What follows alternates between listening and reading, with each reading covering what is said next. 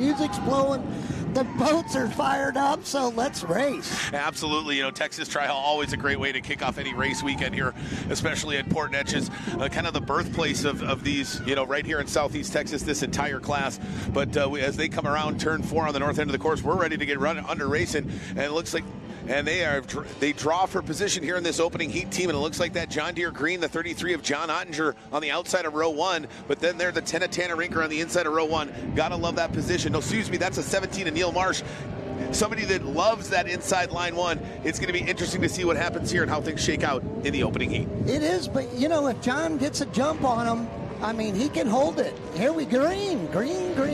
All right, they drop the flag. What a jump there by 69. A Cole Waring in that Burnshausen oil machine as they run down into the south end of the course into turn 1. 2-turn, third-mile course here for the Texas Tri-Halls. Neil Marsh going wide to the outside, staying clear.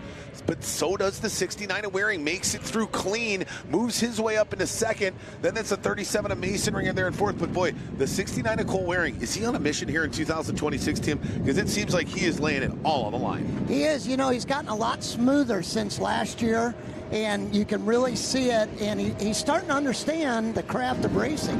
Absolutely. You know, I think he first came out here, he's like, oh, so this is essentially just like a demo derby, but on the water. And he's learning there's a lot more precision to really getting around this course. Now, you can move a guy out of the way every now and again, but you don't want it to be maybe the way you operate every race, as he used to find out. No, and you know, last year he was over-trimming it a lot. So he's jumping in and out of the water. Now, the water's not turned up yet, but it's going to be in a couple laps. So he's got to just keep it nice and flat. And Neil knows his way around this course. Yeah. The last person anybody else wants to see out front is the 17 of Neil Marsh. The man won 3 times in a row. And he is just continuing to push. He goes down the back straightaway there. We're going to stay with our leader, the 17 of Neil Marsh, now working down his way to the north end in turn number 2. He looks in his rear view, checks it as he goes through the turn, sees that 69 of Cole Waring in that Burnshausen oil machine as he is right there, staying on his hip. You can see him flash to the bottom of the screen there now as they go work their way down. Boy, it seems real rough out there, Tim. This wind is going to make things extra difficult for these Tri-Halls, especially as they continue to churn up the water here on the Neches River. It is, and notice what Neil's doing. He is going outside a little bit. He's baiting Mullet to go up the inside, and then he's on the exact line he wants. So watch him in this corner. Mullet tries to go to the inside. Neil comes back over across, and it gives him nowhere to go. It just washes him down. He's got to run through the wash. There's so much, you know, less grip or torque for the propeller to grab onto when you're in the wash of the boat in front of you. But the 37 of Mason Rinker, he's trying to find his own line. He's sitting back there in 5th position, or 4th position behind the 26 of Briston Sherman, as we finally got our lead boat, puts the first boat in the lap down, the 54 of Darren Ware, the man they call Caddy. But boy, Marsh is really running well. Yeah, he's got the right line. He's taking Mullet's line, and that's what you want to do. You want to get out front. You want to control the race. So that way, you're putting the guy in the position where you want him. Right, in the position where he doesn't want to be.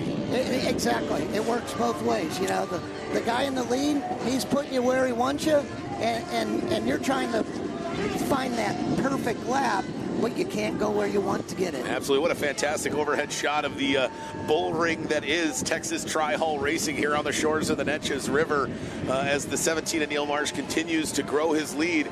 Briston Sherman and Mason Rinker doing battle as we've got the white flag out. Go fast, turn left. Just a few more times for the man from Michigan. The 17 of Neil Marsh and that GFL Environmental Groat Law machine. Groat Law, big sponsor, coming on board for the 17 of Neil Marsh in 2026. And he's looking to bring some hardware back to the Groat Law firm there in upstate Michigan as he comes out of turn number 2. Ladies and gentlemen, like he's done so many times before here on the Neches River, taking qualifying heat number 1, the man they call the Dude, number 17, Mr. Neil Marsh. He's excited. You see him whipping the wheel back and forth. Mullet comes in with a second, but you know who moved up on him? Oh, number 37. Yeah, Mason Rinker, he said in Florida, listen, guys, this isn't a fluke, right? I'm here all season. I'm not going to be yanked across seas for his normal 9-to-5 job. He is in it to win it here. And there's something synonymous with the winning, and it is the Rinkers. So I wouldn't count him out at all. He really moved up well, got by Briston Sherman in a solid 3rd place finish.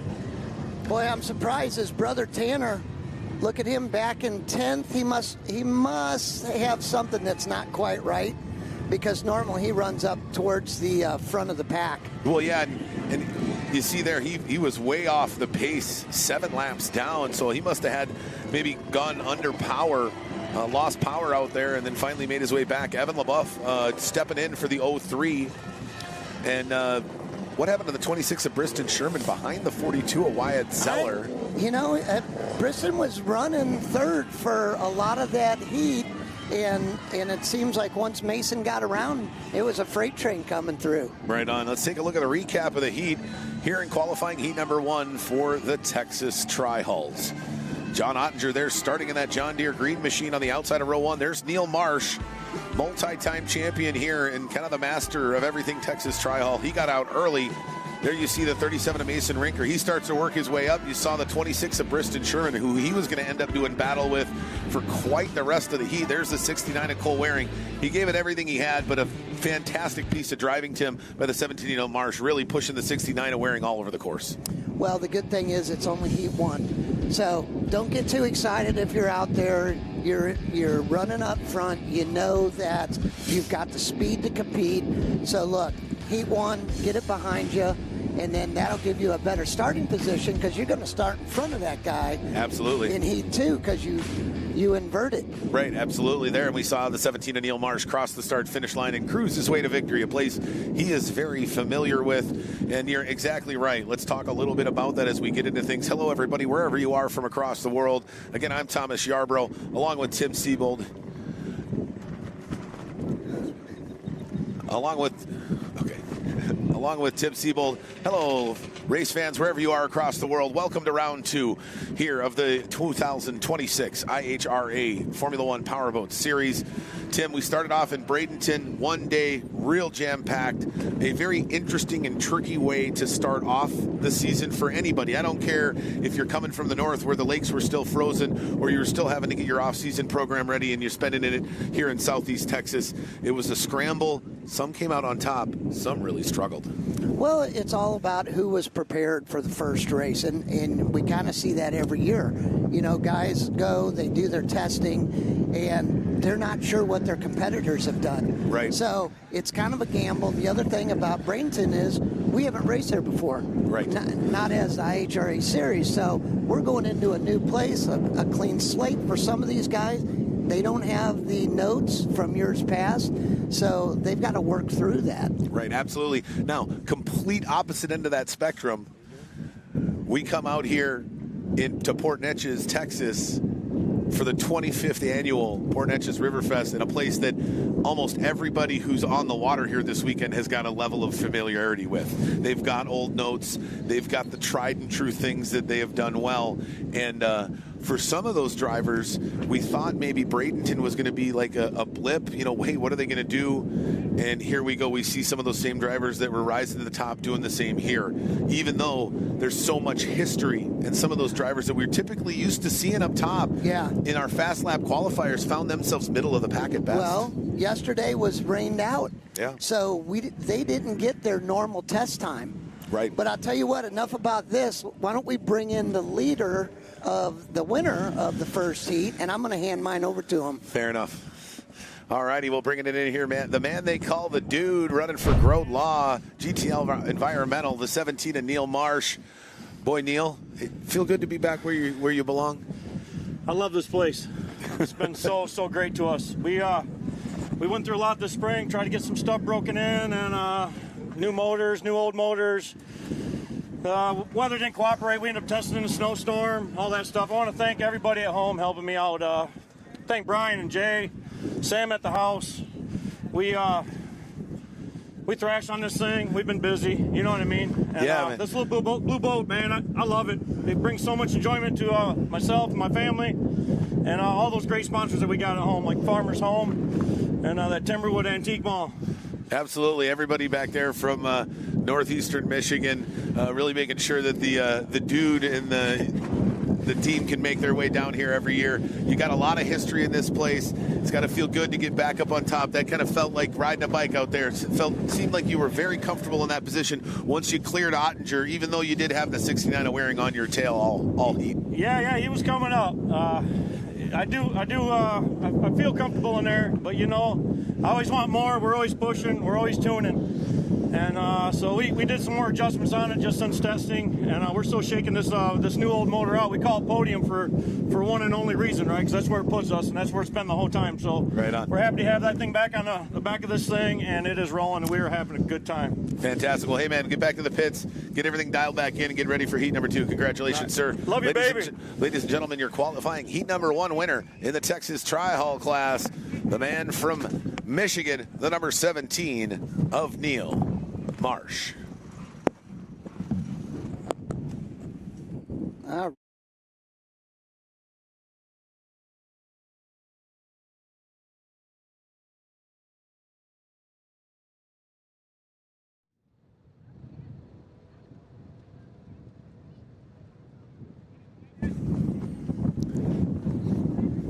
All right, and so that's going to wrap up qualifying heat number 1 for the Texas Tri-Hauls. And that's going to kick things off here for round 2. Again, Thomas Yarborough, Tim Siebold bringing you all the live racing action all weekend long.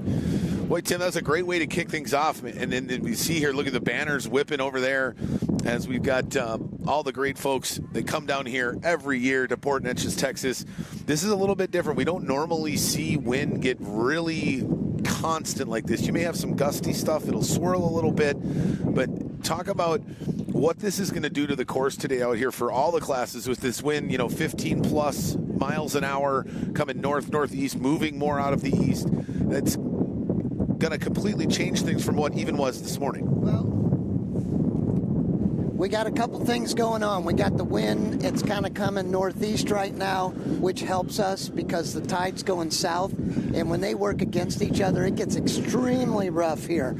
And, we normally aren't in these coats when we're down in Port Neches. Correct. But it throws a little bit something different at the guys. I mean, you can see by the IHRA flags how stiff it's blowing. It's 13, 14 miles an hour, gusting up to 26 miles an hour. Right. And, this course typically for the Formula One boats has a little bit of a dog leg on the front straightaway. Yeah. And right where in front of us, that's where you get always a gust of wind. Now, today it might not be too bad because it's kind of coming across this way in the northeast position. But it's going to be heck on those guys. Yeah, we definitely saw that in testing earlier this morning as they were making their way. It's turn 4 for the Formula Lights class, but it almost ends up being like a dog leg, like you said, for the Formula One class. A lot of boats getting really squirrely and really loose and making their way through that chicane. As you can see, shot there from the boat ramp, getting pretty rough. Coming up next, we've got the Formula Ones are back on the water. They've concluded their testing and fast lap qualifying earlier this morning. And, there was some pretty interesting notes that came out of that. Normally in fast lap qualifying, you'll have a couple of guys within that first second there. But if we take a look at fast lap qualifying, first off, Jared Jensen going on the pole, 29.229, going sub 30 seconds for the young driver out of Colorado.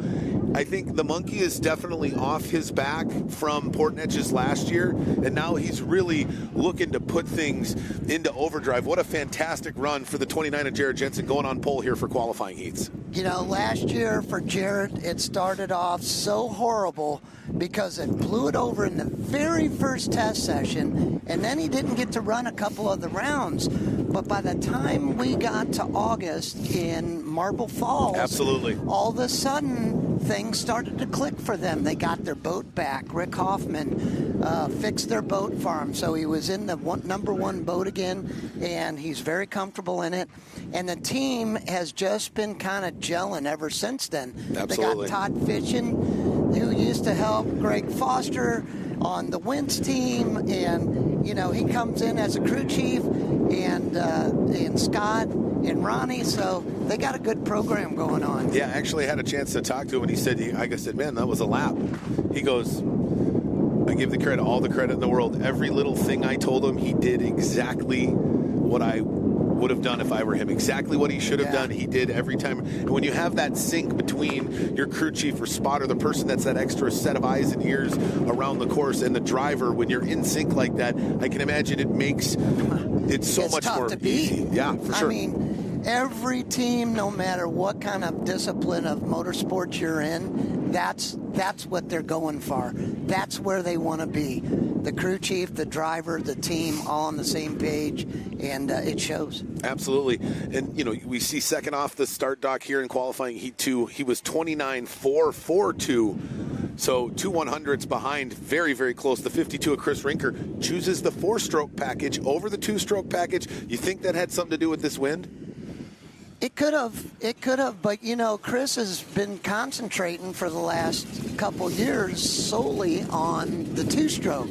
Now, all of a sudden, we come to the first race of the year, he's in the 4-stroke. Second race of the year, so you can see where their mindset is now. Right. And the more they run it, the better they're going to be. Absolutely. I think Dustin Terry is an absolute perfect example of that. He's committed. He went all in, and it's done nothing but reward him with back-to-back titles. So third off the start pontoon in qualifying heat, the 8 of Jeremiah Mayo. He always seems to be there, 29.550.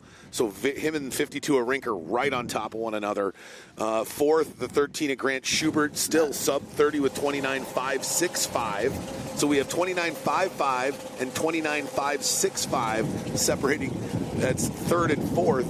And the 29-second laps continue, Tim. We got fifth, the 24 Spencer Love, 29.618. Sixth, the 1, our two-time defending champion, 29.717. Kyle Maskell, the Canadian out of Chilliwack, British Columbia, going 29.952. And then finally, in 11th position, right? Is that 1, 2, 3, 4, 5, 6, 7? In 8th position, we finally break the 30-second mark, and that's not even.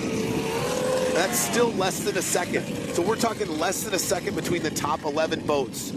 Now let's rewind to 2017. Is that the point?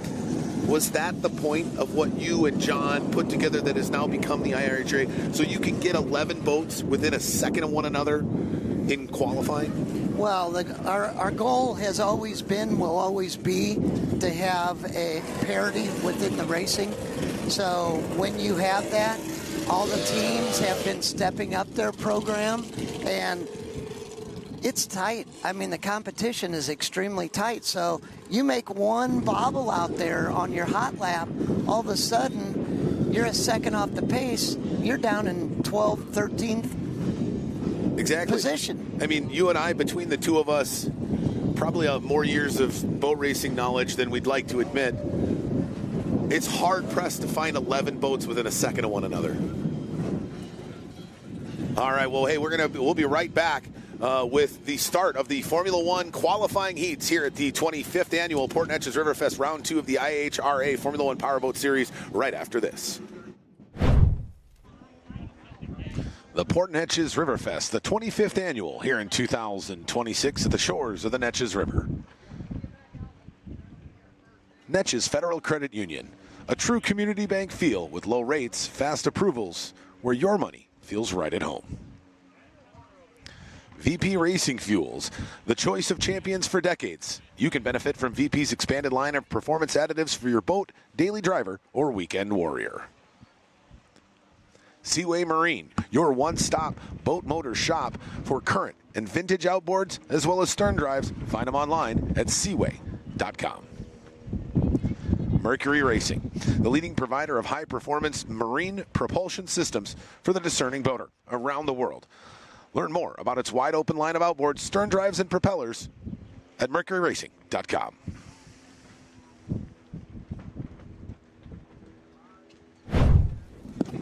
All right, race fans, welcome back. Here as we've got boats on the water for qualifying heat number 1 here. First of 3 qualifying heats in the Formula One class here at round 2 of the 26th season. Tim, while we were at break there, you and I were chatting. The most interesting thing about qualifying Our winner from round 1, the 14 of Andrew Tate, clips a buoy during Group B. We split them up into 3 groups.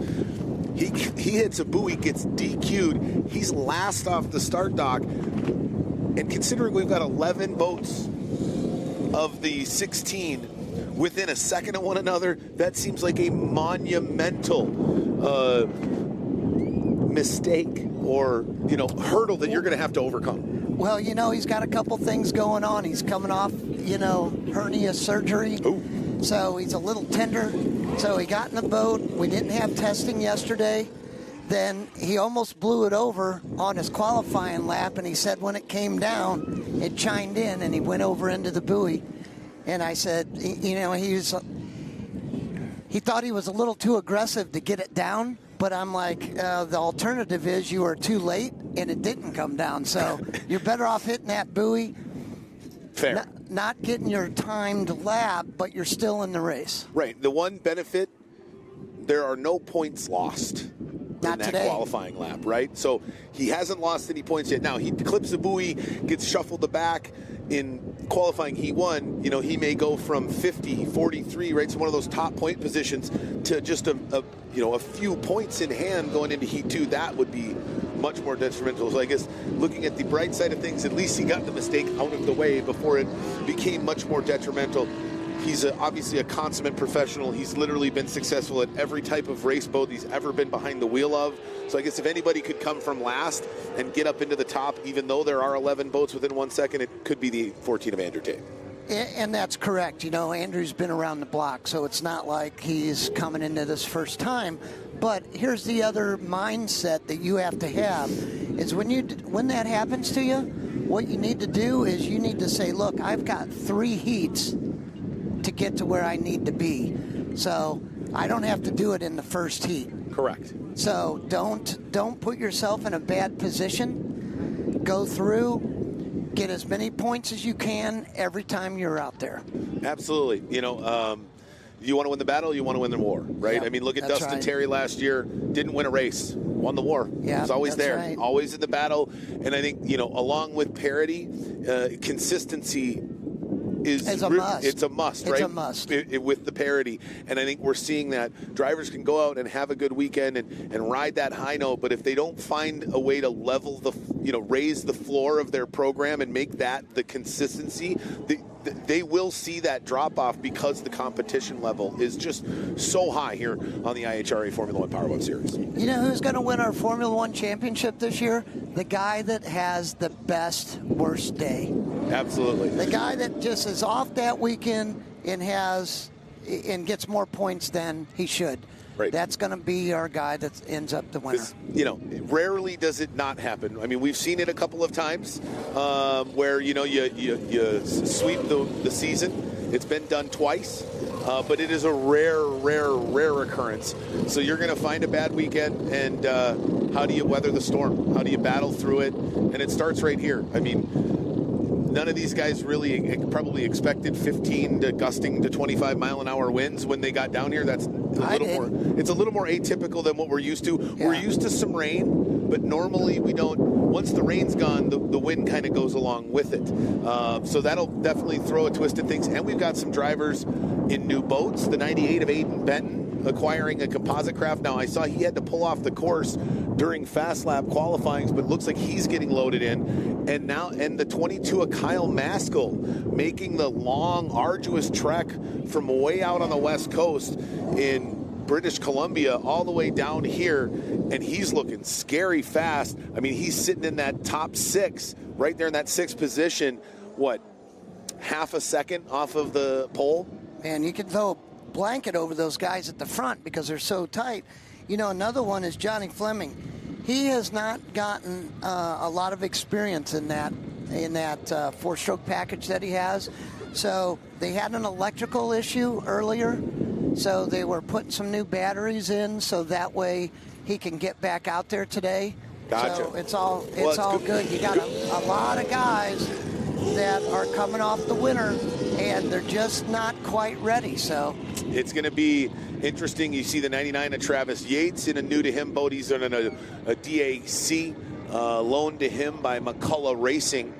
and he's out there in that 99. A little hard to see the numbers on the side of the 99, but that's a JH Performance sponsored.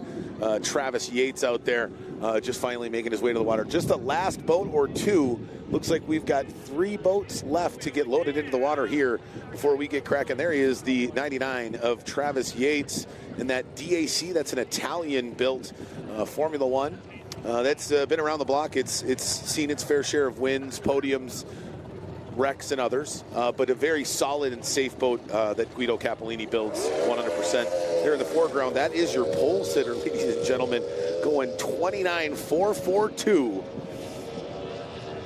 The 29 of Jared Jensen, the young driver out of Windsor, Colorado, somehow pulling a rabbit out of the hat and letting them all know, hey, everything here in 2026, you don't watch out, it's going to run through Windsor. But we just got these last boats loaded. Wind making things a little trickier. It's always a tight day here in Port Neches. The crowds are starting to fill up towards the fence lines. The weather's beautiful, Tim. I mean, could you ask for a better event? You've got the carnival. I mean, every age group is checked, right? The little nuggets want to go do some fun carnivals for a minute. Boom. Car right? shows. Absolutely. They got concerts.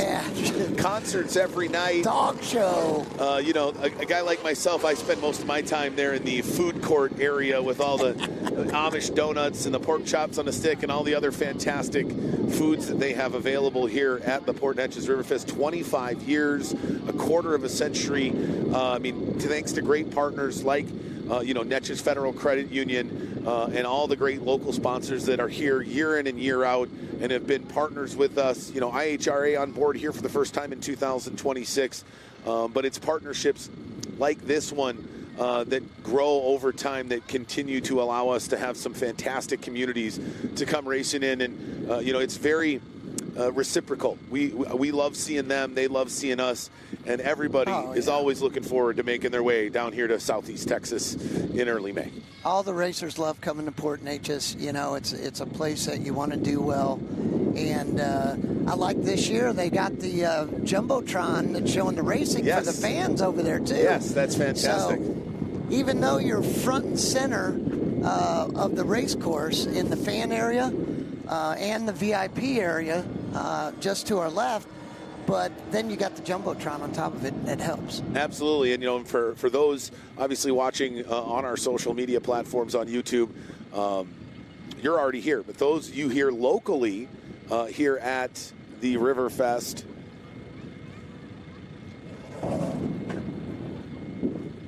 for those of you here locally at the Riverfest, don't forget to check us out on all our social media platforms at IHRA F1 Powerboat Series on Facebook, YouTube. Oh, I see we got a new sponsor dawning on the side of the one of Dustin Terry. There's Jeff Reno. He made his way out on the course. The Silver Bullet out of Okeechobee, Florida. In that, I believe that's a Molgard. Yes. Yep, boy, who would have ever thought? And there we go. There's the one of Dustin Terry with his new sponsor, C&M Concrete. Matt Saddle getting into the mix, but the 34 of Jeff Reno, the man from Okeechobee, Florida, running that Molgard. Molgards have started to make their way here in the U.S. a bit more. We saw him at Formula Lights, but that Molgard's done some winning here as well. I think Jeremiah Mayo won here a few years ago with that boat, did he not? He got second. Got second in the Molgard. Was that with like 3 blades left on the prop and half a skag on the lower unit? That's right, one blade left. And Christian Molgard builds a fantastic product. All over the world they're raced, and he does a very good job. The boats are very safe. So we're good to see Jeff in that. Number 34, Molgard. Yeah, absolutely. And so I think we've got everybody on the course now. And we're going to get them lined up here. They're going to run a hot lap. They'll line up on the start pontoon. We'll take a look and run you through that starting order. And then we're going to run our modified Le Mans start. That's how we operate all 3 qualifying heats as well as the main event, at least the opening start. Once we run the opening start, if there are any restarts required, much like in all of motorsports, we are going to go to then a rolling start. But our modified Le Mans start, modified in the way that these boaters are completely shut off. There is no power coming to the motor whatsoever while they are lined up on the start pontoon. We start at 1 minute. We work our way to 20 seconds. Once we hit 20 seconds, we go under starter's orders. Probably the bane of the existence of every powerboat racer that's had to go under modified Le Mans start is watching the starter and him dropping the flag. Once they drop that flag, the guys take off. The concentration level that you have when you're running a Formula One boat starts at the start dock. So you are focused in on that guy's arm, any movement whatsoever, you're going. And you've got to consistently stay focused so that way you can put the boat and make it where you want it and make consistent laps going forward. Absolutely. And so once they take off from the start dock, they're going to go through the middle of the course, down to the far north end, through turns 3 and 4. And then once they cross the start-finish line, we will start lap 1 of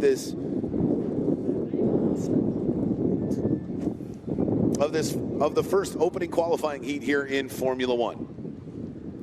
Now, you notice that if you can see they're getting the bridge set up there, that is because the start dock is only so long, and we have so many drivers here that we want to make sure that we have everybody enough room, so we provide some additional space. There's the green flag dropping hot laps. There's the man sitting on the pole at 29.442, the rocket ship from Colorado, leading the charge down into the north end of the course to warm these Formula One motors up before we get underway with our first of 3 qualifying heats. You know, one thing these guys really got to watch when they're going on the first lap, you see right where he came through, it's got a lot of wind coming through there. See the water? Oh, absolutely. And so you got to watch that coming down the front straightaway. You also have to watch turns 1 and 2, because after everybody takes off, you've got all that turbulent water that is going to migrate right down to turn 1 and 2. Right, that current's just going to carry it you gotta go a little easy through the first turn, first 1 and 2 turns. Absolutely. I just see there, we see on the screen John Jensen. Boy, I mean, this is 2 races in a row. So he's 100% for racing on the season now. You know, the back was in a little rougher shape than he thought it was at the opening round, so he wasn't able to finish nearly where he wanted. Looking a lot better this weekend, looking fast out there. And the team from Colorado now bringing 2 boats from Windsor down here to Southeast Texas. And I mean, and if you look at the 37.27, he's less than 2 seconds for a guy who's coming off of out of a blip here or a blip there. He's got that's a pretty darn good time, a 37.27. Second and a half. And, you know, Bradenton was John's first race in a Hoffman. Right. So he had always come out of the Seabold boats, which he ran forever, and the Hoffman's got a little bit different feel to it because it's a wider tunnel and it's got more tail lift. So instead of the back end of the boat kind of giving you a little more secure ride by being in the water, this one flies the back of the boat and you're kind of driving it downhill a little bit compared to a Seabold. So it's a different feeling. You got to get used to that, but guess what? It looks like he's getting used to it pretty quick. Absolutely, because he laid down a 37.27 for that 12th position. But we got him lined up there. We got the 29 of Jensen, then the 52 of Chris Rinker. I mean, he's always been there. He's been right there for a couple of years. You know, he not the best showing at the opening round in Bradenton, but I think still a top 6. He collected points. He was there for all the qualifying heats. Now he's got a chance, right? This is step 1 here this weekend, right? There's 4 steps in the weekend. This is step 1. Oh yeah, and they are getting to grips with that 4-stroke package. It's a different boat, even though it's a Moore boat built in France, which is what they've been running. But it's a different design because of the 4-stroke engine package, which carries a little more weight than the 2 strokes. Yeah, it does. It'll be interesting to see. And then, because then you got another 4-stroke right behind him. The 8 of Jeremiah Mayo had the choice between the 2, ran both, decided to go with the shorter, wider 4-stroke built Hoffman. That's, you know, it's seen the water a few times now, and I was honestly surprised. He's just had so much success here with the 2-stroke package. Really stunned that the 8 of Mayo went with the 4-stroke, but I guess, you know, he's been doing this long enough that I guess the data doesn't lie, does it? Well, the Formula One boat is as much an airplane as it is a boat. So you're flying this thing as much as you're driving it. So that means you have to have a high comfort level in order to say, look, I'm going to race this package. And I think Jeremiah is just coming to terms with that. Right. So he's starting to feel better in the 4-stroke, and you see it. And then you got Spencer in his tried and true 2-stroke, and that's a package that he's run for the last couple years. So it's good, 2-stroke, 4-stroke, 4-stroke, 2-stroke. So it's very competitive. Absolutely. And we're going to see, when they drop the flag here and these guys come running, it's always my heart. I kind of hold my breath till they get through turn number 3, right? It's just, I guess it's the being around tunnel boat racing as long as we have. It's intense. It is what it is. Like, you've seen so many times things not necessarily go all that well for some people in those corners, and you're always waiting for that other shoe to drop, and it's like a nice sigh of relief when it doesn't, and everybody comes through the first corner and takes off down the front straightaway, and then the chase is on.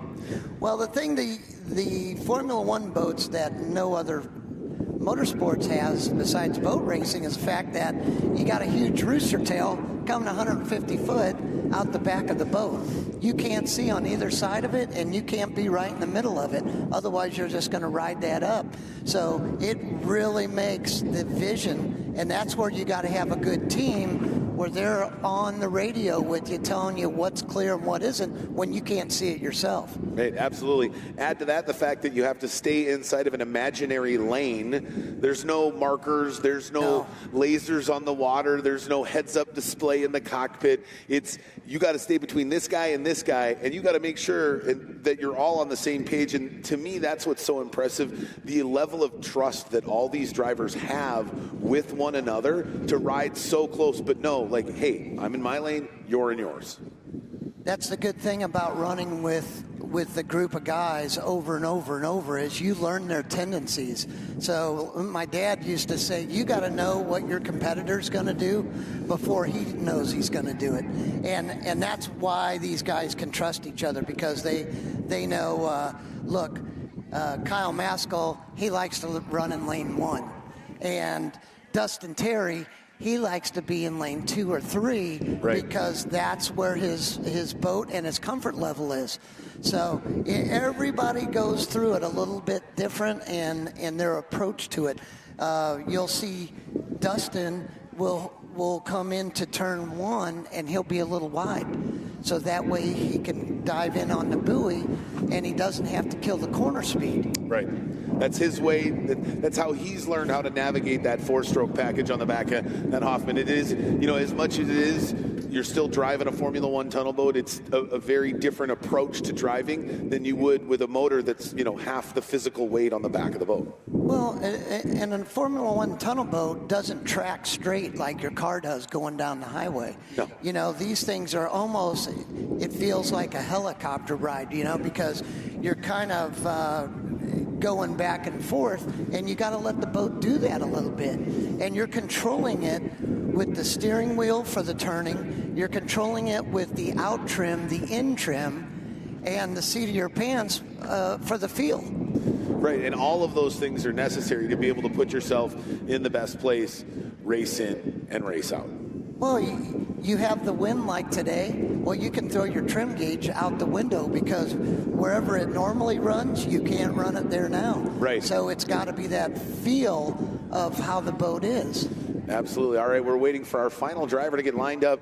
That is the man who won the opening round of 2026 in Bradenton, Florida. He hit a buoy in qualifying. So you got another boat behind him, but that is Dylan Anderson. So in testing his 4-stroke, he had a power steering failure. So then when it came to qualifying, he qualified as 2-stroke, but you notice he jumped back in his 4-stroke. That forces him to go to the end of the dock and lose his qualifying time. If you're going to do it, you might as well do it now. It's funny, I was talking to somebody after Fast Lap qualifiers about that specific thing. Like, I'm really stunned that Dylan Anderson went out in the 2-stroke. He's just had so much success in the 4-stroke package lately. You know, coming the back half of last season, he just done so well in that motor package. I was kind of surprised. And I was like, you know, and I was explaining to the individual, if he jumps in, he can't just willy-nilly jump in these other boats because he wants to. You pick one, you stick with it, or you get penalized. But again, he doesn't lose any points this way. Right, risk mitigation. Yeah. Hey, if we're going to do it and we can get it fixed, we need to get it fixed for qualifying. It looks like there's finally the 13 at Grant Schubert. Finally, Grant came out, and he wasn't able to go in his, fourth position he should have been in. So if you come out to line up and you're not in your right position, you also will have to go to the end of the dock. Yeah, and so that's got to be frustrating for him. That was one of his best qualifyings. He qualified 4th, and now instead he's all the way back in 16th position as he makes his way down to the end of the start dock. They're getting the pole out there. It looks like we might have some information on what happened with the 13 at Grant Schubert. His crew just told me that they had a starter problem on it, so they had to change the starter out, and that's why he's late getting out there. He's just lucky they didn't drop the flag with him, still sitting on the dock, having to follow. I mean, again, another benefit of tunnel boat racing is because we go through the middle and back around, he would have been able to fall in line essentially in the same place he is now, other than the fact that he might not be able to make up ground with that approach. Now, if I'm Grant Schubert, though, I look at it and I got Dylan Anderson and Andrew Tate to my left. Not where you would expect to see those guys. Not where you want to be. When you're on the, and that's going to make it even harder for somebody like him to work through because he's got fast boats that are going to try to make moves on their own, and there's only so much room on the course. Well, the good thing is, though, it's always harder for the initial guy to make the hole, and once he does, then a couple guys can go in behind him and pass and make some of the passes better, easier, let's say. So that will be a plus for Grant. And for me, I'd much rather start at the end of the dock than I would picking up the tail as they come by with everybody already rolling. Gotcha. All right, we got a test flag out on the course there. Test flag to see where that starter is going to be coming from. He's out in our rescue boat right there off of the start-finish line. We're coming up on the 1-minute gun here to open qualifying. So we'll have 2 flags here today. So the first 10 boats will start on the first flag, and the second remaining 6 will start on the second flag. And the reason we do that is so that way we don't have so many boats in the first turn together. Right, especially much safer. Yeah, absolutely. Here we go, ladies and gentlemen, coming up on the 1-minute gun. 1 minute, drivers, 1 minute. Will the young driver out of Windsor, Colorado, his first time on the pole here in Port Neches, come out like a rocket? 50 seconds, drivers, 50 seconds. Or will the switch over to the 4-stroke by the 52 of Chris Rinker, looks like maybe full-time here in 2026, be the ticket? 40 seconds, drivers, 40 seconds. The 8 of Mayo in that all-white, orange trimmed Ray Bobs. He's got the 4-stroke as well. Can he come off the beach? Now moving up in third, 30 seconds, drivers, 30 seconds. Or it'll be the 24 of Spencer Love, the 1 of Dustin Terry, maybe the 22 of Kyle Maskell. Let's see who's going to take qualifying heat number 1. 20 seconds, drivers. You're under starters. So does the flag is up. He drops the flag. Oh, no, the 22 Maskell doesn't fire. He didn't fire. Oh. And he's the first one on the outside of the gate. Absolutely. So he's going to get his nose chopped. And a great jump by the 52 of Chris Rinker as we follow him down here. Look at the 24 of Spencer Love. He goes way wide. Everybody stays clear. But the 29 is Jensen, able to go pin to pin. Does a great job, makes it clear. And now he's going to come strolling down the front straightaway. But the 24 of Spencer Love right on his tail. And looks like that man. Spencer got a great start. Fantastic start. Like he shot out of a cannon. And he is rolling down the backstretch, and they're all bulked up there. The 8 of Mayo now, the 1 of Terry. Man, he finds that wide line and just gets cruising down the back straightaway. He's already moved up into 4th. But the 29 of Jared Jensen's now got to try to manage those emotions, control that focus, because he's out in front right now, the place that he's not used to being. Well, right now what he's got to do is he's got to lay down a couple hot laps. What he wants to do is give himself a little bit of breathing room in between him and Spencer, so that way later on in the race when they catch up to lap traffic, he doesn't have to make any quick decisions. Right, absolutely. and he can choose not to pass a guy because he doesn't want to catch him in the corner. He can take his time, and that way he's not putting himself in a bad position. Makes a ton of sense. The one of Terry now coming out of turn number 4. He is fighting like a dog coming out of 4, now trying to track down the 52 of Rinker. That Black Beauty with C&M Concrete on the sides, dancing all the way down the front stretch. That 4-stroke 8PX Mercury Racing Machine on the back of that Hoffman Composite Formula 1. Dives it down on a turns 1 and 2 now. Right behind him, that's the 71 of Jimmy Kerr in 5th. Yeah, he's having a good run right now. He was able to get by the 8 of Mayo. That doesn't happen very often. Jeremiah is not somebody who gets past very easily. No, and I think it's just getting used to that 4-stroke starting, and he may have to work on that a little bit. But look what Dustin Terry coming by. Is his rear cowling? His rear cowling is slipping back. Keep an eye on number 1 because his rear cowling is starting to slip back, and that could lend himself to getting water in the motor. Absolutely. Not only that, but the aerodynamic changes when you lose that rear cowling and that wind swirling right behind it. Right, exactly. And stability is one of the things you want when you're seeing 15 to 20 mile-an-hour winds out here on the Neches River. That's for sure. You know, Jared Jensen doing a great job out front. Spencer and him look like they're going toe-to-toe right now. And Chris and Dustin are running about the same pace as well. Right, but Jimmy Kerr's right on top of him, so Dustin hasn't been able to pull away from him yet. There we see now that's the 98 of Benton and the 17 of Anderson now finally making their way down into turn 3 and 4. Dylan Anderson only moved his way up to 10th. Aiden Benton in 11th. Aiden just stopped in between turns 1 and 2. Oh no, looks like we got a boat dead on the, and to me that looks like something that might be engine related, as it was just such a quick shut off. There he is in that River Sports Recreations number 98. They call him Captain Canada.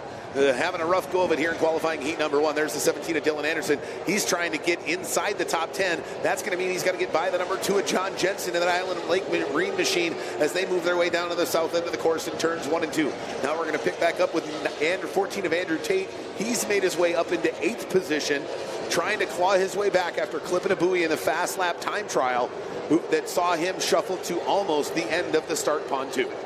You know, Travis Yates just went by in the 99. He's in a different rig for this weekend, too. Absolutely, yeah. He's running that bar. Oh, no, the 22 of Maskell is down, coming out of turn number 4. The 22 of Kyle Maskell, the young man out of Chilliwack, British Columbia, running for Barrett Custom Marine. Looks like he might have some engine damage or something going on that's going to force him to retire here at the earliest, at just about the halfway stage here of qualifying heat number 1. Grant Schubert and Jeff Reno having a heck of a battle on the back straightaway. It's just amazing to me.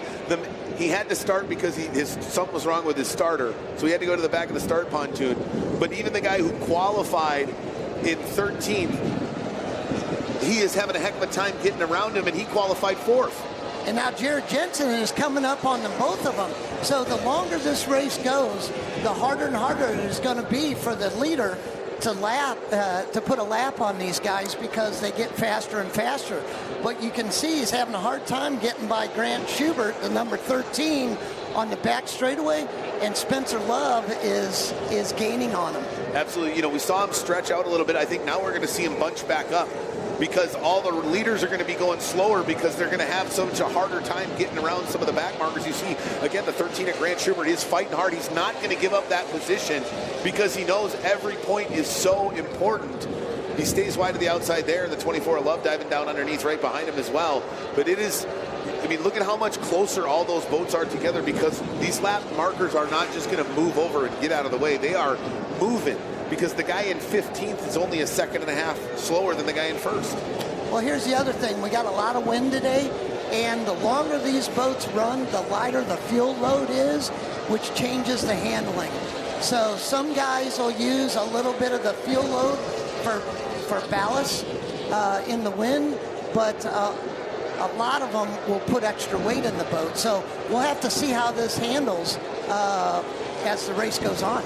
Absolutely. As we continue to stay with our leader, the 29 of Jared Jensen. Now he's getting by the 34 Okeechobee, Florida native of Jeff Reno. He goes down, dives down to the inside, and leaves the 34 of Reno in his wake as he comes down front straightaway. Now looking to eye up the 99 of Travis Yates and that Jade Performance gray and black McCullough Racing, that lone boat from McCullough Racing. And Boy, 29 of Jensen makes short work out of the 99 of Travis Yates. Travis moves wide onto turn 3. He goes bang, bang, in and out of turns 1 and 2. He's on the gas and back down the back straightaway, 105, 110 plus miles an hour as he goes flying down to the north end of the course. Chris Rinker is still hanging in there.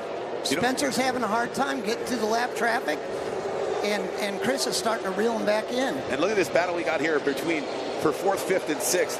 In 4th, the 1 of Terry, 71 of Kerr in 5th, the 8 of Mayo in 6th, and they are all over each other as we have got just 1 minute 34 seconds remaining as they all come out of turn number 4. Here they are on the front straightaway. Let's see, you got Dustin is on the inside, which is unusual. Jeremiah makes the pass on the outside. Can he make it stick after he goes through the wake of, he couldn't hold lane 1. That's what I was afraid of. He knew he was going to have to hug it tight to stay out of the wash at Terry, and he almost barrel rolled it down there between turns 1 and 2. The notorious spot where barrel rolls do occur quite frequently on this course. But Jimmy Kerr in the green number 71 boat, he was able to keep it in lane 1. Jeremiah in the Ray Bob's boat, number 8, bounces out, and Jimmy got the position back. Well, and I think that's one of those things that the 71 of Jimmy Kerr saw that the 1 of Terry had moved out wide. So he knew he had the inside lane, and with that 2-stroke package, he knows he can stick his nose in there hard. He did, and the 8 of Mayo, to try to avoid the wash off the 1 of Terry, tried to turn tighter than that 4-stroke wanted, and it was really wanting to skip out bad. It did.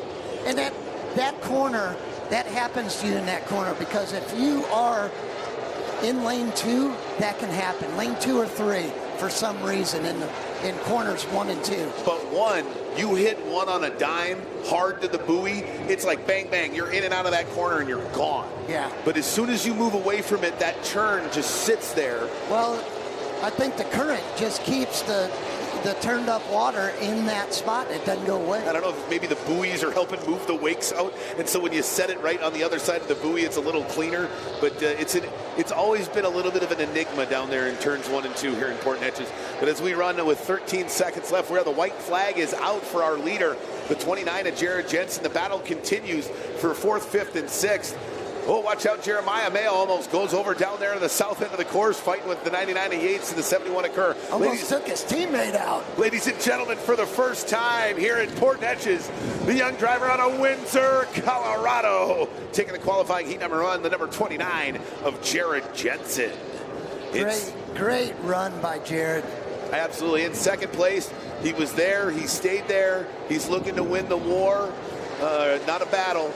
Finishing in 2nd place in a great run in that number 52 machine with Mastercraft on the side, running that Mercury 4-stroke package, the number 52 of Chris Rinker.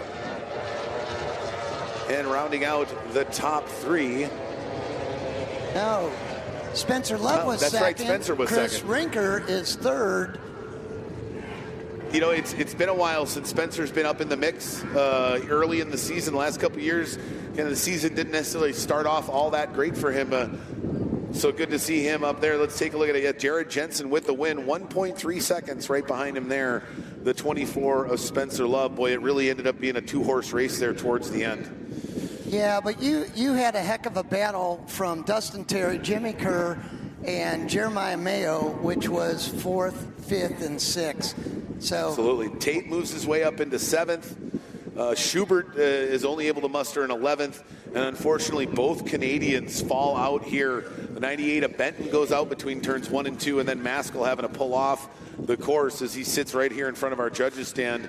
Hopefully they can get this ship righted before qualifying heat number 2. Well, that's going to do it for qualifying heat number 1 here in Formula 1, but coming up next, we've got the first of 3 qualifying heats in Formula Lights. All right, well, and he was heat 1. See, look at there, the 29. Let's see the start. Oh, great angle for the start. Absolutely. Chris Rinker actually pulled out on him a little bit, and Jared reeled him back in before the first turn. Yeah, well, you know, you have to get so much further out with that overlap rule before you can overtake from the outside from lane 2. Jared knew that and just kept his nose in there and got clean out of turns 1 and 2 and was gone from there. Jimmy Kerr had a very good run today, which is good because he had a tough time in our first round in Bradenton. Absolutely. The one of Dustin Terry, he early got up into 4th position and just kind of hunkered down right there. He was trying to catch the 52 of Rinker in 3rd, but he was also had the 8 of Mayo and the 71 of Kerr behind him. The 17 of Anderson elects to go 4-stroke, ditches the 2-stroke package. That forces him via penalty all the way to the last on the start pontoon. He can only muster 11th. The 2 of John Jensen, really starting to see, those skills come back after a long hiatus of being in retirement, coming back, running a 2-boat team. And boy, he's got to feel good. He put down a great lap, and his kid was out there just laying it down. It's great to see John back out there in the boat. I mean, he has loved it for a long time, and the team is into it. And if they weren't having the success that they are right now with the number 29 boat in Jared, you wouldn't see John in the boat. Fair. Well, that and maybe a blessing or two from Amy. Oh, yeah. Well, Amy's in charge. Right, fair. They are a fantastic, great, they've been long-standing partners, with the series in the assistance, of a great event that we have out that will be, the final round of 2026 out at Windsor, Colorado, up at elevation. Always throws some interesting wrenches into everything. With the 4-stroke, even more unique and interesting things happen. Well, 6,000 feet altitude always throws a wrench in everything because there's no air up there, and it makes these boats a totally different animal.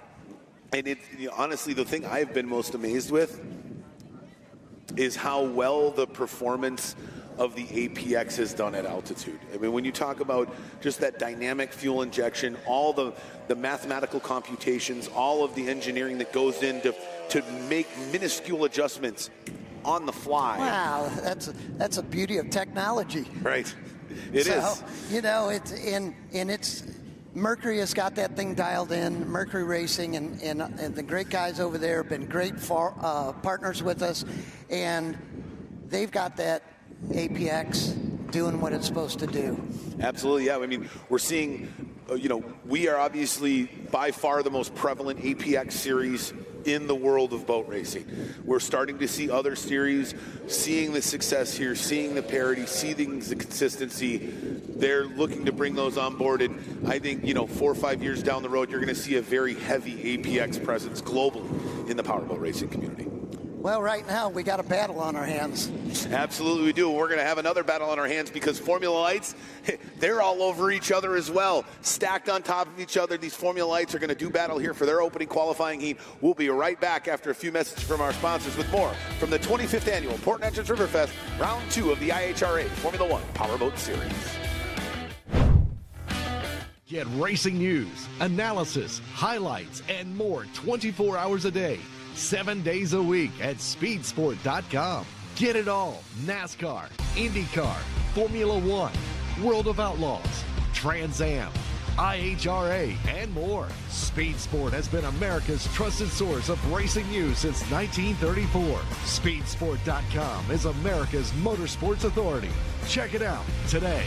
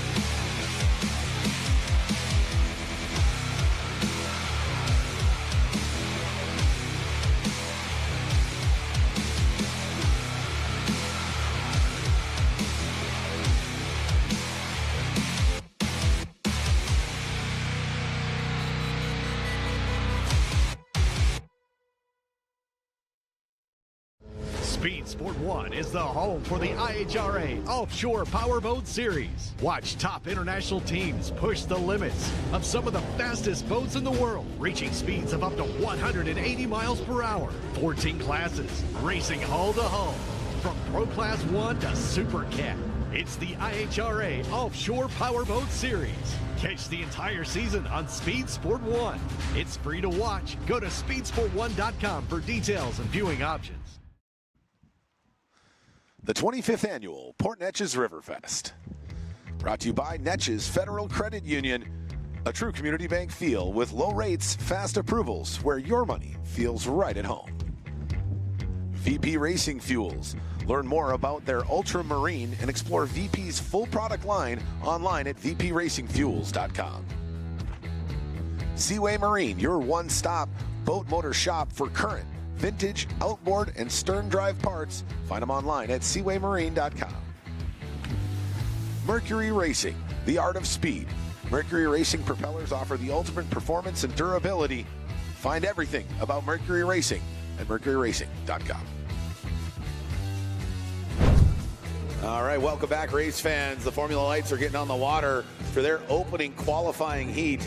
And if you thought Formula One were all on top of each other, well, it's not going to be a whole lot different here in the Formula Lights, with the drivers all within a couple of seconds in the top 7. Looking to do battle here with the 69 of Jared Wallik, the West Coaster, coming in running for Peterson Racing, laying down a sub 28 second, just screaming fast. And he's going to find himself in the catbird seat, pole position here for the opening of 3 qualifying heats in Formula Light. Right behind him, she made a fantastic move in 2025, a little bob and weave, a little head fake down into turn 1, out of turn 2, and she ran that final lap all the way to victory in 2025. Can she do it again? She's second off the start pontoon here in fast lap qualifying here in heat number 1. That is the 24 Clover Construction of Shelby Love. Right behind her was a quasi-teammate. They partnered together. They're all from the West Coast. He gave her a run for her money in Bradenton in the opening round, which she won. So she's trying to go clean sweep on the weekend.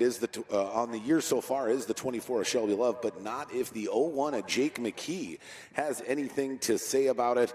The young driver out of the Redlands, California, just a 28.526 compared to a 28.167 from the 24 Love. So he's just off the heels of the 24 Shelby Love, sitting there in third. Right there behind him in fourth, the man that needs no introduction here in Port Neches. He's sponsored by Pizza Inn locally here, some of the best pizza in all of Southeast Texas, in my opinion.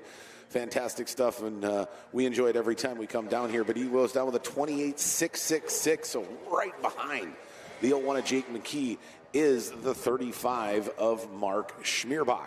Schmierbach is a consummate professional, one half of the B&B racing team, and he finds himself there sitting in fourth. In fifth position in a brand new boat. He put a bunch of extra fuel in it just to understand how it acted with the wind picking up here, and it cost him a little bit. He shuffled back into fifth in that bright blue orange trimmed Mike Scott plumbing machine with a 29.474, the 21 of Jose Mendana Jr.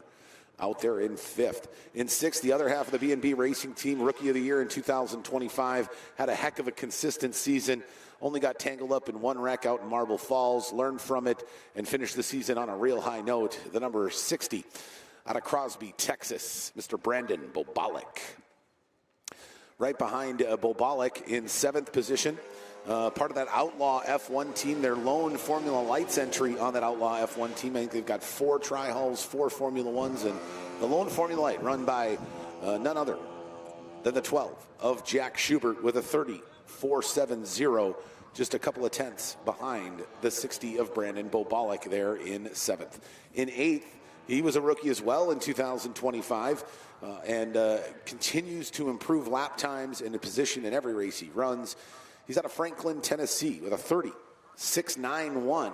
The 52 of Addison Dumford is going to be running 8th here in this opening qualifying heat.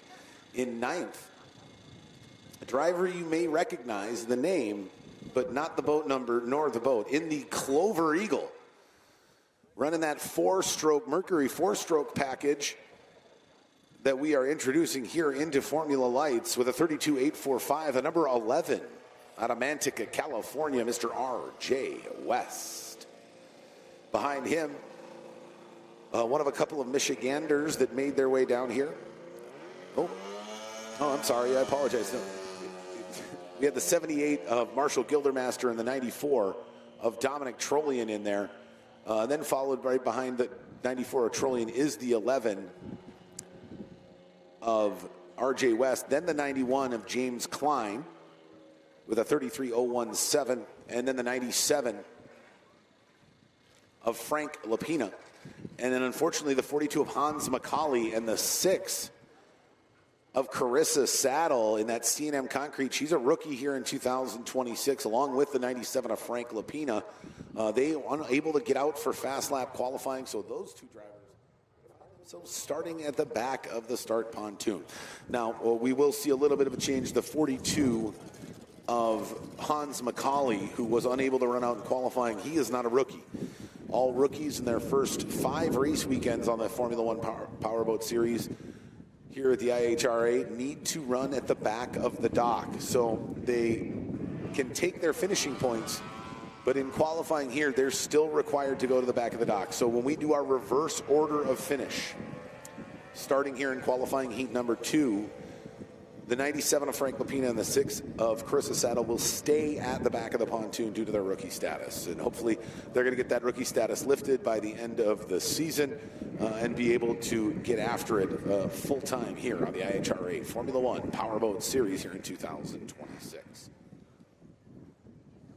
All right, we've got just a couple of drivers left to get loaded here in the Formula Lights class before they're ready to get underway for their opening qualifying heat here. The rain yesterday put us on a little bit of a tight program this morning. Normally, almost no testing done on Saturday mornings, normally all done on Friday.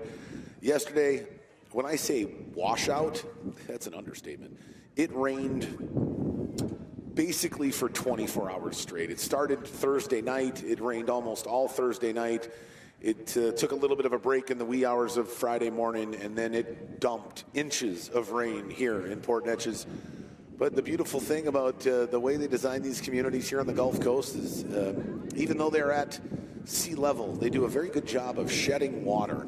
And the park is dry. People are out in droves because today, and from what it looks like tomorrow, are going to be 2 of the most picturesque, perfect days you could ask for in Southeast Texas in May. I've been here when it's 97 degrees in May, the first weekend in May.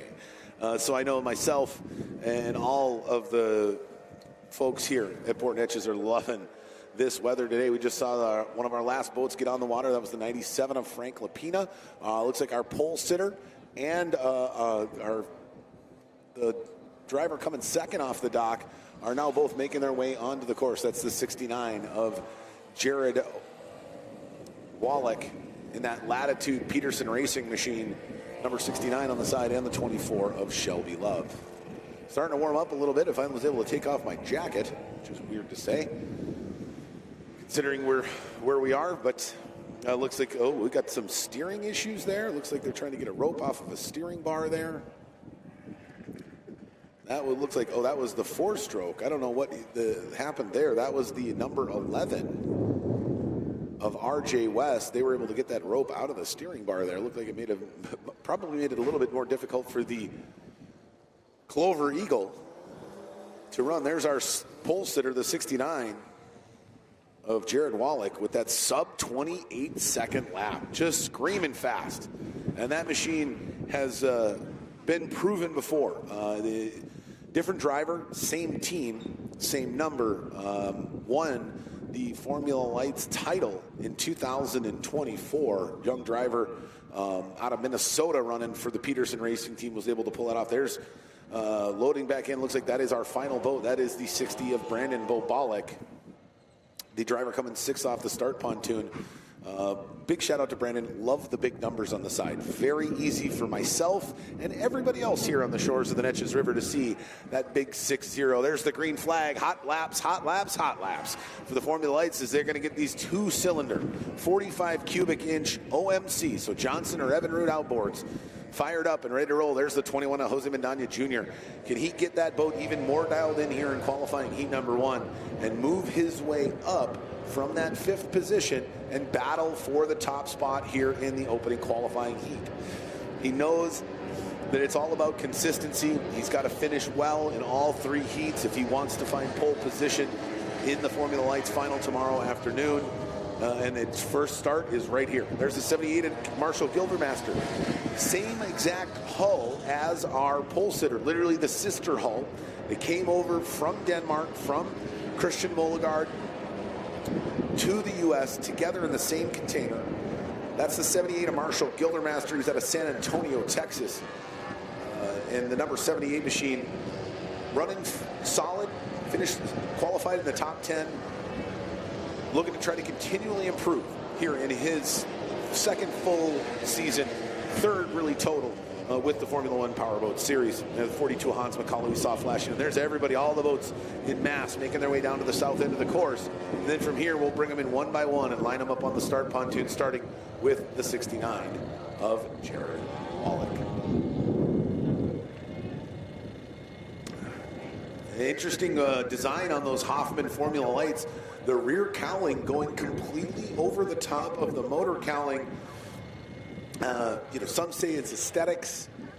Does it give you an aerodynamic advantage? Maybe, maybe not. I guess the data, time will tell. With the data now that we've got 2 different drivers, 2 different levels of experience, 2 different driving styles, running the same exact design boat built by Rick Hoffman just outside of Dallas, Texas. All right, first drivers are making their way in. There's the 52 of Addison Dumford. He's waiting to get in line. There's the 69 of Jared Wallik, as he comes cruising into that top spot here on qualifying. And again, we've got the bridge over the boat ramps in play here to make sure we give everybody enough room. We've got such a large field here. I think we've got 43 total boats, 46 boats across 4 classes. And so it's a deep field here in 2026 at the Riverfest. And to ensure that we give the drivers the proper amount of room in between one another when they line up here for the modified Le Mans start, we have added a little bit extra to the start pontoon. All right, there, everybody getting ready, lined up and ready to go. Tim, boy, we've gone through the order. It's still tight at the top. You look at Schmierbach is 4th. He's not even in the top 3 anymore. This guy's won more titles on our series than anybody else. Again, the top 7 or 8 are going to be all over each other here, and it's all about the start in Formula Lights, because with that smaller 2-cylinder OMC on the back, it's just getting out and finding clean water and not having to run in the rough stuff is so important in these smaller 14-foot-long tunnel hulls. The elements, because they're lighter, smaller, less power especially, is going to affect them more. I can imagine that this course is going to be rough, especially where that chicane is for the Formula Ones, which is the 4th turn buoy for the Formula Lights. Yeah, so the Formula Lights run on a little bit shorter course, and the wind will really affect these boats. They're smaller, they're lighter. The wind pushes them around. And, Jared on pole, we haven't seen him at a race because they had to fix that boat after a crash last year at Kankakee. Correct. And so Shelby is running against him and may not have competed against him before. Absolutely. Well, we've got Sarah joining us down from the pits here. She's got some stories here before we get rolling on the Formula Lights qualifying heat number 1. Take it away, Sarah.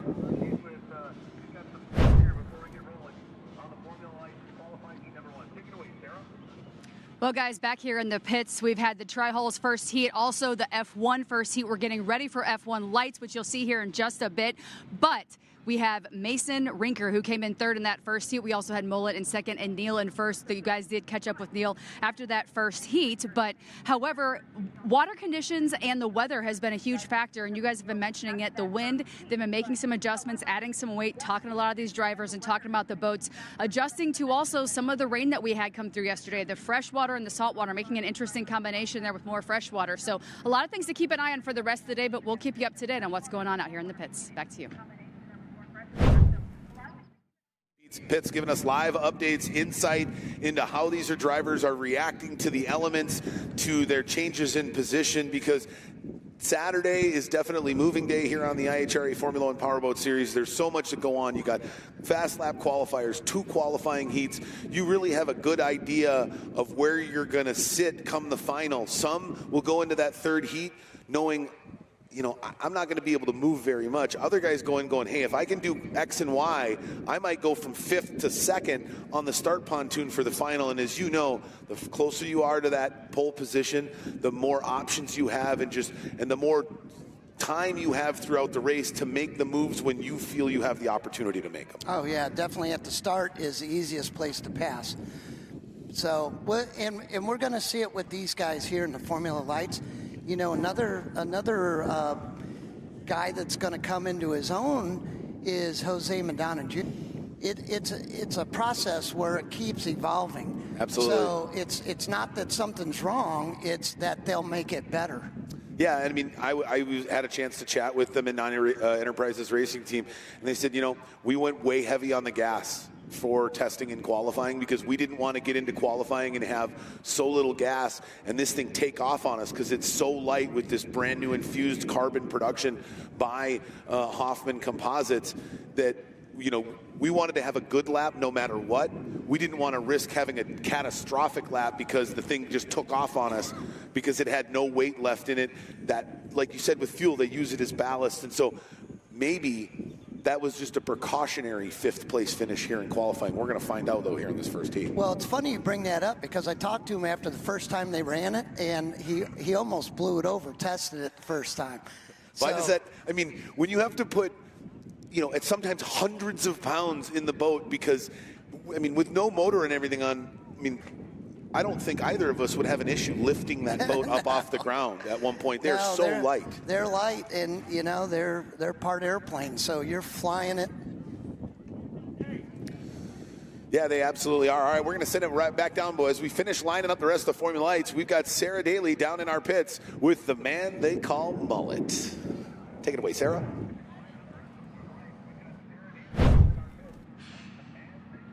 And joined now by Mullet, who rounded out that first heat in 2nd. And I asked you for a second, back here in the pits, we're behind all the carnival rides and things. The wind's a little different. And I said, has it died down at all out there? And your exact answer was, no. So what adjustments are you making to maybe pick up some more points in this next heat?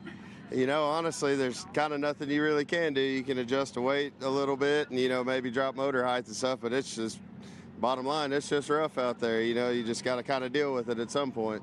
Anything else out there that you saw maybe after that first heat that would be interesting to know in regards to how the water has been going? I know trying to find some of those straight lines early on there for that first heat. There was a little bit of competition there, a couple of rubs, which, you know, it's good to see that competition and competitive nature.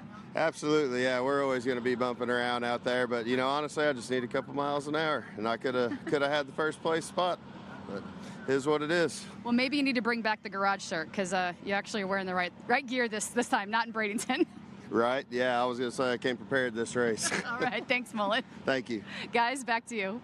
Always a good time chatting with Mullet, and boy, what an impressive, you know, elevation to his career, the trajectory that we've seen from, you know, the man who first time he came out, it was like, hey, listen, man, like I just want to finish, have a good time, you know, totally happy with, you know, middle of the pack finishes, and you could see that level of hunger grew in him, as especially when all your teammates are having success, they're winning championships, and Mullet put in the work. He's put in the work on the boat. He's put on the work especially in his driving skill here from last year to this year.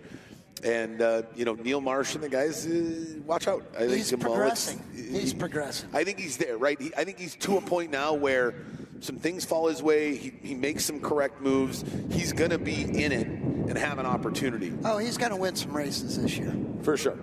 And the question is will the 69 of Jared Wallik be able to win his first race of the year? He was unable to make it in Bradenton due to them having to repair the entire front end, capsule included, after a pretty gnarly, like 5-boat wreck that he was involved in. Unfortunate he wasn't able to make it to Bradenton. Now he's got to put the foot to the floor, because if the Peterson Racing team wants to bring their second trophy back home for that racing operation, he's going to have to finish really well because Shelby Love's not going anywhere, Brandon Bobalik's not going anywhere, Jake McKee's not going anywhere. None of these guys are going anywhere.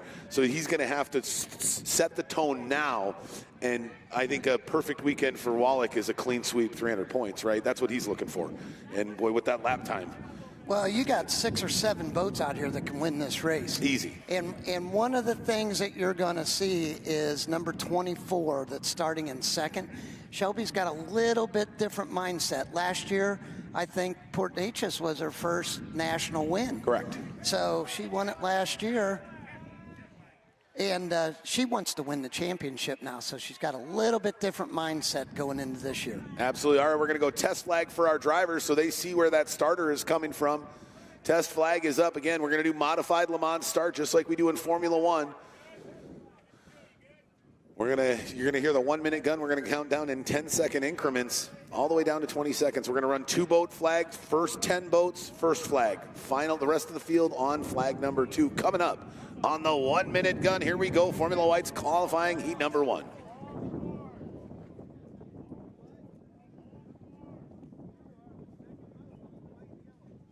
Chief referee Doug Ray giving final instructions. 3 rookies in this class today. Absolutely. That's good to see. Schubert, Lapina, and Saddle. Love seeing. For you, it's got to be kind of a cool full circle thing, right? I mean, you and Matt have known each other so long, and Carissa getting the bug, stepping in, and I got to say, she's done some pretty cool things, and I'm looking forward to see what the rest of the season is going to be like. She has. So we just need her to keep her head and finish the heat. All right, 1-minute drivers, 1 minute on the pole. The 69 at Jared Wallik. Can he rocket ship his way to lane number 1 here in the opening heat number 1? 50 seconds, drivers, 50 seconds. Or will it be the 24 Shelby Love? She's right behind him, coming second off the dock. She looking to go back-to-back here at Port Neches. 40 seconds, drivers, 40 seconds. The 01 of Jake McKee. He was all over Shelby Love in her win at the opening round in Bradenton, Florida. Can he pull it off here in qualifying heat 1? 30 seconds, drivers, 30 seconds. Or will it be the 35 of Schmierbach, the 21 of Mendana, the 60 of Bobalik, or the 52 of Dumford? Let's see who's going to win heat 1. 20 seconds, drivers. You're under starters orders. The flag is up. He drops the flag. The first 10 go. Jared got a good start. He came off the beach really well. Absolutely. Other than that, everybody behind him very consistent. There's the Schmierbach we know. There's the 97 of Lapina finally getting off the dock. But a good jump there by the 35 of Schmierbach. We didn't see that in Bradenton. Oh, no, look out. Mark Schmierbach blows it over, coming down the back straightaway. Oh, ladies and gentlemen, he lost it going side by side with the 24 of Shelby Love. He caught her wind, and he went way up in the air. They are heading straight into the wind right that direction. So let's make sure that, Mark, we got the rescue team on. They're out of the boat. 15, 20 seconds, they're there. What a fantastic job the sport rescue team does. There you see he's out of the water. The 35 of Schmierbach, Mark Schmierbach, is out of the water. And all it looks right, like Mark's out of the water. That's good news. There we go. The rescue team has got him. Boy, now that, I can't remember the last time I saw Mark Schmierbach blow over. It's been a very long time. I think it was back when he had the snub-nosed gold and white when he was still running before he moved to the 35 number. You know what I'm talking about? That gold and white boat he had back in the early to mid-2000s. Let's take a look at this replay here, Tim, as this is what happens here in Port Neches, especially when the wind picks up. There's Peterson. He's clear. Oh, no, Schmierbach was just pushing it too hard. Oh, he was, because he was ahead of Love and McKee. Yeah, he was trying to take advantage of that good start, and it cost him. Right into the wind. He's trying to air it out as much as he can, so you want to pack as much air under the boat as possible to lift it up so that you get the maximum performance out of it. But by doing so and heading into the wind, you get a wind gust, and that puts you over. And that's what may have happened to Mark there. He just got an extra gust when he was running it nice and loose, and bam, on his head. Yeah, there we go. There he is. Looks like he's doing okay. I mean, dejected for sure, but safe and okay. And now really the flurry begins there over at the B&B Racing team. Thankfully, with a two-boat team, they've got a really solid group of guys that know how to rip these things down and put them back together as quickly as they can. The question's going to be how much damage, if there was any. Now, when he went over, it was because of that wind, it kind of held it up, and it was a softer blowover than we've seen. But that doesn't mean that it stalled a little bit once it got to the peak. But, you know, first things first, they're going to bring Mark in. We're going to check him out, the ambulance, and those guys are going to check him out, Arcadia, and make sure that he's okay. Then they'll tow the boat in, and then the team can assess it from there. Yeah, but that's the most important thing, right? That Mark looks like he's doing okay. He'll get checked out. And it looks like we're going to send things down now while we get the course reset and we go to our rolling start here in Formula Lights. We're going to send things down the pits. She's with one of the Rinker crew.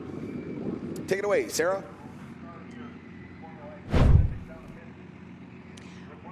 All right, and joined now in the pits by Chris Rinker. After that first heat out there, you're pretty excited after qualifying and putting up some good numbers, but how'd you feel after that first heat?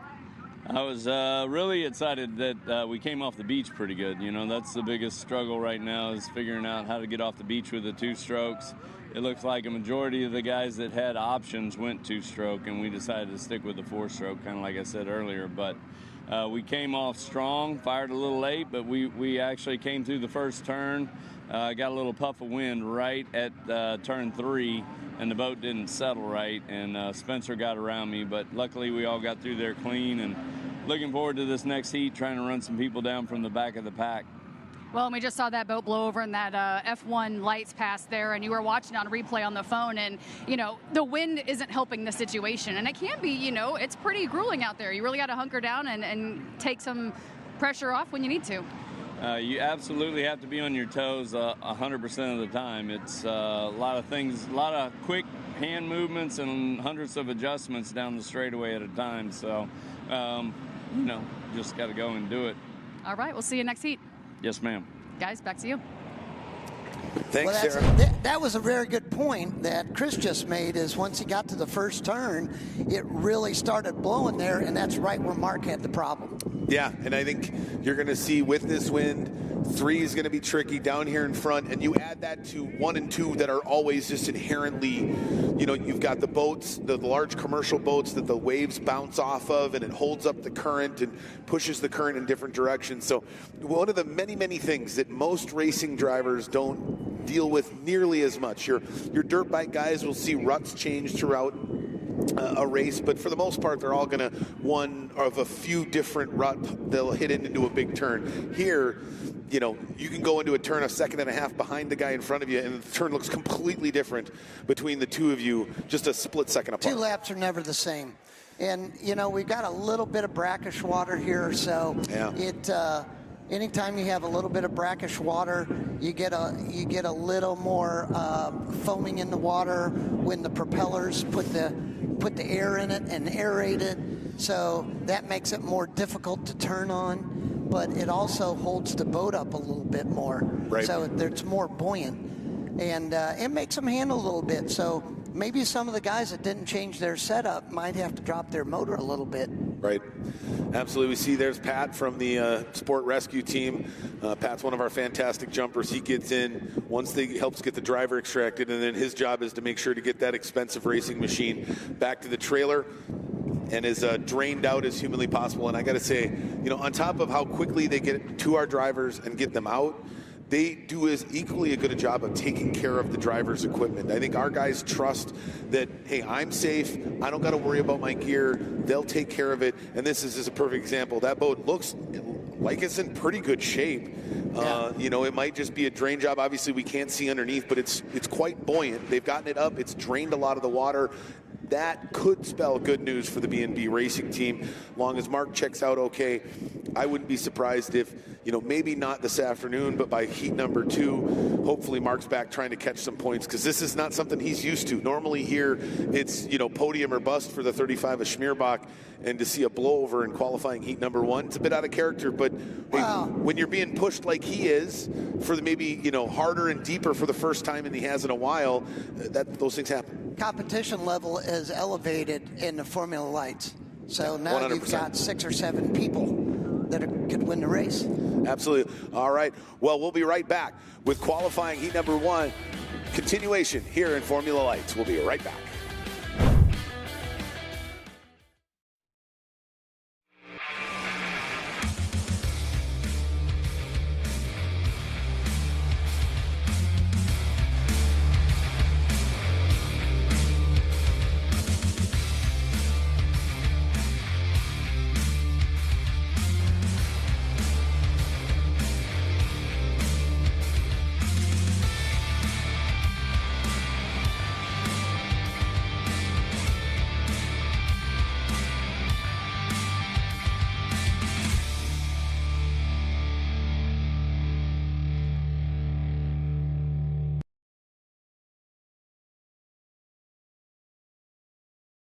The wait is finally over. The IHRA Stock Car Series is here, and it's on Speed Sport 1.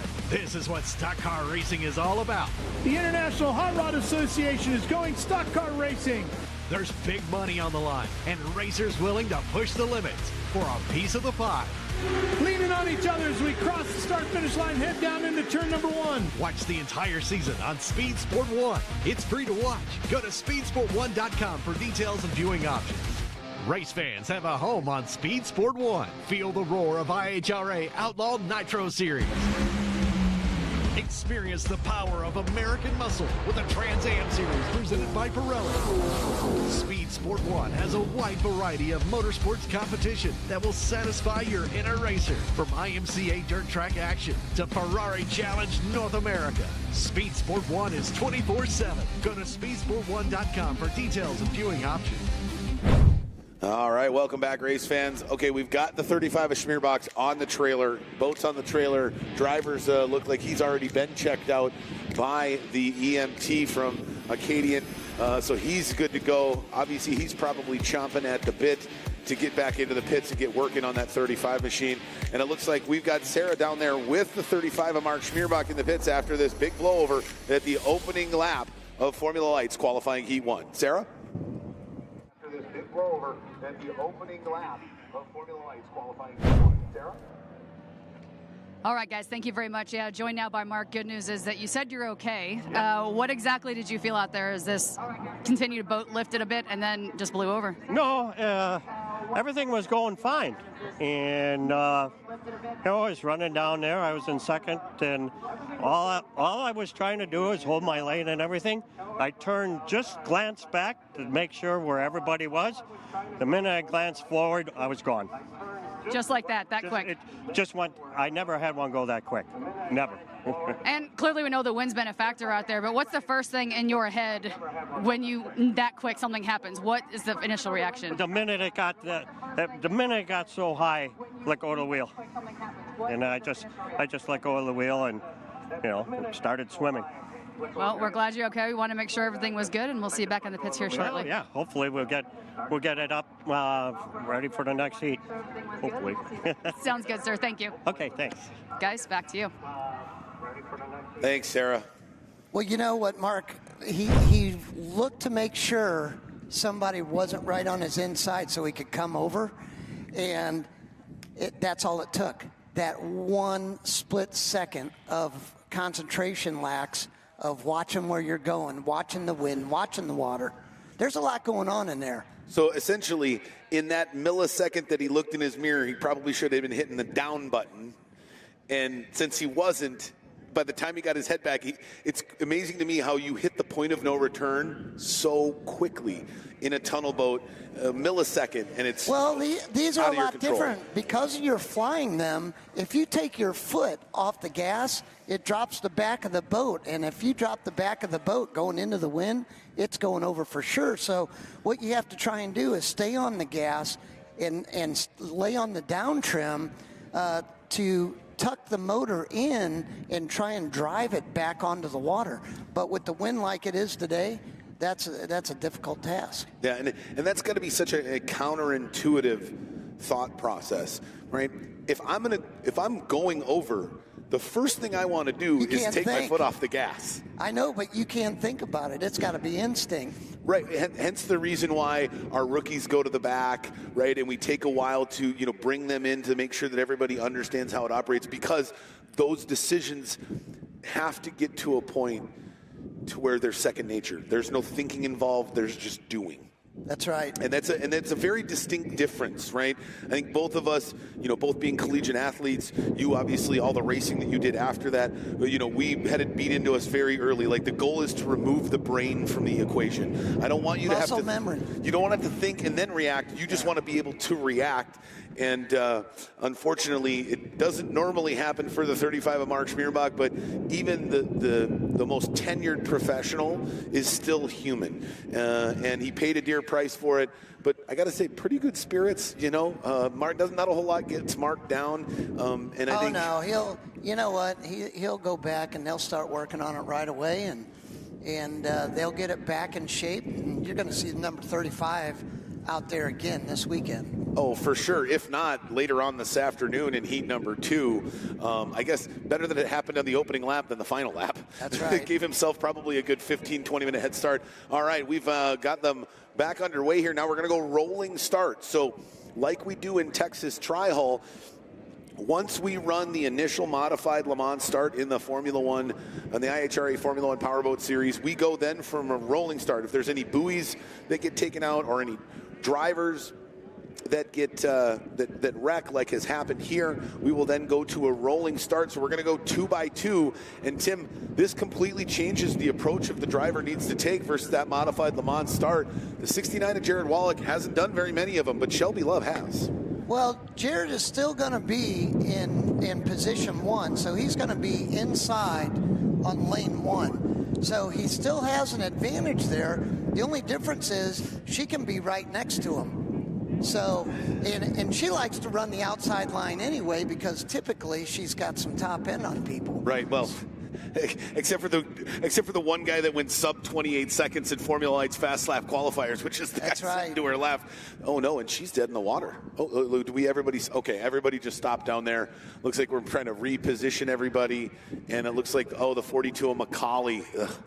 Trying to get Hans out of the way. Love Hans, love the Macaulays, but boy. Now it's just it's a tough. They'll get it back. They'll get it back, but we've got to make sure the course is clear. Chief referee Doug Ray, he's got to have a clean race course before we can start. Absolutely, and he is one of those that would rather let's hold them down there. Let's not get started till we get Macaulay clear. That way, there's no risk, right? We have that enough overlap to ensure that we're not putting in our drivers in any risky situations. Powerboat racing is dangerous enough inherently as it is, and it looks like, unfortunately, qualifying heat 1's going to be done for the 42 Macaulay, because I think they're just going to tow him off and get rolling. No chance to get back to the start dock and onto the trailer to figure out what happened there. And they've got all the Formula Lights past even the Formula One turn. So they're well past their course, so that'll give them enough time to line out. And if they're lined out how they should be, how Doug, the chief referee, wants to see it, then he'll start them. If not, he's going to make them go around again. Right, and I know that that's something that has been a focus here on the IHRA Formula One Powerboat Series, because if you don't remind them every single time they go on the water, they like to fan out, and all of a sudden you've got 2 and then off the hip and then off the hip and then off the hip. It's like, no, you got to go right behind each other, guys. Yeah. That's not how this works. You got to be in the wake of the boat in front of you. Correct. All right, looks like he's bringing around, and they're going to come down the front straightaway. There's the 69 of Wallik, and that's the 24 of Love. Then McKee's right behind Wallik. Now Mendana moves up to side by side with the 01 of McKee, and then Bobalik moving up as well. So a little bit shuffling up. Mendana I think he's the one who probably benefits the most, because he gets up on the outside of the 24 Love, and with that same Hoffman, let's see what he can do. Oh boy, the 01 of McKee makes a jump down to the inside. Shelby gets a great start on the outside. Now we got to hold it 3 wide in the corner. All right, great job by all 3 drivers. McKee goes from 3rd, and he's pressuring for the lead right now. Looks like, Oh no, he lost power. Oh, did he get bumped into there by the 69 of Wallik? No, something just happened. You know what? Maybe a kill switch, popped a kill switch quick and flipped it back the other way. But now he's shuffled all the way back to third, and he's got the 21 of Mendana all over him. But it's the 69 of Wallik now jamming out front. Boy, that start by the 01 and Key might have been one of the best rolling start jumps I've seen in the Formula Lights class. He was gone. They all had the top three had great starts, but that just shows how fast the number 69 is. Absolutely, and he's starting to pull away now from the 24 of Shelby Love.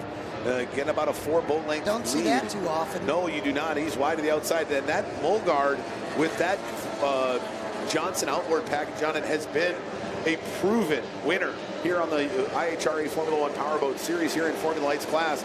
And Jared, it's not like this is some young rookie kid who he's been running Formula Lights for well north of a decade out on the West Coast. He knows his way behind a Formula Light wheel, and he's showcasing it right here as he already looking to get up on the 97 of Frank Lapina and put him a lap down. Well, Frank's one of our rookies out there, and he's doing a good job. He's staying out of the way, and he's getting some experience and some laps in, so that's great to see. And there we go, McKee now. Wallik getting by the 6 of Carissa Saddle, another one of our rookies here in 2026. What I'm surprised by is that the 21 of Mendana. Oh no, we got a boat over down on the far end of the course. Oh, looks like that is that the 94 of Trollian? Yes, that is the 94 of Dominic Trollian going over again for the second race in a row. I don't know how that happened. He got out. He is already out of the boat. But boy, he barrel rolled it down there. It looked like in between turns 3 and 4. I don't know if we got that on one of their cameras. We were following the leaders down at the other end of the course, and he was sitting back there in about 6th or 7th position. And we're looks gonna like have to he's take already. a look at that again. Yeah, if we got it on camera, the question is one of the other guys was able to pick that up while we were running down in the cameras on the south end of the course. But boy, the 94 of Dominic Trollian. Look at him, just dejected, laying on the deck of the boat, so frustrated. Long drive from Michigan down here to Southeast Texas, especially after you. Oh no, is that West? Is that RJ West? RJ. That is RJ. Oh my Lord, I did not realize that was the Clover Eagle. I saw the black and the red and the 94 of Trollian. He's down there, the far end of the course. Boy, that's RJ's had a bit rough of the last year plus. He's out there testing that 4-stroke.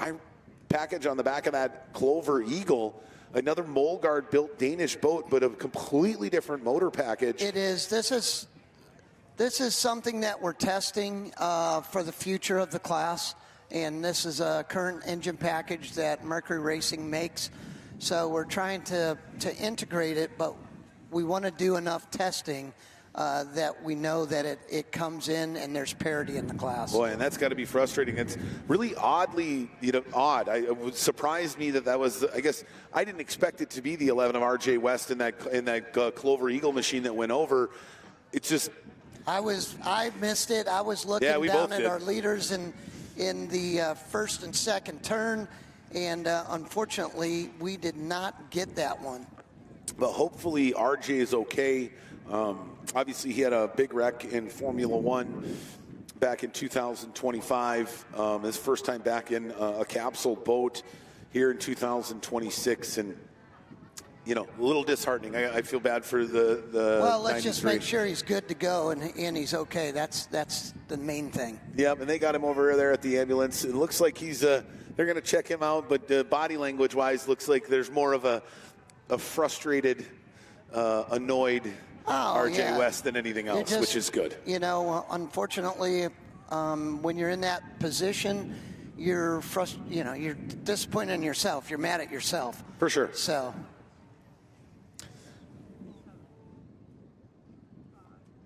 Go to Sarah. 10 seconds. All right, we're going to take it down to Sarah, down in the pits.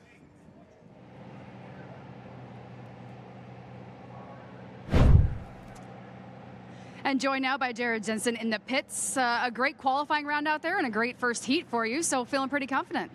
Yeah, the boat's running really well. My team's done a bunch of work on it over the last couple of weeks after the data we got in Bradenton, Florida, so we've just been grinding it out, and they have it put together pretty decent, and it seems to be handling the chop and the wind pretty well, so we're hoping just to keep stringing that along.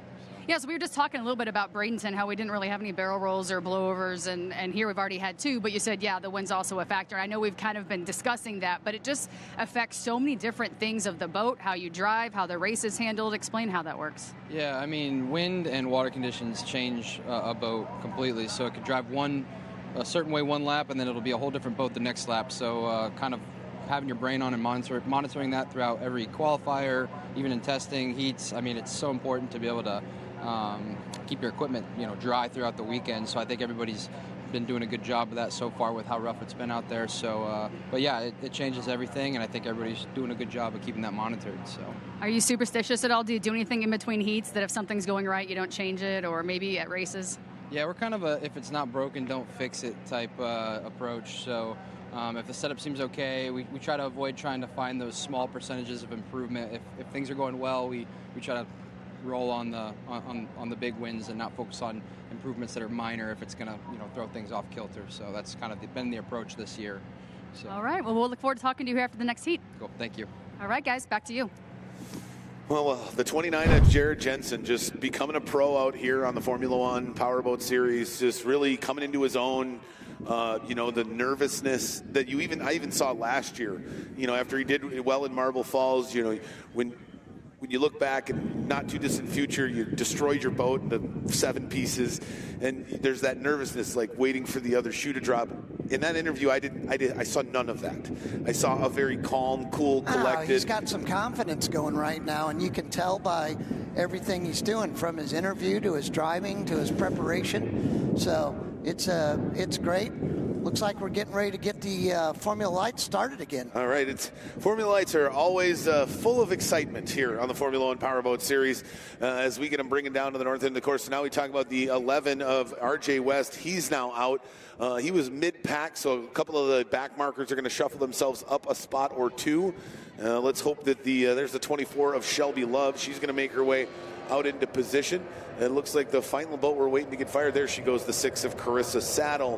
One of the rookies finally gets under power and is going to make her way back over to the far north end of the course. Jet Ski Jared, as he's affectionately known, part of the sport rescue team, handles all of our rolling starts on his jet ski. He's going to run them down way far north of their course. They're going to come down 2 by 2. The question is can Jake McKee pull off a banger start like he did last time? I mean, he was shot out like a rocket. He was side by side with Wallik before Wallik even knew the green flag. Well, it looked like Wallik was a little late to get on the gas because Shelby Love in the 24 and Jake in the 01, they both jumped him. So, and again, that's probably the lack of experience. He's got tons of time behind a Formula Light, but not a whole lot of time in the rolling start like we roll here. So it'll be interesting to see how that handles here if he figures it out. But we're going to go down right now to Sarah here in the pits one more time. How that handles here if he figures it out. But we're going to go down right now to Sarah. Well, 2 blowovers or barrel rolls, I guess, in the last couple of minutes here, and the wind playing a factor out there. You said you're okay. The RJ West now joining us. A little calm now after you kind of were thinking about what just happened? Yeah, I'm good. I just it's an experimental type rig right now, and the propeller rotates the other way, and we're trying to figure out how to make it work. And with it being windy in that corner, I just made a mistake. So. All right, and you're feeling okay? Everything good fine. medically? Yeah, I'm good. Yep. All good.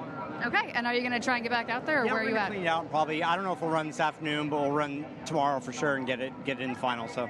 All right, well, good news, guys. Back to you. Everything's okay, and hopefully we'll see him in action tomorrow.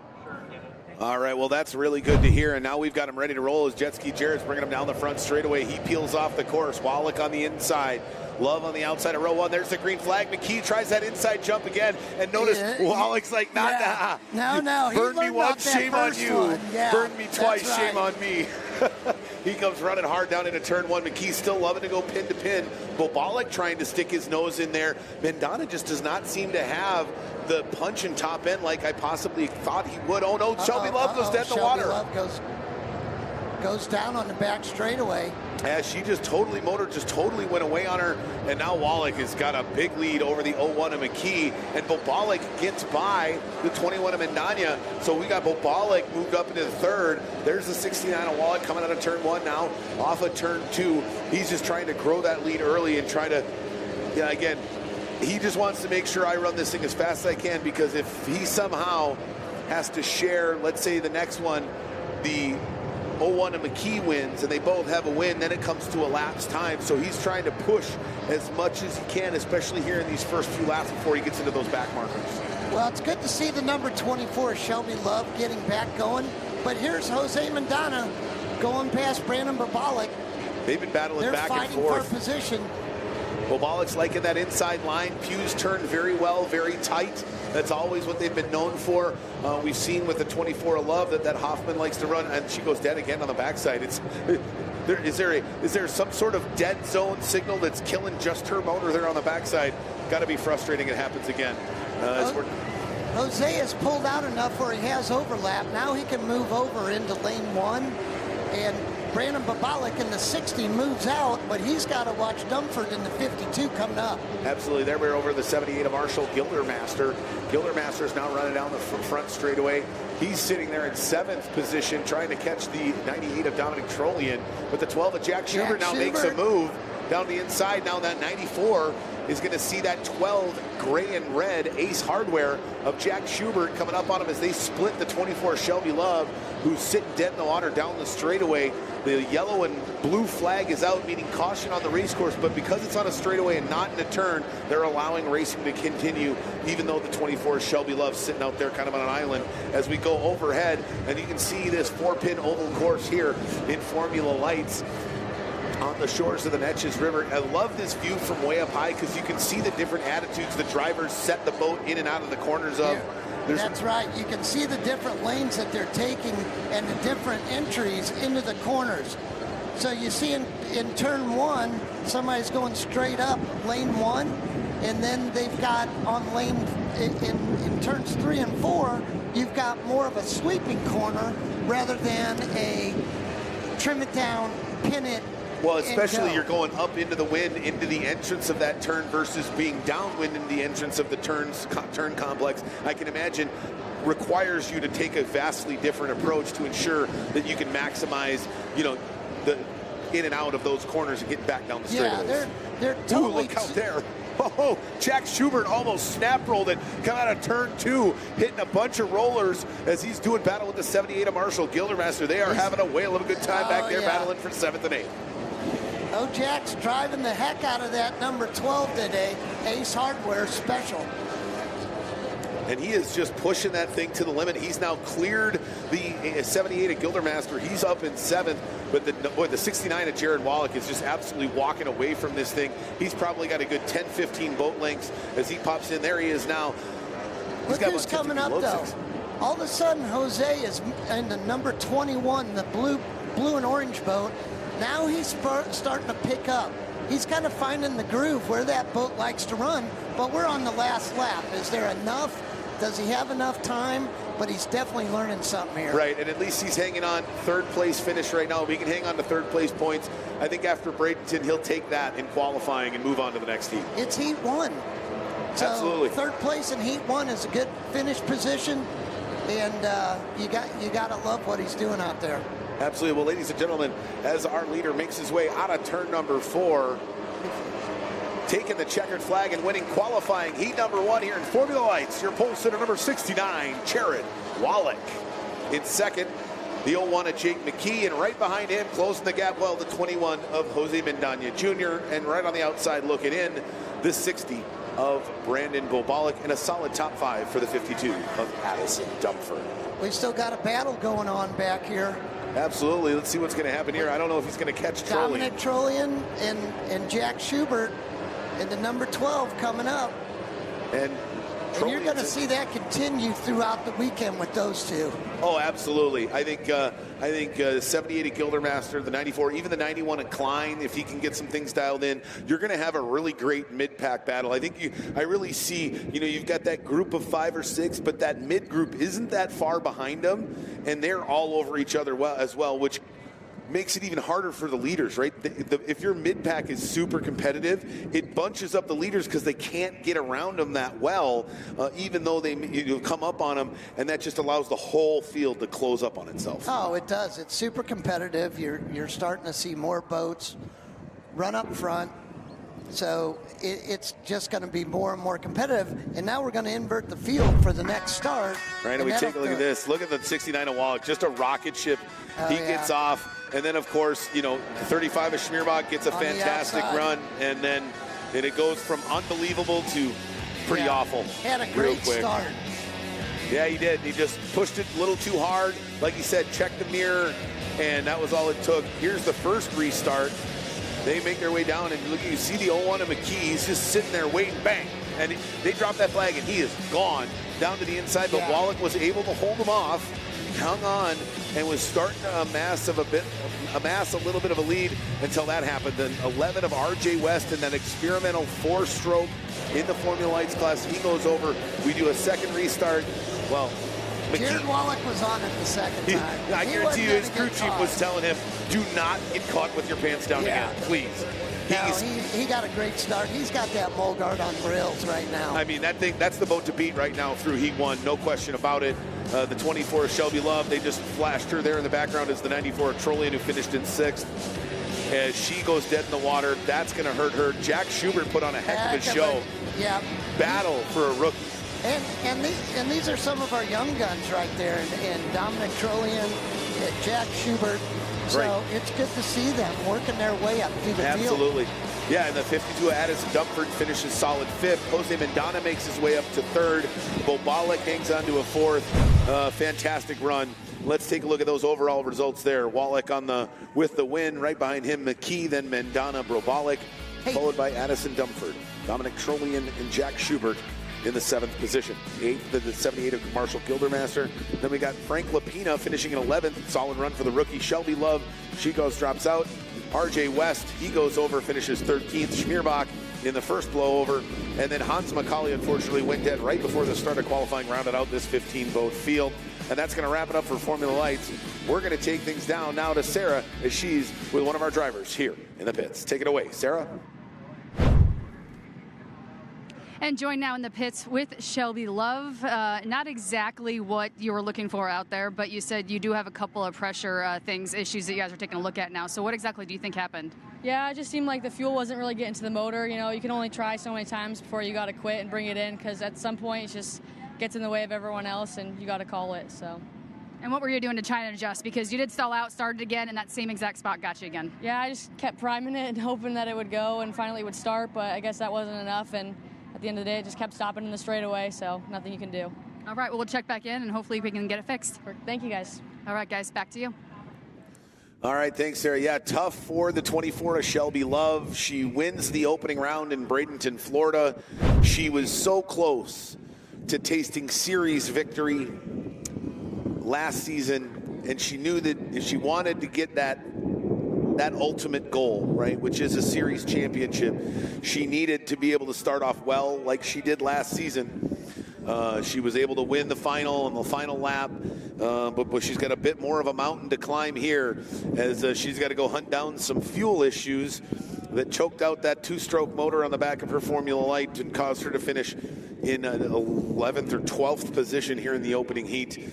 That's got to be frustrating for the young driver out of Santa Rosa Valley, California, especially when she looks at the top 5. It's like, that's not easy to get in there. It's a heck of a lot harder when you're way on the outside looking in, trying to get back in there, because everybody's going to be fighting tooth and nail to keep her behind him. You know, the likes of Dumford, Mendana, and everybody else that's finished up in that top 5, especially our leader so far through one heat, the 69 of Jared Wallik. Well, right, looks like I think that we're going to go straight into the Talent Cup, which is a new class. Yeah, let's talk about that a little bit. Talent Cup is new for this year, and it's a development class that we get the young racers in, kind of teach them the sport of powerboat racing. They're small little monohull V-bottoms, and they've got 15 horsepower engines on them. So top speed is around 38 miles an hour. Okay. Now this is something I know that I believe they've been running up in the Nordic countries and in Scandinavia fairly prevalently over the last decade or two.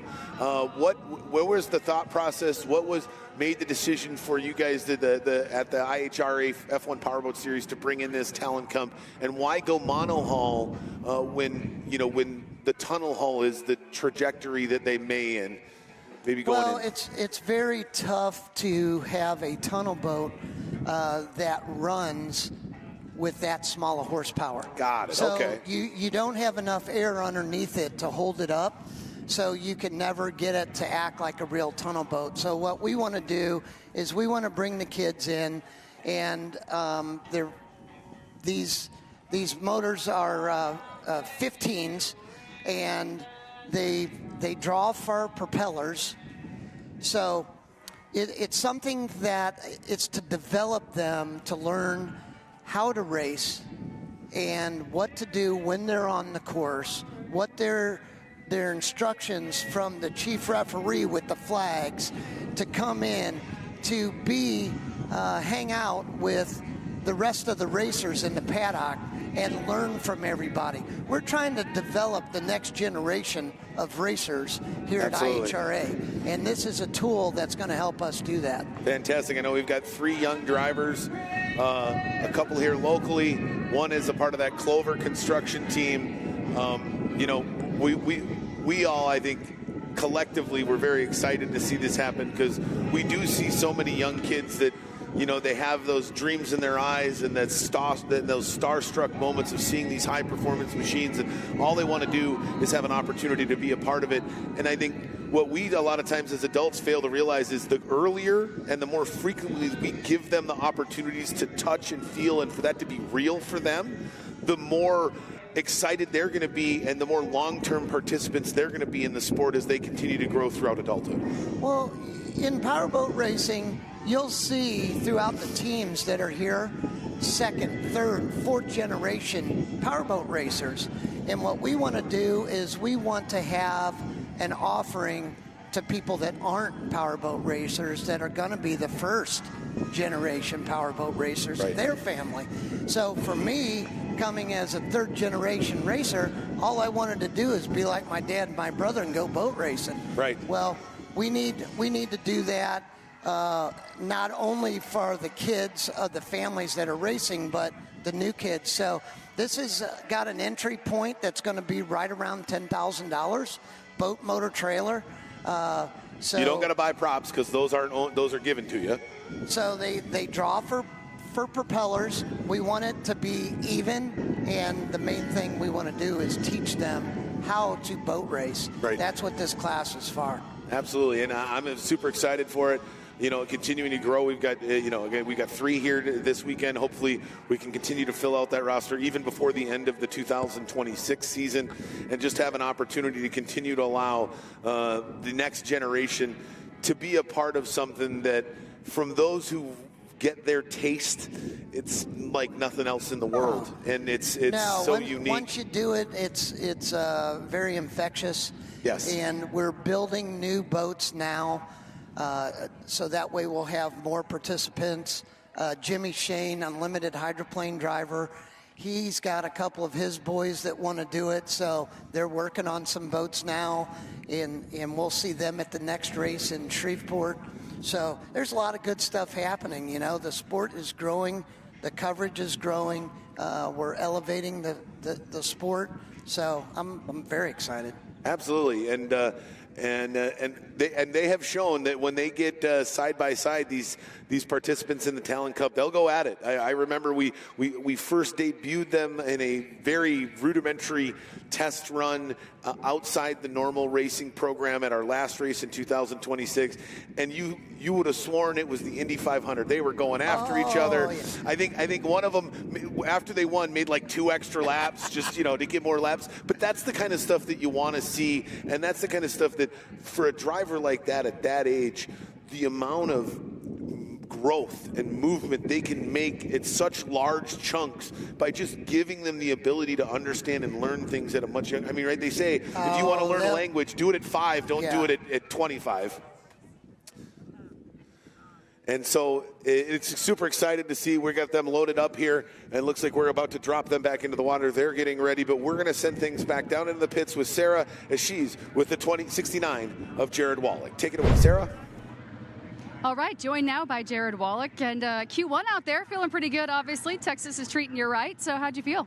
Felt good. Both felt really good. I mean, it's great to start P1. I mean, that's always the goal. I made the trip out from California, so, podium's always in mind, but this is just the first one. We got 3 more heats, or 2 more in the final, and, just got to keep it clean and be consistent.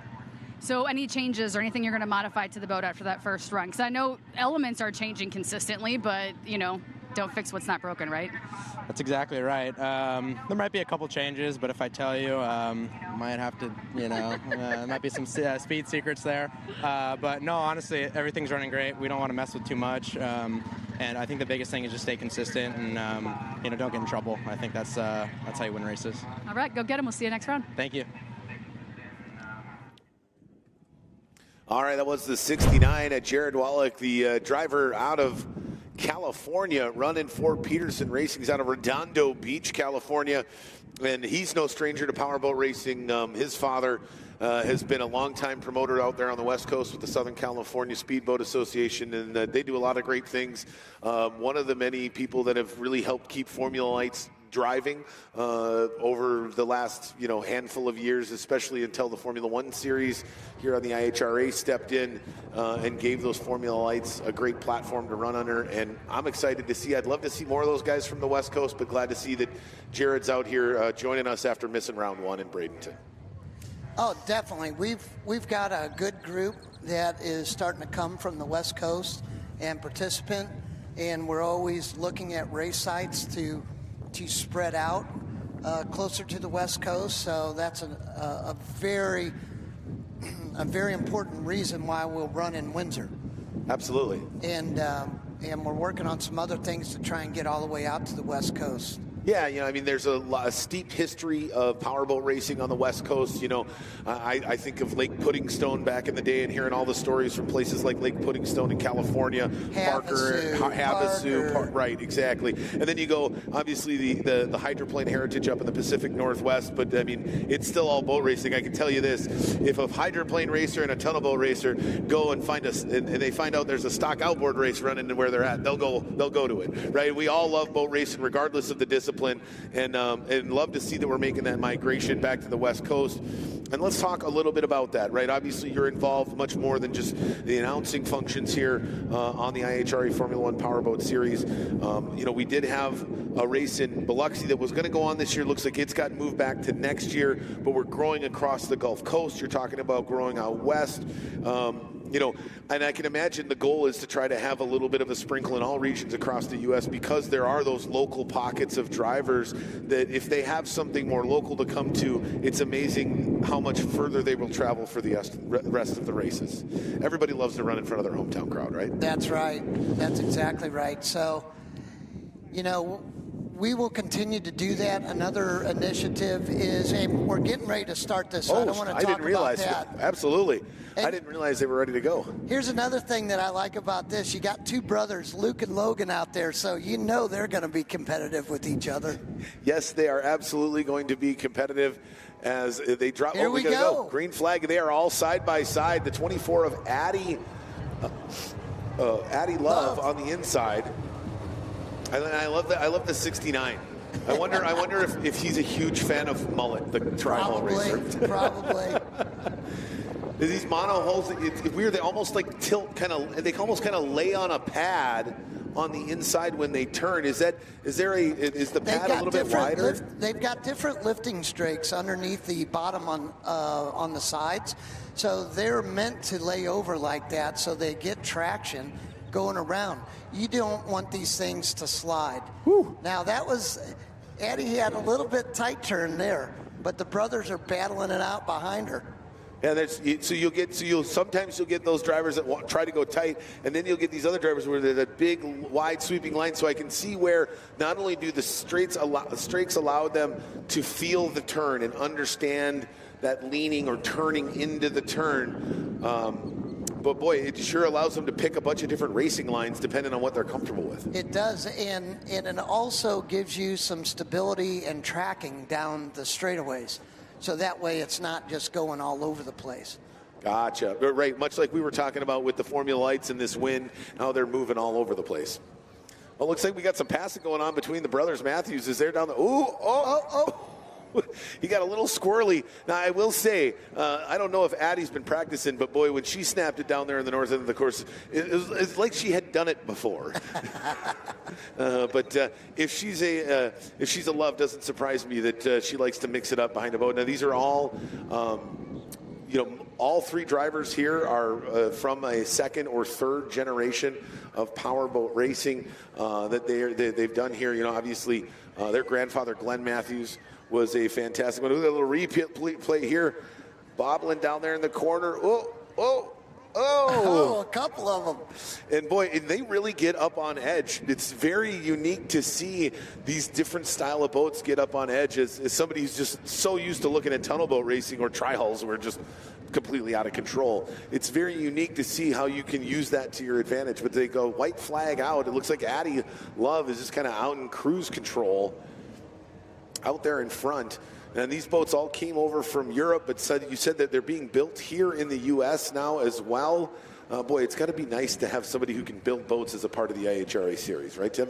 It is. It's very important, and it's going to be huge for the growth of our sport. All right, as they come. What a great job they did. They all did a fantastic job out there, and this is the first heat that they've run on the series as an official class. So I'm very proud of all of them. They're all great kids, and we look forward to what they can do in the future. I'm just picturing what the pits are going to be like with those two Matthew boys, depending on how they finish when the whole weekend is over. But great job there by all three of them. Addie Love coming out in front with that all-white Clover number 24 on the side. As they're going to black flag that. That's our Talent Cup. More to come and continued growth of the Talent Cup. For those of you watching wherever you are across the U.S., if you'd like to get involved with the Talent Cup, if you've got a little one at home that's very excited and intrigued by what you see on the screen right now, check us out at F1PowerboatChampionship.com or hit us up on any of our social media platforms. IHRA.com. And we'll get you in contact with the proper people. Again, 10,000 boat, motor, trailer, out the door. Great low-cost way to get your kids into racing. And trust me, as somebody who's seen the costs of youth sports skyrocket, and it's a pretty easy decision if you want to get yourself into a fantastic form of racing here on the IHRA Formula 1 Powerboat Series. Family fun. Absolutely. It's all about family fun. The Talent Cup is off. The Texas Trials are coming back out for their second heat. But before that, we're going to send things back out into the pits to Sarah with one more. Joined now by Jake McKee. We're just watching the future of possibly F1 boats out there, and we're talking about most of those kids being around 9, and you said you didn't get the chance to start that early, but they're going to have quite a bit of experience under their belt by the time they're your age.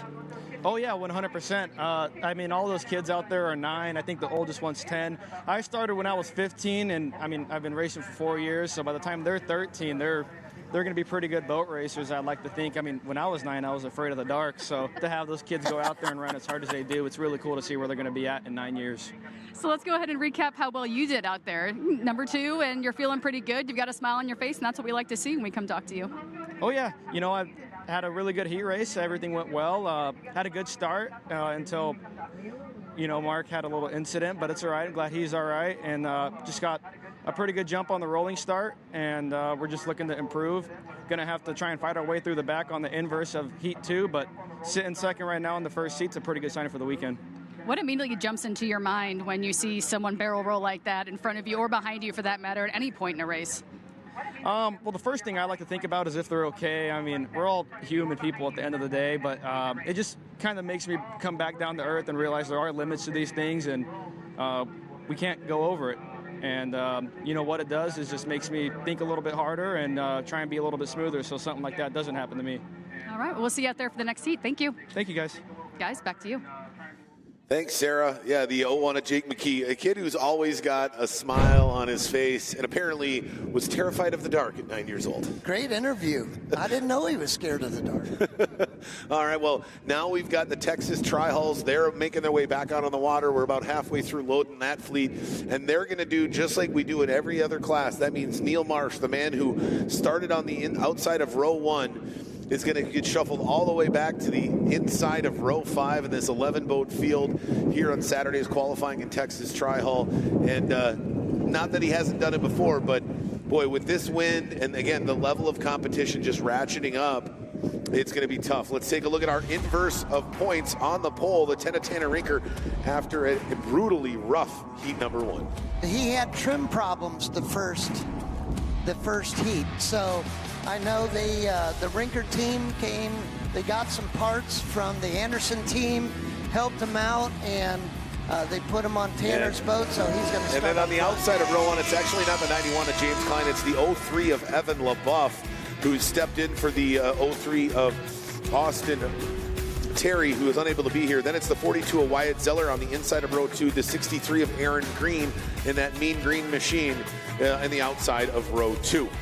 On the inside of row 3, John Ottinger will run into that number 33 John Deere Green, then followed by the 26 of Briston Sherman, the 37 of Mason Rinker, the 69 of Cole Wearing there in outside of row 4, and then it's the 17 of Neil Marsh and the 37 of Mason Rinker. Excuse me, Marsh on the outside of row 5, Rinker on the inside of row 5, and then the 69 of Mullet, Cole Wearing is going to be out there in the inside of row 5. So a little bit of jumbling those last two positions there. Apologize for that, but we got everybody lined out at the south end of the course. Looks like we're waiting for nobody. Looks like we've got all of our drivers out there. We're just waiting for final word from Chief Referee Doug Ray to get these guys back underway. Their rolling start here in qualifying heat number 2 in Texas Tri-Hull. It's the 25th annual Port Neches River Fest here in the beautiful shores of the Neches River. Round 2 of the 2026 IHRA Formula 1 Powerboat Series.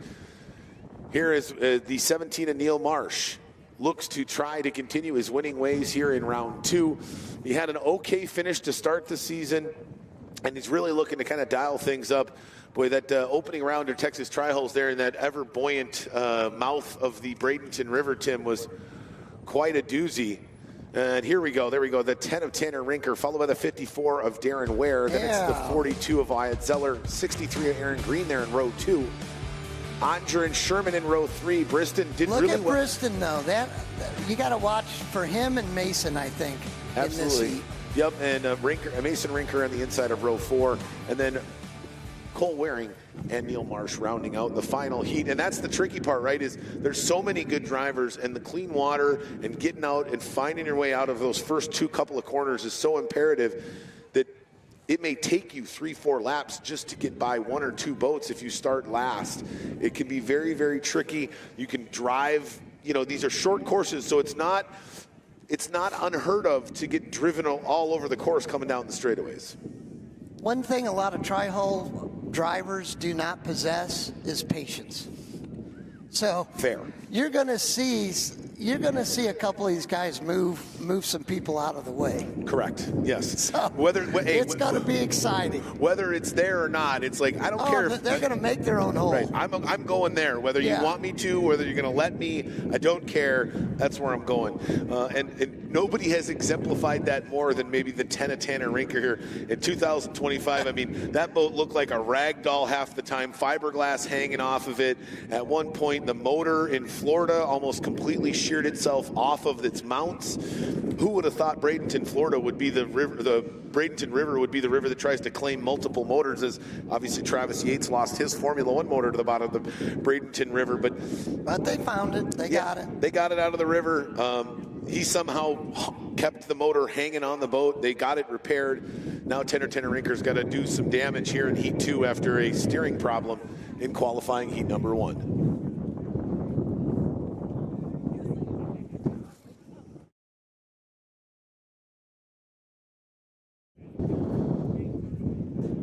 Oh, looks like we're working on one boat there. Looks like, is that I'm trying to see who that is. It looks like that may be the 54 of Darren Ware, the man they call Caddy.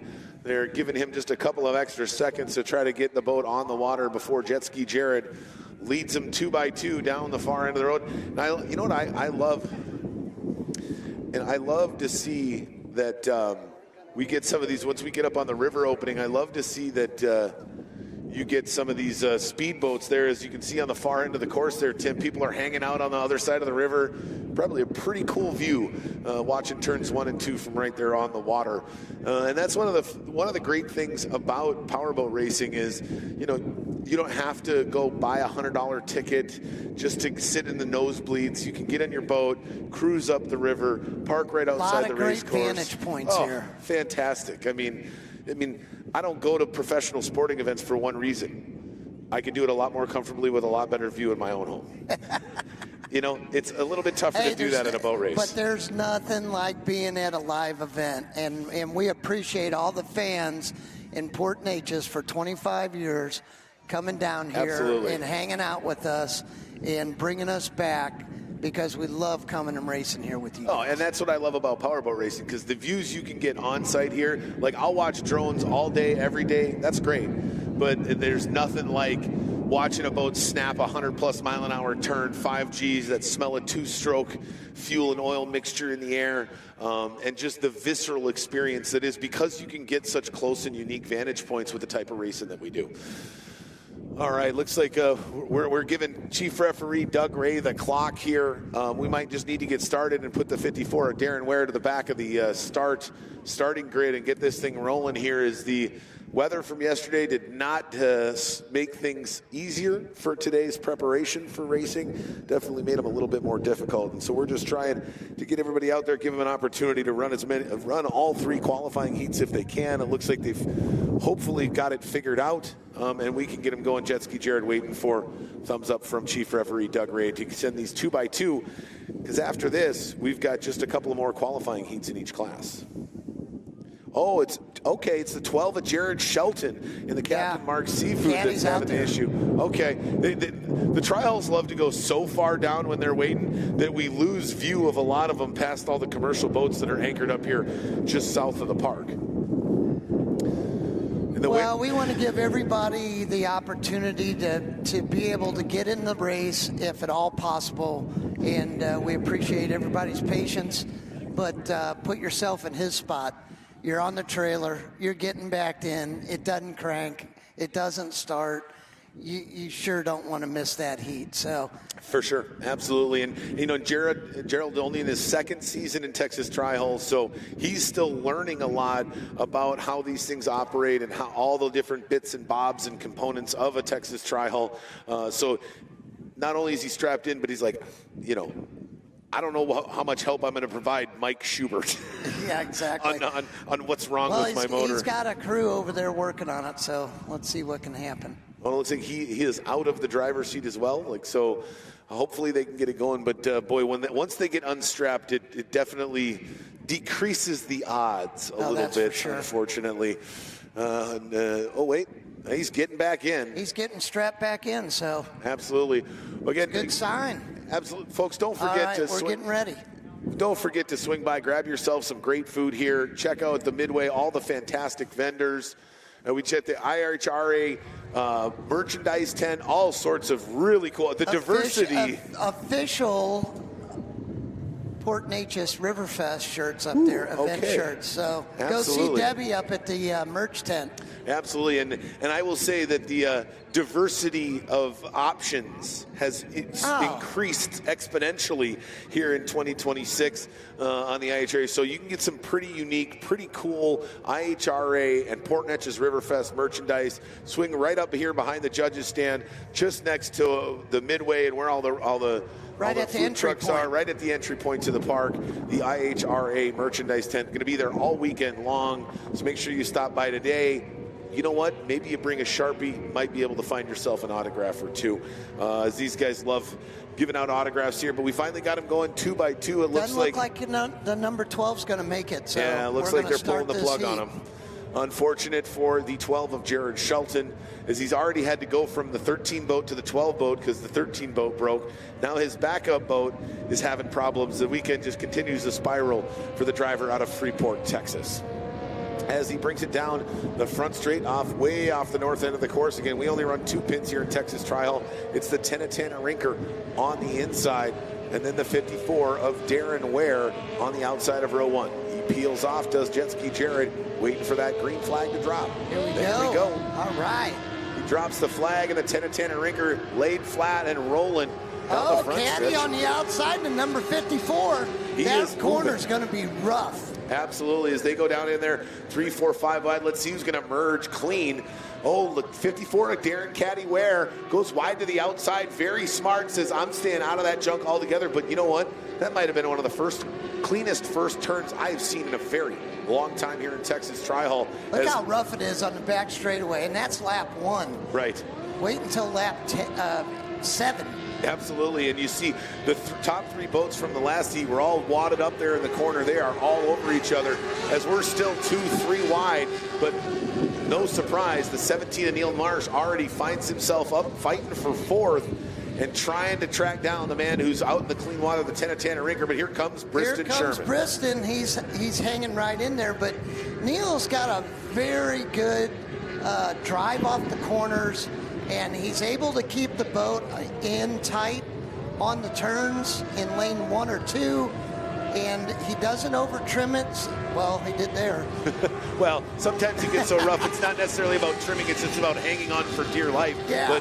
But absolutely, that Tim, was a white knuckle moment. Right there, and you just described what he does, and it was a perfect move that allowed him to get by the 42 of Wyatt Zeller and that Diamond C Reynolds machine, and the 17 of Neil Marsh started in last all the way up into 2nd position here. This might be another one of those signature-type Neil Marsh weekends as he's trying to go back-to-back, but Tanner Rinker doesn't really like being passed, and I know he's going to maybe even push it a little too hard, as he does sometimes, to keep the 17 Neil Marsh at bay. Yeah, but, you know, if Neil uses his head, he doesn't have to pass Tanner, because Tanner didn't have a good first heat. So if I was Neil, I'd just sit in the catbird seat right there and make sure I have a clean race and finish 2nd. If the opportunity comes up, fair. But if don't force it. Don't force it.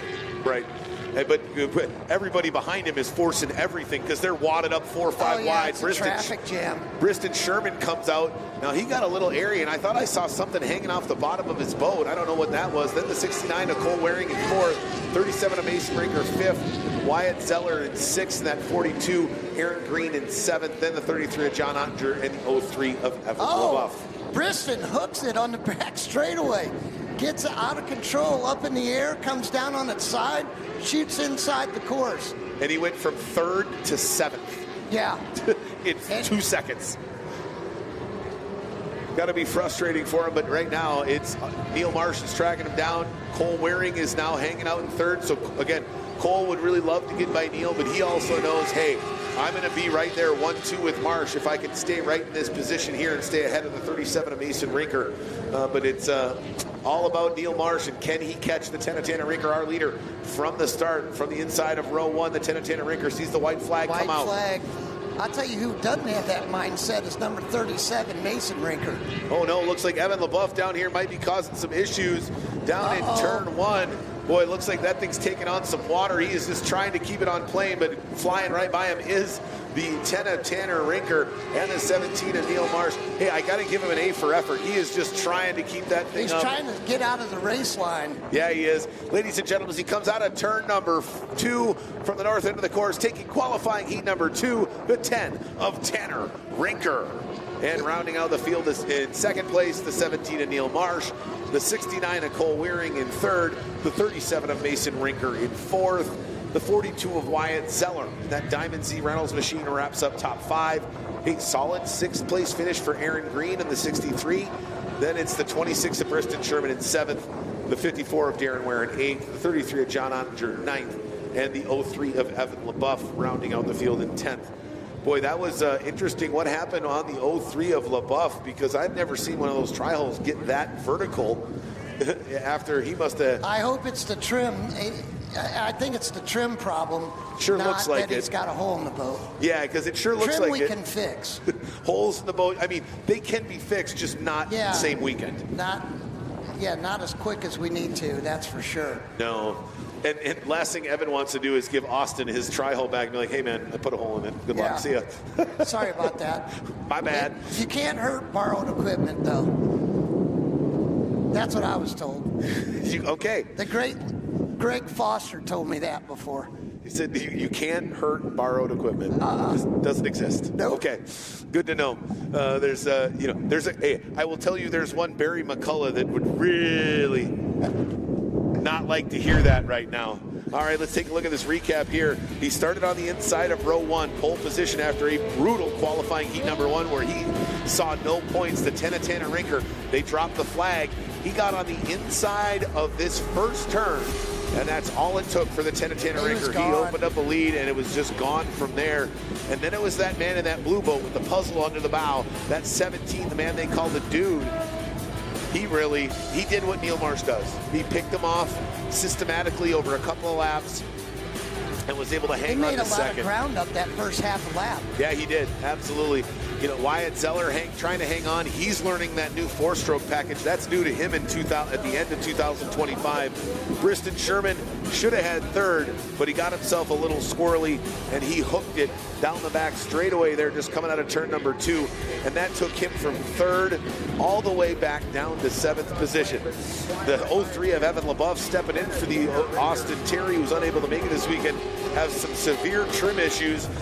Waves to the crowd, gets out of the line, but that man right there did exactly what he needed to do after a rough qualifying heat 1. He went wire to wire. He took qualifying heat number 2, and that wraps up 2 of the 3 qualifying heats here in Texas Tri-Hull. They're done for the day. They're going to come back tomorrow morning, Tim. Put one more qualifying heat in the books, but I think right now, it's 4 boats. It's really shaping up to be a good race because now you're going to have Tanner in the mix with all the other fast guys. Yeah, he's going to be, middle pack, right, for Heat 3. He's going to be right in the mix. So you're going to have his brother Mason. You're going to have Tanner. You're going to have Neil. You're going to have Mullet and Briston. So that's a heck of a field right there. Yeah, absolutely. And I think Briston's the one leaving the heat number 2, really kicking himself after that hook job down there just outside of turn number 2. One mistake takes him out of it. Yeah, I mean, he went from 3rd to 7th. That's a lot of points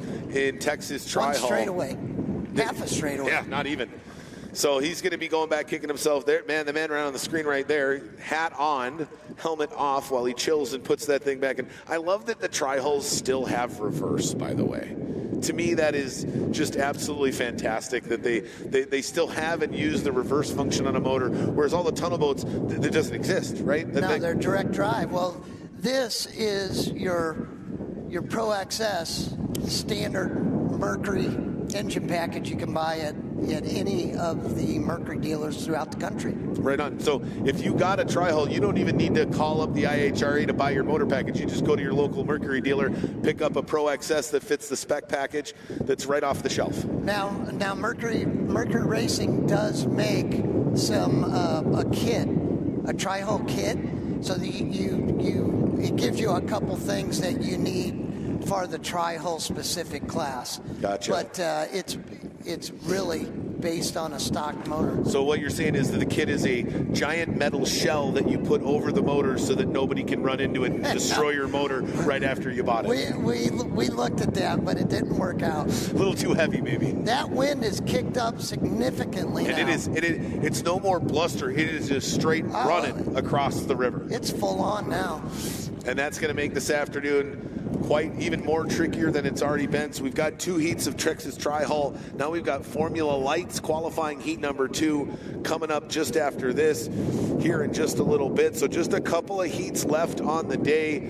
Big shout out to the River Authority and those that take care of the river here in Port Neches and up and down the Neches River. We were supposed to have a river open. We got delayed. It happens. They understood, allowed us to run through so that we can finish on time for you folks here at the Port Neches River Fest. Again, don't forget, swing by our merchandise tent right at the entrance to the grounds, the IHRA Formula 1 Powerboat Series merchandise tent.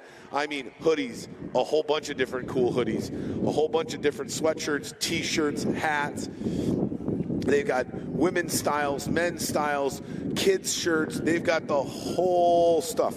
And make sure you swing up there as we get ready for the next qualifying heat here in Formula Lights as we look to wrap up qualifying here at the second round of the 2026 IHRA Series. Let's go down to Sarah. She's in the pits. Sarah?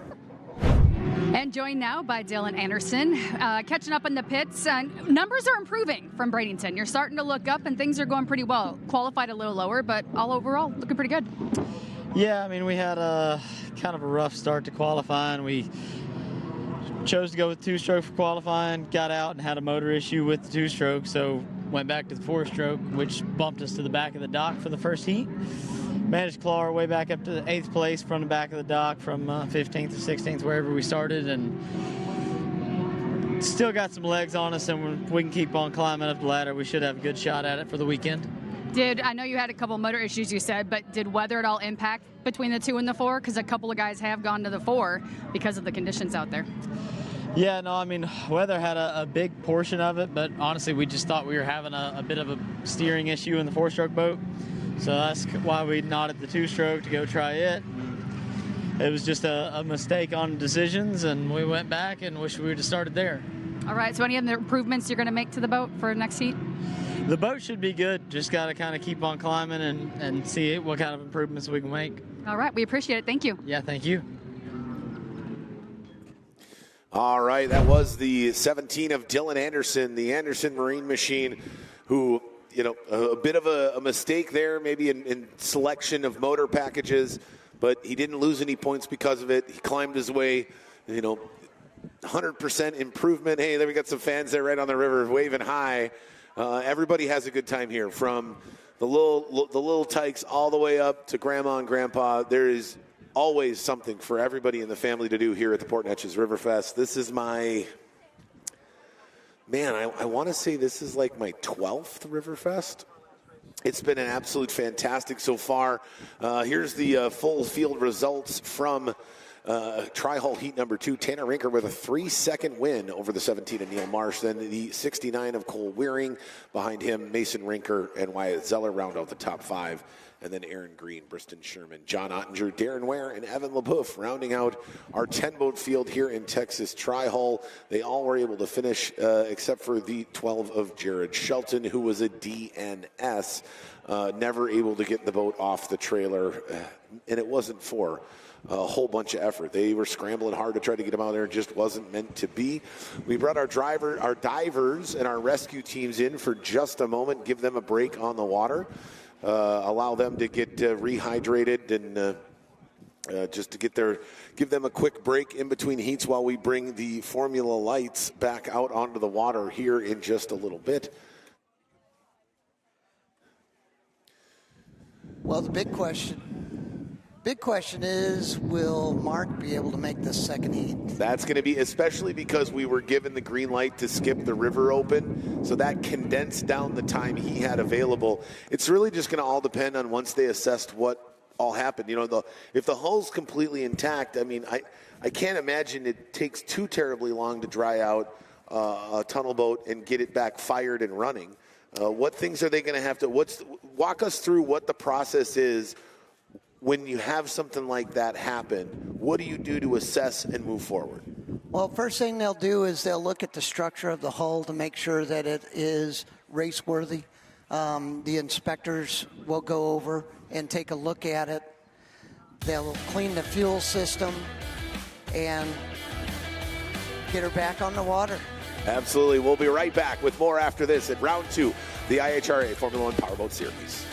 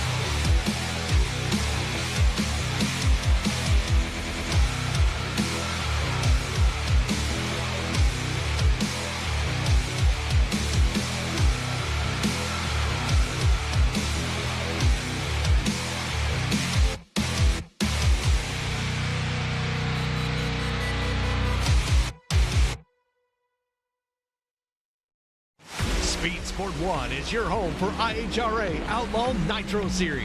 All season long, feel the thunder of 12,000 horsepower, Nitro top fuel dragsters, and Nitro funny cars.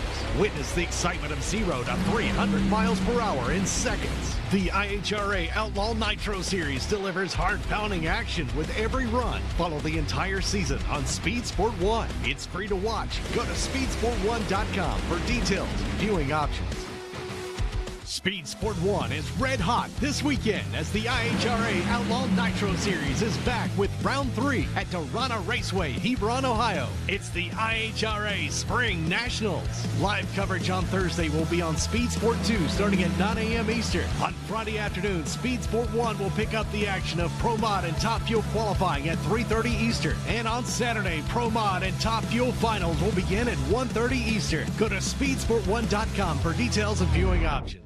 Speed Sport 1 is the home for the IHRA Offshore Powerboat Series. Watch top international teams push the limits of some of the fastest boats in the world, reaching speeds of up to 180 miles per hour. 14 classes, racing hull to hull, from Pro Class 1 to Super Cat. It's the IHRA Offshore Powerboat Series. Catch the entire season on Speed Sport 1. It's free to watch. Go to speedsport1.com for details and viewing options. The Port Neches River Fest, the 25th annual, here in 2026 at the shores of the Neches River. Neches Federal Credit Union, a true community bank feel with low rates, fast approvals, where your money feels right at home. VP Racing Fuels, the choice of champions for decades. You can benefit from VP's expanded line of performance additives for your boat, daily driver, or weekend warrior. Seaway Marine, your one-stop boat motor shop for current and vintage outboards, as well as stern drives. Find them online at seaway.com. Mercury Racing, the leading provider of high-performance marine propulsion systems for the discerning boater around the world. Learn more about its wide-open line of outboards, stern drives, and propellers at mercuryracing.com. All right, welcome back, race fans. We've got part of our Formula Lights fleet on the water for their final qualifying heat of the day. The big question mark is, will the 35 of Mark Schmierbach and the 11 of RJ West make it back after their wrecks in qualifying heat number 1? Boy, RJ West a little bit more difficult with a different package, and it happened later in the race. Schmierbach, we'll have to see for both of them, but definitely made their days longer, that's for sure. It's unfortunate, but it is part of what we do. So those guys, they're veterans, so they'll work through it and they'll get stuff fixed and they'll be back out here. You know what I'm curious about is all of a sudden we had the fast qualifiers start up front in Heat 1. Now, those guys that won the heat, they invert it by finish order on this particular one.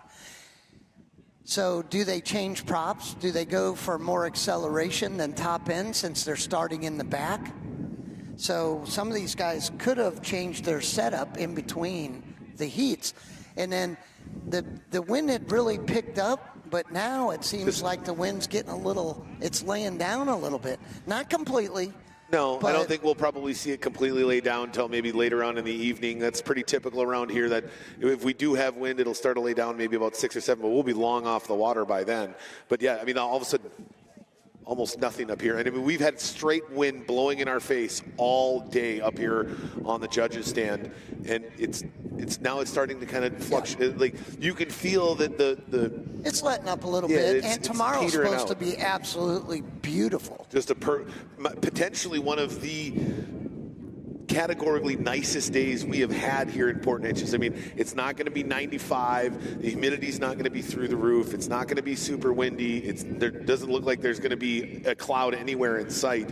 An absolute perfect day of racing here in the southeast of Texas, just off the Gulf. And I'm excited for it because I think it's really going to be able to showcase what these guys have all put together. And if they're a second apart when it's rough out, how close are they going to be when it's calm and they don't have to deal with all the extra variables that the wind is bringing in? Definitely. It's going to be a perfect day for racing.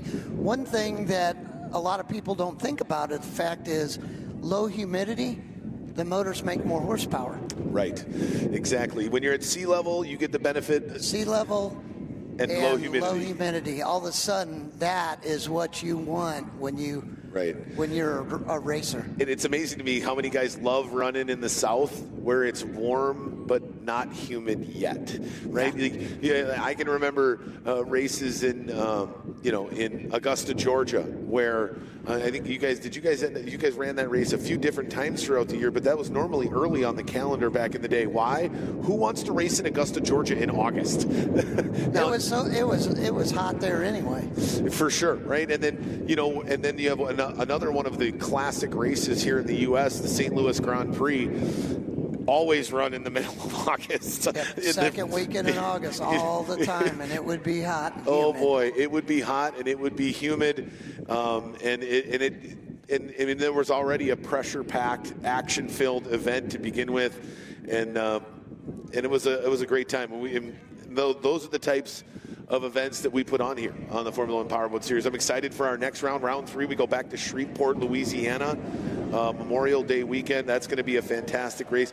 Continuing the infrastructure and all the support around there, the city of Shreveport, Bossier, and what they do and what they've continued to grow and build there in Shreveport is super exciting. The huge Cajun Festival they got going on at the same time. It's an awesome time to be in downtown Shreveport. Madness Festival, the Shreveport Bossier Sports Commission does a fantastic job. The Redwater Waterway Commission. Yeah, the Red River Waterway Commission. And they are great to work with.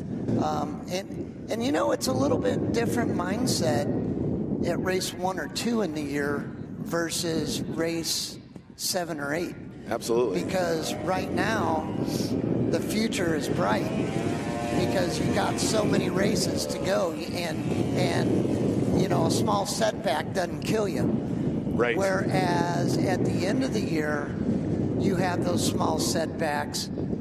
It costs you championships. Yeah, absolutely. You make a little blip here, a lot different than making that blip at the Alton Midwest Nationals, the penultimate race of 2026, because you don't got a whole lot left after you leave St. Louis in mid-July.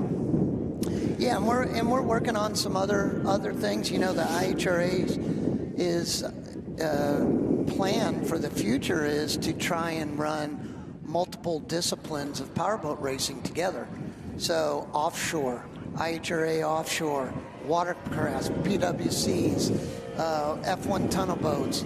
They even want to get the drag boats in there. So you're going to see some of these events happen around the country, and it's very exciting. Absolutely, and I think it's something that those of us here on the IHRA Formula One Powerboat Series would love to have had more of that before this, and it's exciting to see that the coming together of the IHRA and the future realization of having those festivals of speed where you see all these different disciplines of powerboat racing. We've always been a fan of racing with other folks.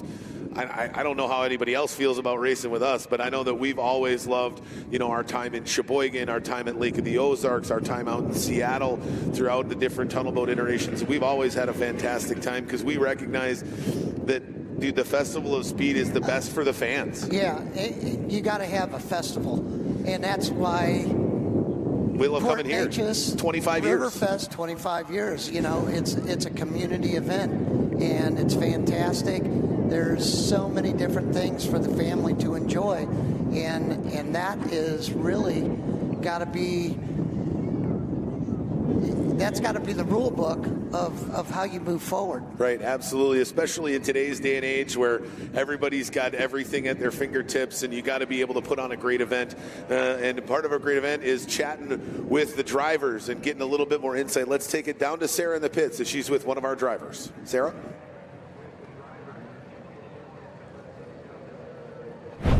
And joined now by Johnny Fleming in the pits. And we caught you doing some cleanup duties here and exactly kind of what's going on. But cleaning off the salt water, that's something that in Bradenton we saw. And then you have the mixture of fresh water and salt water here. So explain to us what's going on. Typically with a brackish racetrack like we're at, and more typically with a saltwater track, we like to clean all the debris and all the little gunk off of the propeller and the lower unit. This right here with an Emery Cross and WD-40 will basically just kind of clean the edges of it, and I can also lets me help inspect the prop. If I see any dings or nicks in it. We typically like to change propellers in between heat races. especially in qualifying, to see if we can have a faster setup before the feature on Sunday. This is a brand new propeller by David Dewald, and it's going to get his debut here in about 10 minutes. And so when you race in an all salt water like we saw in Bradenton, it's a pretty intense cleanup process afterwards, correct? Because the corrosion, everything that happens in the boats. That is correct. You typically do not want to race in salt water in anything in an outboard. But with this, with corrosion X and some other things we found out with lithium grease and stuff, we have to, any electrical outlet has to be sprayed. But there will be gremlins even after the race. We had one this morning in qualifying. That's why we missed our whole qualifying heat. We had a gremlin from the salt water in Bradenton, and it blew up a battery, so that we didn't get to qualify. So we're going to have a long weekend ahead of us, but we're going to learn the new boat and be good. All right, so everything's good to go with the battery situation earlier. You can still kind of smell that aura in the air, though, here in your pit. Yeah, it's an awful smell. It's terrible, and you should be trapped in that cockpit with it. Because when it happened, it was smoking and burning, and it's an electrical burn, and it's terrible. It's going to be stuck with us the entire weekend. But you don't think about that when you're racing, so only when you stop. So All we'll right. be all right. Well, we appreciate your time and all the insight. Thank you. No problem. No problem. Guys, back to you. All right, well, good to hear that the Nina Johnny Fleming had maybe a little bit less to deal with than initially anticipated when he pulled off during fast lap qualifying. He's getting ready to gear it back up. He's got that 4-stroke. This is only, not even, he didn't even get one full season in last year, just a couple of races. So, again, still working out the kinks, still learning. I think he got 2 races last year. Hopefully the weekend ends on a high note for the Nina Johnny Fleming as he continues to push in that beautiful red and black Fleming manufacturing machine. Hey, everybody, just look at it. Hanging out, having a good time. There's so many different things to do here. I mean, they've got the cornhole, the beanbag tournaments, the washers tournaments. Every different type of thing that you could find to have fun with you, your family, your friends is right here at your fingertips at the Port Neches River Fest. As we've got, there's our winner from qualifying heat number 1 has just made his way onto the race course. That is the 69 of Jared Wallik. He's going to have to go almost to the back of the dock. We got a couple of rookies there, Tim, that are going to be shuffled behind him. And just talk a little bit about that. It's so important to take good care of your rookies, those who are still learning the craft, stepping up, like Frank Lapina, like Carissa Saddle. They're going to stay at the end of the dock here until you have a very specific linear process that they must follow and boxes that they've got to check before you kind of unleash them to the full field. Just to give it a little bit of insight as to the importance behind things like that is why the IHRA series makes these types of decisions. Well, you got a couple different types of new drivers. One is a total new driver to the sport. And with them, we want to hold them. We want to make them start at the rear. 2 things. You don't want them in front of everybody else not knowing exactly what to do.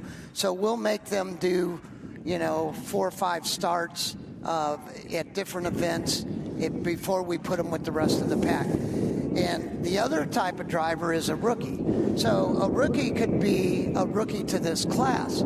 So he may have they may have some type of boat racing experience, but not in that class. So they're a rookie to that class. And we'll assess them, we watch them, chief referee, race committee, and we want everybody to be safe. That's our number 1 goal at the IHRA series. So once we feel that that's going to happen, then we turn them loose. Absolutely. But once they get going, they're not prohibitive in any way. So they go out and they're racing for position. There's just so many unique, particular things about the starting process in tunnel boat racing and it's just as much for them as it is for everybody else, right? Because you want them to have a level of comfort to continue to grow and learn and not hit some sort of wall where frustration tends to take over. Well, you've got learning how to race. You also have learning the class that you're racing. So take the number 12 out there, the gray and red boat, Jack Schubert, Ace Hardware. So Jack started running Neil down J-Stock Hydros when he was 9 years old. Yeah. So then he ran the tri-hulls for a couple years. And now he's moved to the Formula Lights because his ultimate goal is to get into Formula One. Right. So that's the great thing about the Formula Lights class is it is a miniature Formula One. Right. So the trim works the same, the engine rotation is the same, which means it acts the same in the corners. So you're doing all of the same things that you would do in a Formula One boat.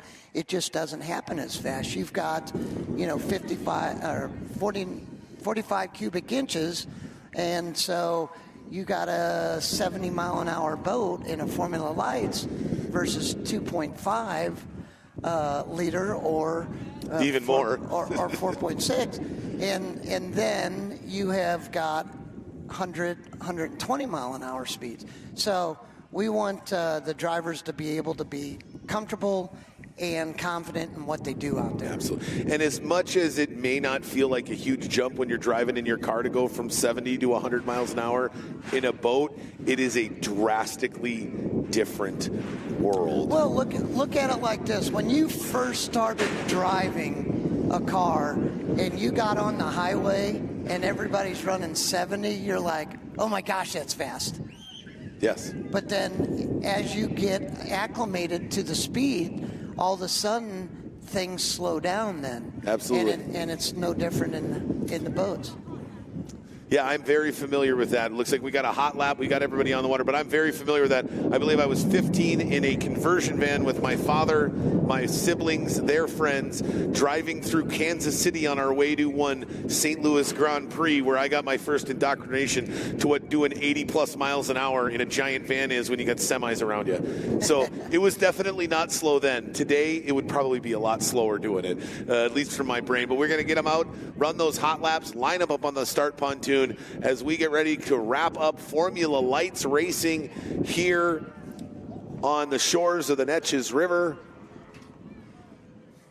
And it looks like, there we go, green flag. Green flag for the and hot laps. we got some people watching the boat races and doing a little bit of fishing over there on the far side of the river. And it looks like, is the 69 of Jared Wallik? Oh, he's just looping back around because he knows he's going to be the last on the start pontoon. So, yeah. You know, what these guys are doing right now is they're just checking and making sure everything's working.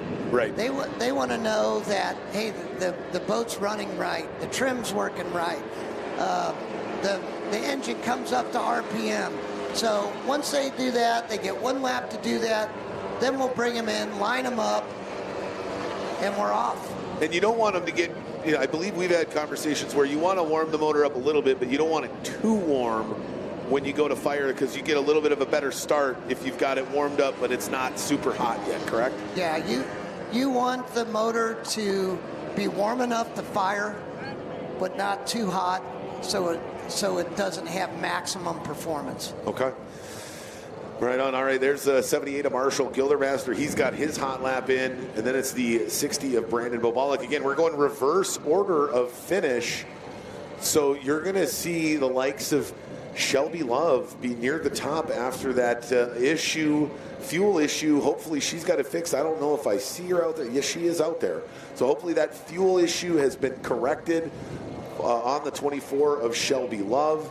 And she can put together some good points because she knows she's got to make some ground up. As much as it's early in the season and it's only the first heat, if you're in Shelby Love's position, you're going, that first heat is so much more important looking back now. Like, oh, there were so many points on the table that I just left out there.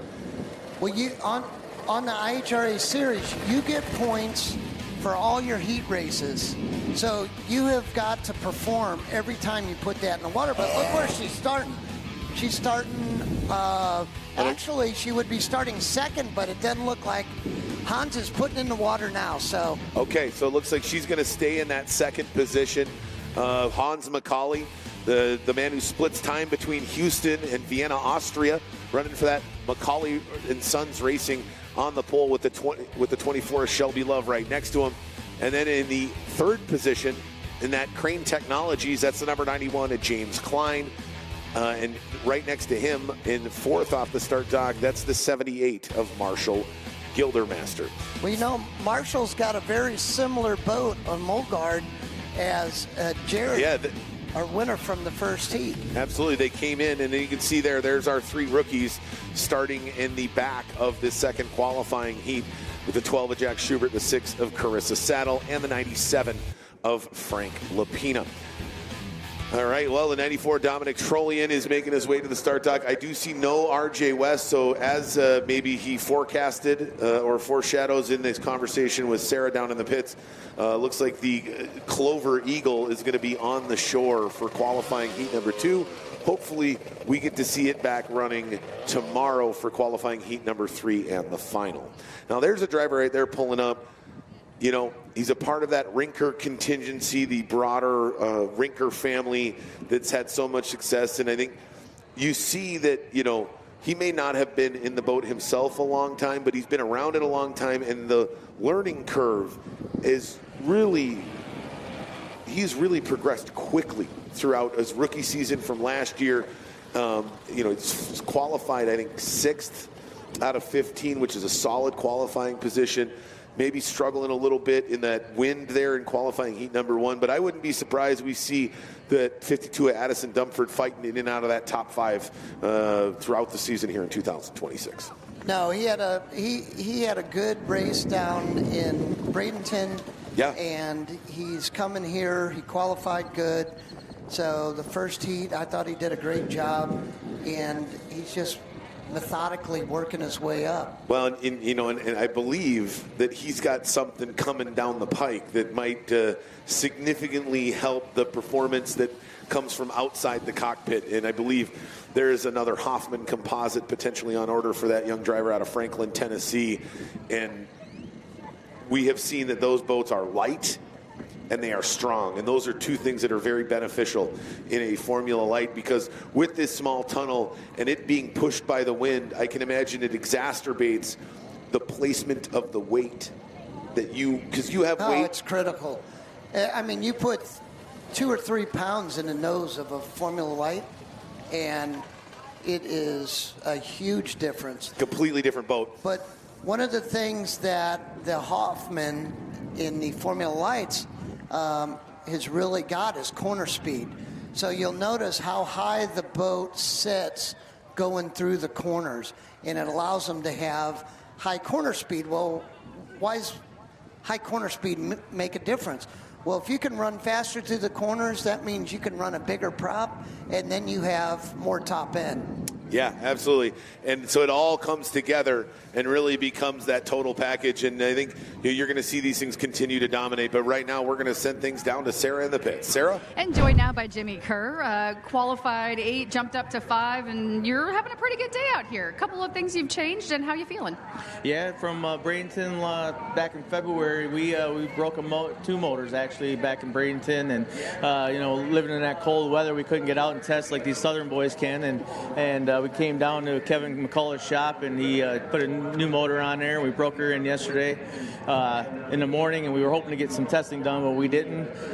Qualify with a prop that we didn't know anything about, and then we put another prop on for the heat race, and like we said, made up the 5th, and we got another prop for the second heat. So this is our test session, and we're just hoping for better and better results. Things are going really well.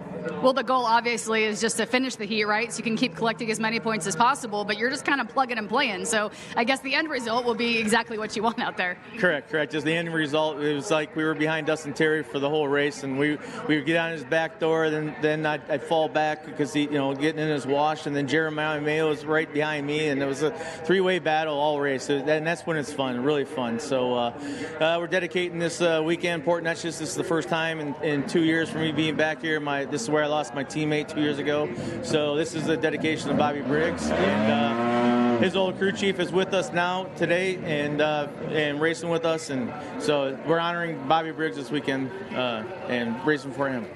Well, what a great honor to keep that memory alive, too, every time you're here, to make sure that that's still a part of your crew and part of your life. So once again, thank you for joining us, and we'll catch up with you after the next round. Appreciate it. Thank you. Guys, back to you.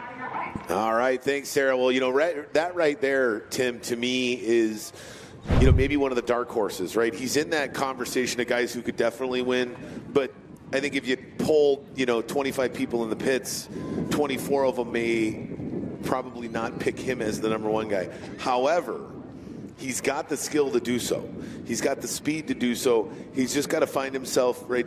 It's amazing how a couple of 2 or 3 different individual specific short moments throughout an entire weekend can change from a podium to a middle-of-the-pack finish, especially when, after we saw from fast lap qualifiers how tight all these drivers are from their lap times on top of one another. Well, Jimmy's won championships before, so he knows what it takes to win, and a lot of times it's just clicking on the right combination of things. And it's not always easy to do because you're trying so many props and in engine settings and engine heights and everything that goes in to make one of these formula boats drivable. Absolutely. So you got to have the skills to do it, but you got to have the equipment. Absolutely. All right, we're going to get these last boats lined up here. We're going to send it back down to Sarah here before we start this Formula Lights Heat 2. Sarah?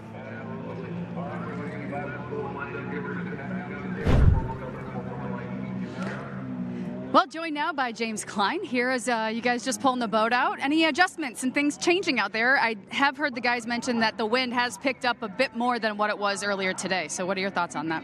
Yeah, the wind's playing a big factor into what we're propping for the race. It's pretty lumpy out there on the front stretch, and doing that, it's messing with some of the electronics from round one in Bradenton. We had a kill switch go bad. We got that changed out, but over cranking the motor, we got a big fuel issue now, and we're not able to get it fired to make round two for Heat 2. We were just talking to Fleming about some of that because that salt water really does do a number on some of these boats. And so he was talking about how important it is to clean. But once you get those gremlins out of there, I guess you're good to go? Yeah, for sure. The salt water really plays a big issue with everything. You have to go through cleaning every metal surface off the race or it'll immediately corrode. Switches, wiring, everything. We had to do the whole ignition before Heat 1. It's a battle, but once you get out there, it's a lot of fun. All right. Well, thank you very much. No problem. Guys, back to you. Thanks, Sarah. Yeah, reaping the frustrating things of dealing with salt water. It's, I can imagine throughout your career, in those moments where you raced in salt water, if you did ever go over, it's like just take all the wiring out. Just might as well just take it out now if you have the time. Well, because it's just you just end up chasing it forever. You do, and especially if you go over in salt water. So it's one thing to race in it and you're getting sprayed, and it still causes a problem. But if you go over in salt water, we would rip all the wiring out, we'd rip all the switches out, and we'd start over. And you're seeing now more and more of the boats come with these modular wiring harnesses that make it a bit easier to move them through the boat. A bit different back when you were having to run individual wires all the way through the boat. I can imagine quite a time-consuming process. Oh, that's for sure. In a place where you don't have time on your side. No, and it's gotten to the point where it's more doable on site than it was prior. I can imagine that, back when you first started your career, if a guy went over in saltwater, even if the boat wasn't in bad shape, I mean, there was probably, would they just leave it on the trailer for the weekend just because they didn't have the ability to run everything? Or at least Nobody I knew would do that. They at least gave it a whirl, huh? If I can get it running, I'm racing it. All right, looks like the 94 Dominic Trollian is now come into a bit of an issue. They're trying to work with him. Boy, the Michiganders feeling the heat of not being able to test out the gremlins and get everything dialed in before the races. The only driver from Michigan here this weekend that got to do any testing was Neil Marsh, and he did that in a blizzard. So, and a Tri-Hull handles the wind that comes along with a blizzard a little bit better on an open lake in Michigan in mid-April than a tunnel boat does. So it looks like they're draining maybe have some water in the boat there in the 94. That's what it looked like. But, Dominic went over in Bradenton in the first round, so I wonder if this is some effects that maybe they didn't catch. The lingering after the race, sure. Yeah, absolutely. Especially, if there may have been some hairline cracks or some things that, with him sitting out here, he was the first boat to get on the water before heat number 2, so he was out here for the longest time. And if you got any stress cracks, not always super easy to see. No, they don't show up right away. Right. So you get out here in the rough water, take the pounding, but, the good point is the water is getting really nice out there. Yeah, it's weird. It calmed down, then it picked up right when we were loading all the boats in. Now it's calmed back down. It's looking really good out there right now. This will be some fast water here for our Formula Lights as we give the 94 Dominic Crolian just a minute or two longer to try to get that thing back under power. The question is I have a feeling at this point they're going to go, hey, Dominic, I'm going to need you to go to the back of the start pontoon. But it looks like Chief Referee just kind of looking, Doug Gray looking over his shoulder, checking out, trying to give him as much time. He's giving him 1 minute. All right, it looks like the 94 Dominic Crolian is going to start. After everybody leaves, he's going to fall in behind from the boat launch area, which is right next to the start dock here at the Port Neches River Fest. See, just off the right of the screen there, actually right behind Shelby Love, is one of the two bays of the boat launch that we have here at the park in downtown Port Neches. And so he's going to come right off of that after everybody leaves as they finally get this boat back together. Well, these boats are equipped with flapper drains, so if they do get some water in them, long as they're under power and they're not sitting, it will self-drain. Now, that only works to a certain degree. Fair. So if what they're going to do is they're probably going to flip them around and kind of hold them up, and then once they start, he'll go in and follow them as they come by. Right. Much like what's the racing they do? Oh, never mind. Here we go, ladies and gentlemen. Coming up on the 1 minute gun. 1 minute drivers, 1 minute. The 24 is Shelby Love, after some fuel issues in Heat 1, finds herself on the pole here in Heat number 2. She's going to need some valuable points. Can she get off the dock well? 50 seconds, drivers, 50 seconds. The 78 of Marshall Gildermaster continuing to improve. Can he do it here in qualifying Heat number 2? 40 seconds, drivers, 40 seconds. Watch out for the 52, Dumford Racing of Addison Dumford, and the 60 of Brandon Bobolic. They're both dangerous. 30 seconds, drivers, 30 seconds.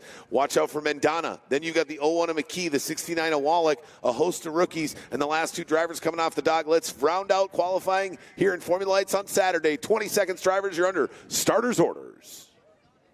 He drops the flag. Looks like Shelby got a good run. She did. Look at the 69 of Wallik. He got an absolute monster start from out there in 6th position.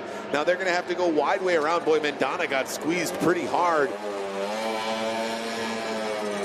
as they go down into turns 3 and 4. Let's see if they can make it through clear. Everybody does make it through clean. I'm surprised how Mendana just did not get off the dock. Oh no, looks like the 97 of Frank Lapina, the rookie, does not fire, and he's going to have to fall back in behind. But the 69 of Wallik is already up in 2nd position. Wow, is that Beauregard just an absolute rocket out here in Formula Lights? He went from 4th to last off the start deck all the way up front. There goes the 94 Dominic Crolian. He's got some top-end speed. He really does. She's going to have to drive him all over the course. Not that she can't. The question is you got the long run to the first turn and back, so he may be set up for that rather than the actual race course. Right, because he's like, hey, all I got to do is get up 2, 3, 4, and I'm going to collect enough points to stay out in front after 2 heats. So let's not worry about the dock start. Let's worry about the big wheel and just drag racing down the stretches. Exactly. So he's got a little bit different game plan, and you can see how he's kind of staying outside. Yeah, and it looks like the 52 of Addison Dumford's moved his way up into 3rd. And he's fighting with the 01 of Jake McKee. They were right over the deck of the 24 of Shelby Love as she's continued to back off. That is an absolute fantastic shot by our drone team as a part of Windy City Productions and the great production team here at the IHRA. He was right on top of the 24 of Shelby Love as she is fighting hard to try to stay out in front of the 69 of Jared Wallik.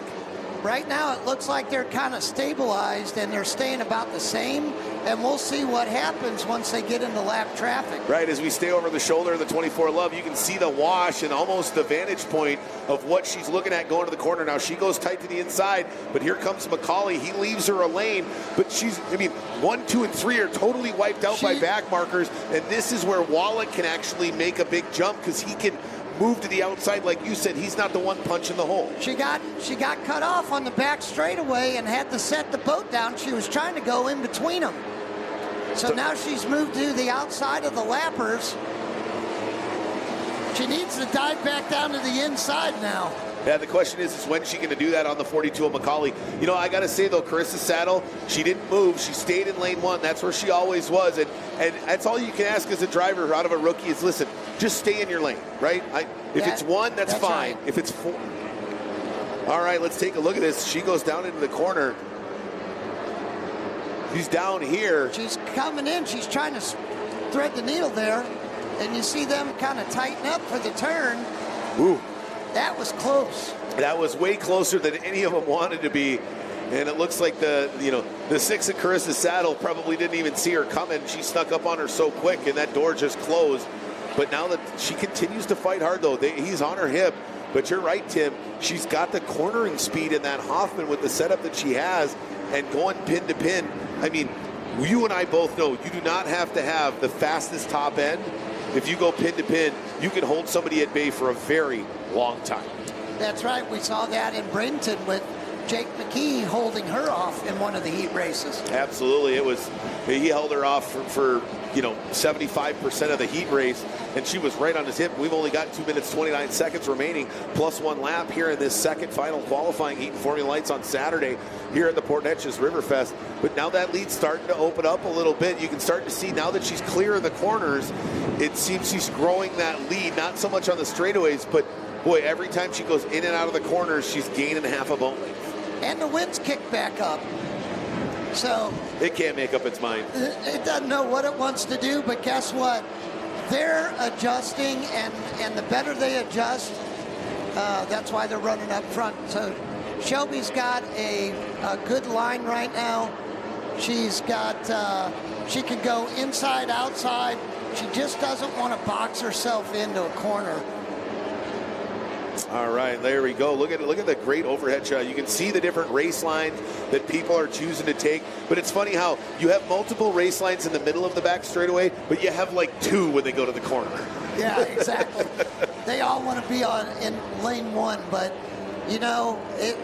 a great race course is one that there's more than one race line, and that's what we have here at Port Neches. Oh, absolutely. I mean, one of the reasons why the drivers themselves love coming here, it's not just the fans, not just the community, it's the raceability of the course, your ability to go inside, outside. I mean, third is the 52 Addison Dumford. He is fighting hard, sitting there in third. He's doing a great job. Absolutely. He's holding off McKee. They're getting into some of the back markers. Trollian, who's out there in lane 2, he dove down underneath. He's fighting good and holding off the 01 of Jake McKee, our second place finisher from Bradenton. So no slouch in his own right. And again, this I think is what we're seeing from that 52 of Dumford. He's just continuing to get better. He's getting much more comfortable behind the wheel. And I think we're going to see, with this, who knows, we might end up seeing a podium at the end of it. If he's able to hold off Jake McKee that well, there's no reason he couldn't finish on the podium here in Formula Lights. That's right. Starts are critical in Formula Lights. And you're seeing a good battle also. Babalik looks like he's pulled out a little bit from the 21 of Madonna. Yeah, as they come right here, there's Madonna coming into 3. There's the 01 of McKee. He got held up a little bit that last lap. Yeah, and you got to expect that the 21 of Madonna, it's a brand new boat to him. I think he got 1 test session in. You said he almost blew it over, so he probably didn't get the maximum value out of that test session. So he's just still learning how that Hoffman boat handles compared to that Pew. It's only going to get better. White flag out for Shelby Love, and Jared is right on her. Yeah, let's jump back to our leaders. There's the 21 of Madonna, but we find back the 24 of Love as she comes out of turn number 2. There's our battle still for first and second. The 24, I love that move by James Klein coming onto the course. You just heard that noise. He's collected points. Am I right, Tim? That's Because right. points are key. The 24 of Love now comes out of turn number 3. Off of 30 now, a wide out of 4. Pushing hard, and she's going to hang on. Ladies and gentlemen, taking the checkered flag in qualifying heat number 2. Number 24, Shelby Love. That was a great finish. It almost reminded me of last year, but opposite. She was in second and made the last lap pass. Absolutely, yeah. The 969 Jared Wallik locks himself into first place after 2 heats. And Addison Dumford with his first podium finish ever in his Formula Lights career. He's got to feel ecstatic to hold off Jake McKee, who finished 4th, and grab a podium finish here in qualifying for the first time in his career. That's going to give him a lot of confidence because now he knows he's got the speed. Right, and take a look at the finish here. Impressive battle that we're probably going to see for the rest of the weekend. Look at, he's right on her heels as they come through the final 2 turns, but she does a great job setting it in lane 2, keeps up the corner speed, and that 69 of Wallik just did not have an answer for young Shelby Love here in this Formula Lights second qualifying heat. They've got one more left tomorrow, but they have put Saturday in the books in Formula Lights. The 24 of Shelby Love and the 69 of Jared Wallik winning 2 of the 3 qualifying heats here in Formula Lights.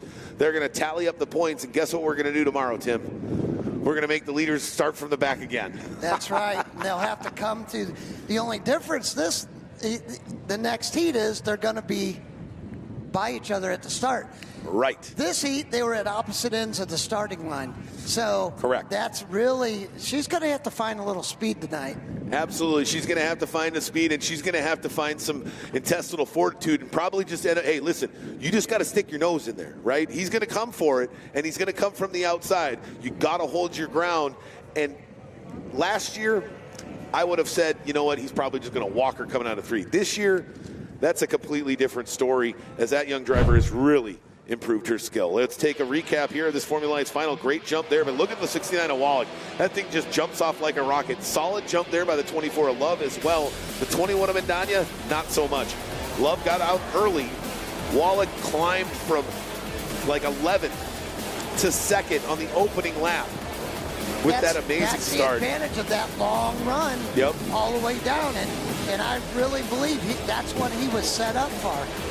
Because he was already in last. He knew all he had to do was keep the people, get by a couple of the boats that were near him in the front. If he could do that, watch out there, Carissa Saddle and the 24 Shelby Love almost get together as they just squeezed her out as she was trying to push away from the 69 of Wallik. And then there's the 52 of Dumford and that Dumford racing machine. Great result. Fantastic. Great result for him. Hey, and how about this? All 3 rookies, solid race, stayed out of the way, no contact. Learned. Unfortunately, Frank Lapina, I don't think he ended up able to finish the rest of heat number 2 there. But, hey, when you're a rookie, you learn a lot. You may not get to start every race. You may not get to finish every heat race. But you sure do learn a lot here, especially in Formula Lights. What a great run by the 24 of Shelby Love. 69 of Wallik, he is definitely the class of the field here this weekend. He is going to be the driver to beat. Can anybody knock him off? We got one more qualifying heat before he tries to lock in pole position for the main event. He'll still have to start behind everybody tomorrow, so they got another shot at him. Absolutely, and you know what? He'll probably say, let's just keep that setup exactly the same. And then rounding out the field there, the 6 of Carissa Saddle. The 91 of James Klein did able to get out. He was able to run some laps, and a 11th place finish or 12th place finish is a heck of a lot better than a DNS. That's right. It gets him something, and that's what you got to have. Every time you put the boat on the water, you need some kind of points. Absolutely. All right. Well, that wraps up the Formula Lights second and final qualifying heat of the day here in Formula One's coming up to round out and finish up the day here on the second round of the 2026 IHRA Formula One Powerboat Series. We'll be right back with the conclusion of racing here on Saturday qualifying at the Port Neches River Fest for the 25th edition. We'll be right back. Speed Sport 1 is red hot this weekend as the IHRA Outlaw Nitro Series is back with round 3 at Torana Raceway, Hebron, Ohio. It's the IHRA Spring Nationals. Live coverage on Thursday will be on Speed Sport 2 starting at 9 a.m. Eastern. On Friday afternoon, Speed Sport 1 will pick up the action of Pro Mod and Top Fuel qualifying at 3:30 Eastern. And on Saturday, Pro Mod and Top Fuel finals will begin at 1:30 Eastern. Go to speedsport1.com for details and viewing options. When the love of your life turns into a waste of time, when there's no peace of mind, something's wrong. When there's no peace of mind, something's wrong.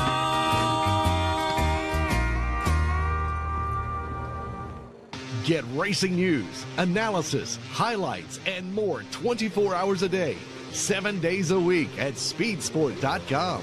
Get it all. NASCAR, IndyCar, Formula One, World of Outlaws, Trans Am, IHRA, and more. Speed Sport has been America's trusted source of racing news since 1934. Speedsport.com is America's motorsports authority.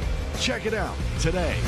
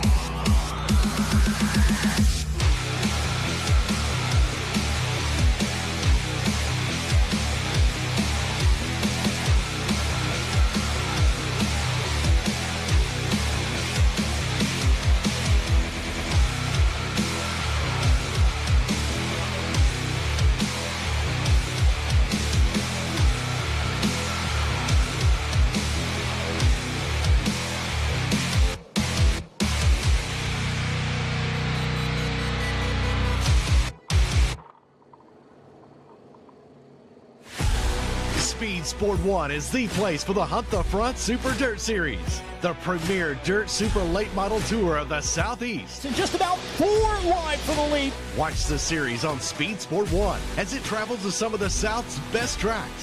Founded by racers, the Hunt the Front Super Dirt Series is a professional touring series, and you can see the entire season on Speed Sport 1. It's free to watch. Go to speedsport1.com for details and viewing options.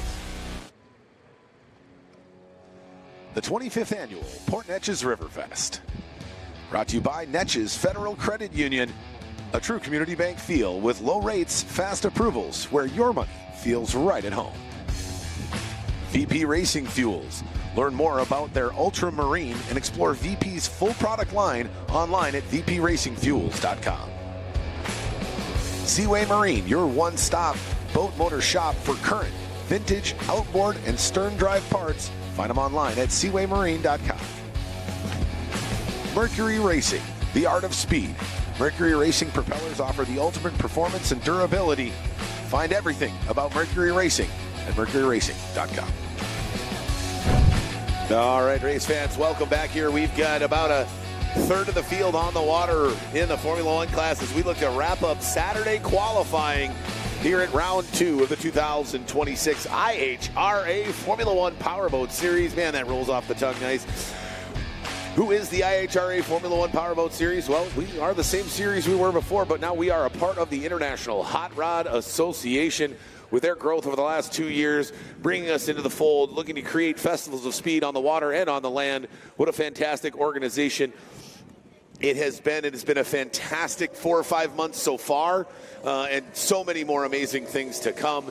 But you can find out all of the IHRA action on IHRA.com, from drag pro pulling to stock car racing to Formula One powerboat racing, offshore racing, drag boat racing, and the traditional drag racing of the IHRA is all on display at IHRA.com. You want yourself some nice IHRA F1 Powerboat Series merchandise or your official Port Neches River Fest shirt, swing by at the entrance to the IHRA merchandise tent and check out all the fantastic goodies. Say hi to Debbie for me, would you? And make sure you treat her nice.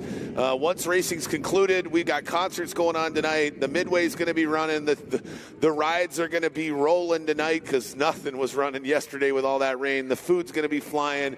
Wet your whistle. Keep yourself happy. And I hope you and your families have a fantastic time here tonight for the conclusion of Saturday qualifying here with this final race in Formula One. For those of you not here, if you've never been to Port Neches, Texas, and you make your way, you find yourself in Houston or in Southeast, do yourself a favor. Come on out here. Beautiful country, fantastic fishing, from redfish to all the other unbelievable fishing that Southeast Texas has to offer. Only about an hour and a half from downtown Houston or Houston IAH Airport. So right here in beautiful Southeast Texas, just about 25 minutes south of Beaumont, Texas, right there on the Louisiana border. Lake Charles, Louisiana, the big gambling hub there in western Louisiana, is just about 25 minutes down the road. What a great place to be. And for those of you that might find yourself in a place where it's still 30 or 40 to 50 degrees Fahrenheit, it's a lot nicer down here. It's about 78 degrees and sunny today. The sun is shining, a little bit of a wind, but beautiful weather here in this fantastic destination for powerboat racing. Port Neches, Texas, here for the 25th annual Riverfest. All sorts of beautiful wildlife here as well. Camera guys having fun with it out here today. They've been getting all sorts of great shots.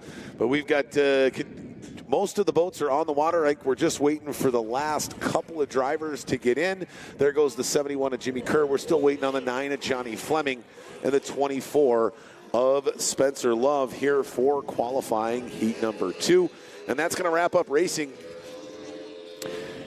as the 71 of Kerr makes his way down to the far south end of the course with the rest of the boats. And we get the last boat couple of boats in the water. We're going to send things down here to the pits as our reporter Sarah is with another one of our drivers here at the Port Neches River Fest. Take it away, Sarah. And joined now by Addison Dumford. A little bit better of a heat there for you, so coming in third in that heat. And any changes that you made from the first heat to this one to help you climb that ladder just a bit? No, not really. We're going to change the prop, honestly, but we decided not to. Obviously, it showed. It was okay. I just stayed in it, was a little bit more aggressive. I got a good start off the dock, and gives you kind of a rush, so keeps you going, and wants you to drive a little harder and keep that position. I haven't had a chance to catch up with you specifically, and we've been talking about all the elements out there on the water. We've got the rain from yesterday, the wind, clearly.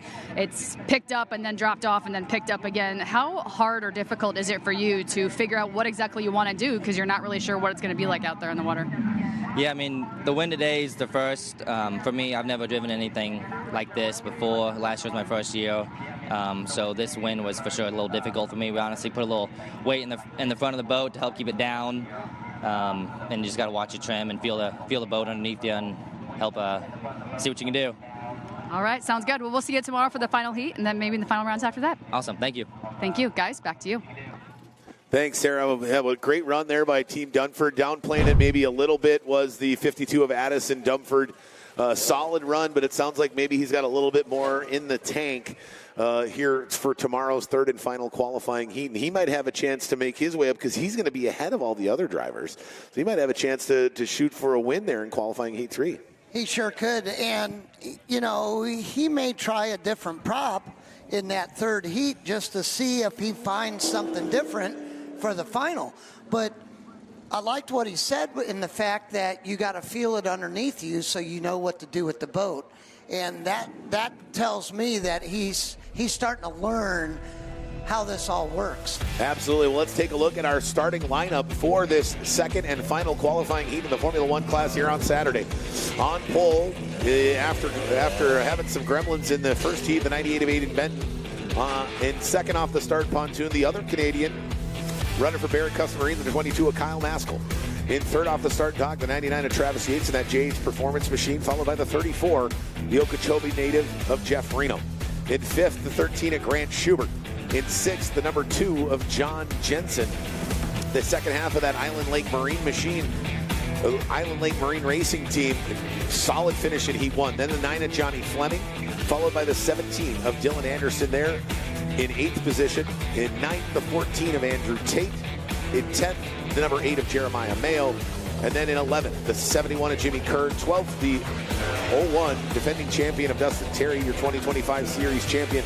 Then the 52 of Chris Rinker, the 24 of Spencer Love, and the 29 of Jared Jensen. And I think this is what is really going to put Jared Jensen to the test.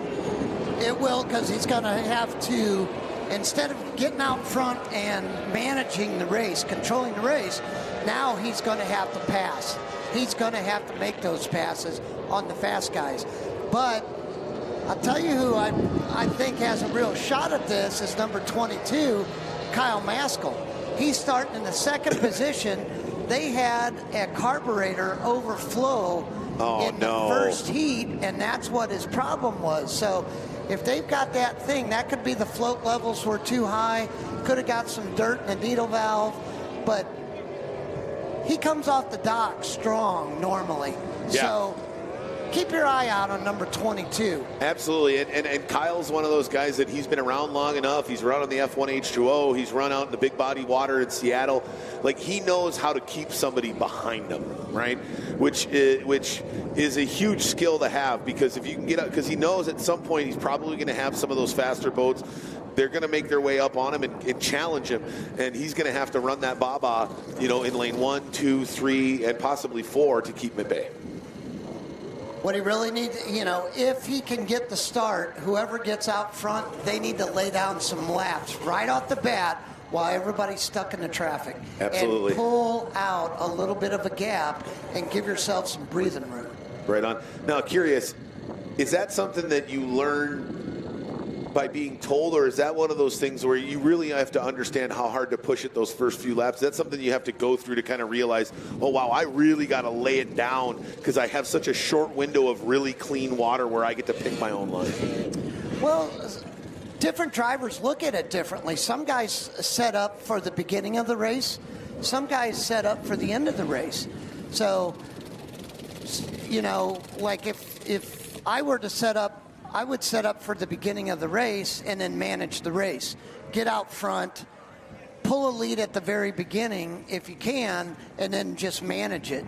Where if you set up for the end of the race, you don't know what the end of the race is going to bring. So you don't know if you're going to be able to make that time up. Sure, you'll be fast, but are you close enough to be able to make that pass? So I think definitely here, you want to get from point A to point B, which is the start dock to turn 3. Turn 3, which is, the turn buoy for the start of the race. Yeah, it'll be interesting to see what happens. I think, not to mention 98 Aiden Benton in that new to him composite craft. He's probably chomping at the bit to find some clean water and see what this thing can do in racing conditions. But he also had to pull off the course. Thankfully, it looks like it might have not been too terribly catastrophic, as they were able to get it back together for qualifying heat number 2. Well, he didn't get any testing yesterday due to the rain, so Aiden's just probably going to get some clean laps, get some experience with that boat before, and not only in the second heat, but the third heat, and then that will set him up better for the final. Right, absolutely. And it's got to be a tough thing going into a brand new boat. These things, even boats made by the same manufacturer, coming one after another off of the production line, right after being manufactured, can still feel different, even if they're built to the same specs. We would build boats identical to one another, and you'd get one, and it would be different in the exact copy, just like the propellers. These propellers are partially CNC'd now by a machine with a program, but then they have to be finished by hand. So there is still, even though you get propellers copied, it still doesn't mean you're getting exactly what you think you're getting. It seems like finding the propeller, right? And I think every driver's got that propeller, right? No matter what, like if I'm frustrated with my propeller setup, just stick that one on and I'll be fine. It's like finding a diamond in the rough. It is, and you'll go through. You could go through 20 or 30 or 40 props before you find that one, and for some reason, when you do, it works everywhere. It shouldn't. But it does. And it's probably mental, because the driver has all the confidence in it. So he's like, I know this will be fine. Right. And it could be the way it handles in the rough water after you get going. It could be the mid-range. I had a prop that had unbelievable mid-range. It wasn't that fast on top end, but it had the mid-range. So from the start dock to the first turn, you always had an advantage on those short courses. You could get out front and just kind of manage and drive everybody behind you. And if you didn't have some giant long straightaway, you weren't having to worry about getting drag raced by the guy behind you into the corner. And it's not so much that you have to drive them around, is if you know your competitors, all you do is drive on their line. Right. So you know that the guy behind you likes to go outside. So you leave him a little room so he goes inside at the entrance of the turn, and then you take it away as you go down the straightaway on the exit. So knowing your competitors and what they like is part of it as well. Yeah, and you definitely see that with the large overhead shots. It's funny, like if you were to draw a perfect oval around all the buoys and then you laid that over the where most of the racing lines are, they would be slightly tilted on one another because nobody goes out of the corner in one and stays down one and then goes into one for the most part, right? Maybe you're rookies and somebody who's learning. If it's totally smooth, yes. But when is it ever totally smooth? Exactly. Exactly. There's never 2 laps that are the same. So you have to constantly adjust. You're adjusting the steering. You're adjusting the trim. You never stop trimming these boats. You trim it you trim the motor out as you exit the corner to pack as much air underneath the tunnel as you can. And as you're coming down the straightaway, you're constantly trimming it down until you get to the turn where you trim it down, wet more of the running surface, allows you to take the hard turn, and you're immediately on the up. Yeah, I would imagine if you keep it out, that this thing becomes more of a wind block than anything else. It's just pushing against You'll blow it over. Well, there's that too. All right, we got our final few boats getting on the start pontoon here. Looks like the 9 of Johnny Fleming is lined up. 17 of Dylan Anderson make his way in. And then we've just got a few more boats. The 14 of Andrew Tate. We got Jimmy Kerr still out there. Chris Rinker still out there. And Spencer Love and Jared Jensen. Spencer's still out there. Yeah, it's weird to me to see like Dylan Anderson and there's 4 other boats lining up behind him. It's just not something we've really seen very often over the last couple of seasons. And it can happen to anybody. Yeah, you know what? And I mean, and you hit the nail on the head, right? We were talking about it earlier. Then they did Sarah had the interview with Dylan. He's like, listen, man, we went 2-stroke because there was a weird steering issue, and we probably should have just gutted through the steering issue and stuck with the 4-stroke, but they didn't. So they had to battle in Heat 1, and now they're going to. And what I think they're very quickly realizing, especially after fast lap qualifiers, is it's going to be a battle everywhere. Like there's no. It was so tight. It was so tight on the qualifying laps. There's not going to be any margin for error. Fighting for 9th, fighting for 1st. It doesn't matter here. But we're going to send things down here to Sarah in the pits right before we get ready to go here at F1. Sarah, take it away. All right, and joined now by Jack Schubert. How's Texas treating you so far? A couple of heats in, and you're pretty much good to go. Yeah, it's been great here. I've just been trying to braid through the weather at the beginning of this weekend, and then now it's great outside. It's nice. Just a little bit of wind, so it makes the water a little rough.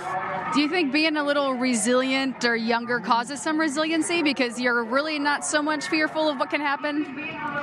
I don't think I'm fearful because I've just been doing it for a couple of years now. I'm not sure how many exactly, but I've been doing it since I was 8, so I've been just toughing it out more and more, so figuring it out a little while. So growing up around the sports probably really helped you too because you've been around boats your entire life, right? Yeah, as I've been growing up, I've been working on boats, fixing everything, so helping my dad out, and it's helped me a lot come this far.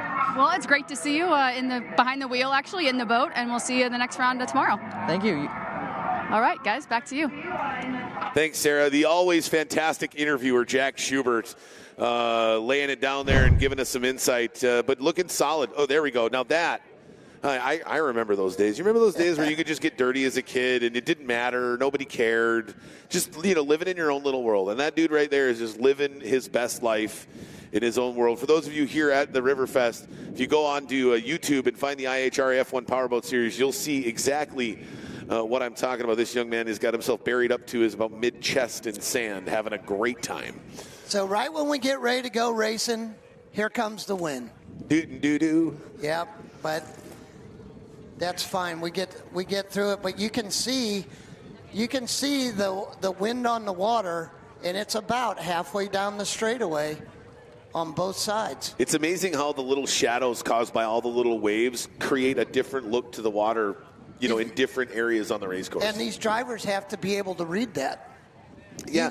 You can't have it aired out and run in to that, this type of wind. I mean, you've you got to tap it down right before you get to it. Right. You can. It may not work out very well for you in the end, but nobody's going to stop you from doing it. You probably just shouldn't. You got to finish in order to win. Absolutely. Now, curious, would you take this or flat calm? The boats are faster with a little bit of wind. When it's like a sheet of glass out there, the water is very sticky and it sticks to the bottom of the boat. So the little chop like this is the best, because that way it puts a little air under the boat and holds the boat up more. Okay. So it's faster, and it's faster into the wind because you're picking the boat up a little bit more.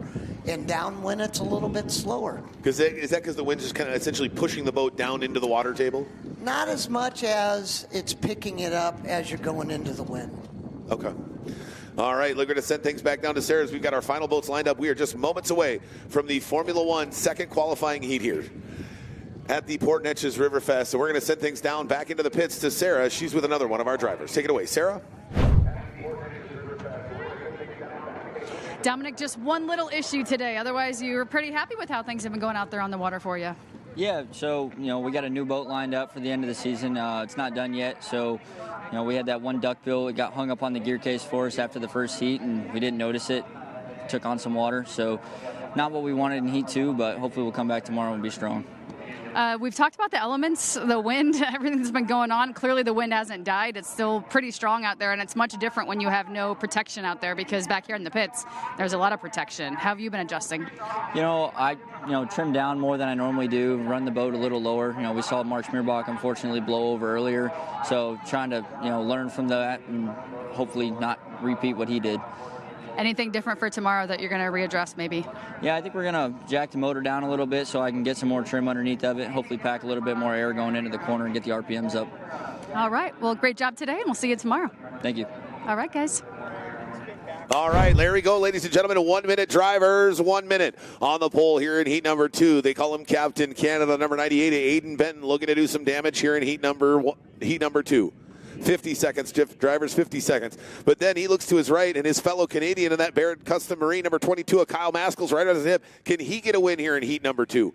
40 seconds, drivers, 40 seconds. Or will it be the 99 of Travis Yates, or the 34 of Jeff Reno, possibly the 13 of Grant Schubert? 30 seconds, drivers, 30 seconds. Then it's the 2 of Jensen, the 9 of Fleming, and then we look at Anderson, Tate, Mayo, and the rest of the field. Let's figure out who's going to win heat number 2. 20 seconds, drivers. You're under starters orders. A flag is up.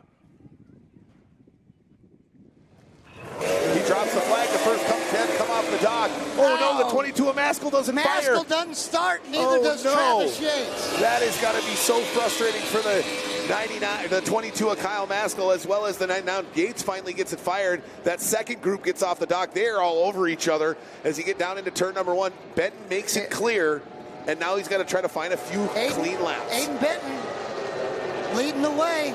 But look Grant at the 13. Schubert right on his hip. Woo! 13 of Grant Schubert is absolutely boogieing down there into turn number 1. Is he right on the outside hitting the 98 of Benton, and I think he's going to walk him like he's standing still going down the back straightaway. That's the thing. Aiden does have the inside line, but he bobbles a little bit there, porpoised halfway down the straightaway. That allowed the 13 of Grant Schubert to get out in front. Grant's got some top end. And this young driver has definitely shown, oh no, the 9 of Johnny Fleming pulls off as well. Looks like made up some damage on the left sponson there. I don't know what happened. It looks like he might be trying to fall in line with the rest of the drivers. Look who's coming up, number 17, Dylan Anderson. Yeah, Anderson definitely knows he's got to put some work in. And look, he just flies by the 98 Aiden Benton, but he's going to have a hard time catching. Well, look out there. Jensen almost gets away together with a 1 of Terry at the far end of the course. As no surprise, those leaders are battling back there. Anderson got around Benton. Oh, yeah, he is flying. The question is he going to have an answer for Schubert? Because Schubert, he has shown when he gets out in front in clean water, the kid knows what he's doing, and he can run it hard. He will, and with him being up, it looks like Dylan has a little hard time setting the boat in 1 and 2. Right. So how about John Jensen up in third in that Island Lake Marine sponsored entry? I mean, this just goes to show that when you've got skills, we're going to go 3 wide down the back straightaway. What is that? Turn, Love on Jeremiah, and Love. They all go down into turn one. And Jeremiah had to get out of it. Yeah, he got squeezed hard. And then Kerr comes and just washes down the 24 Love. What a fantastic, that was a great move by Kerr there. He Jeremiah had to come all the way to the outside, and here comes Tate up the inside now. And this is expected. This is what the final is going to look like. They are going to be all over each other for all 17 minutes plus 1 lap. As we've got 5 minutes, 56 seconds remaining here plus 1 lap. It's the 13 of Grant Schubert. He's way out in front. There's the 24 of Spencer Love. He's sitting back in 6th position as he's trying to get by the 71 of Jimmy Kerr. How about the 34 of Jeff Reno? He's sitting there in 4th, a veteran in his own right. He's not a guy that he's just going to roll over and move out of the way. Jeff's got a lot of experience, and he's finally got some gremlins worked out. But Jared Jensen's having a hard time moving up at all. Absolutely. I mean, that's because he's fighting the likes of Dustin Terry. He's having to worry about Chris Rinker. Went over. And that's going to slow him down big time coming out of turn 1. There's the 14 of Andrew Tate. I mean, he's way back there. Oh, no, the 98 of Aiden Benton. He pulls off the course. He's done again. The electrical gremlins continue for the 98 of Aiden Benton. Boy, Canada is not having a good day today here on the shores of the Neches River. Dang. Both drivers go out. One has one on the trailer. The other one now finally gets it refired. But there's the 14 of Andrew Tate. He's not anywhere near the front, but he is still in an absolute battle with the likes of Dustin Terry, Chris Rinker, and look at that. The 29 of Jared Jensen is in last place of boats on. How much time we got? We got 4 minutes, 40 seconds plus 1 lap. Okay, so Grant Schubert is going to have to deal with that pack of boats, and those are some fast boats. And Dylan Anderson is probably the one that's most excited about that opportunity. I'm sure, because Dylan's looking at that like he's going to have some opportunities here. Grant, though, has got it running great, and he's just picking where he wants to go. Let's see what happens when he gets up to the fast guys. Absolutely. There's the 52 of Rinker. He's doing battle with the 1 of Terry. As you can see, they're way back there. They're slowing each other down. Oh, absolutely. I mean, by them keep battling like that, they're slowing each other down, and everybody's just pulling away from them. Yep, and it looks like 8 of Mayo, 71 of Kerr, and the 24 of Love. That group has been able to pull away, and it looks like, I apologize, the 34 of Jeff Reno either might have had a transponder issue or he might actually be a lap down, so he's not in that 5th position. You see there's Jensen in 3rd, Kerr in 4th, Spencer Love in 5th, followed by Jeremiah Mayo sitting in 6th. But they are all battling hard out here. There's the 52 of Rinker. Rinker is back in 10th position, or 9th position. 9th. I mean, for a guy who qualified 2nd, normally, 3 years ago, the guy who qualified 1st or 2nd would be halfway through the field at this point in the reverse order qualifying heat. Yet those drivers who finished 1, 2, and 3 find themselves still at the back of the pack here in heat number 2. And Grant Schubert, in the meantime, in the lead, he's pulling up on him. So Grant cannot wait.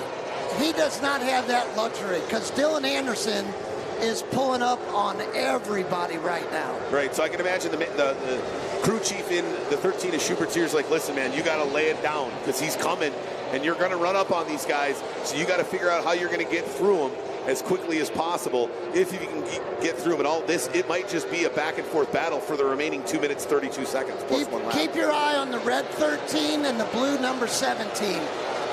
Those guys are leading the field, and they're coming up on Heat 1 race winner of Jared Jensen, if you can believe that. That's just, I don't know if we've ever seen that before.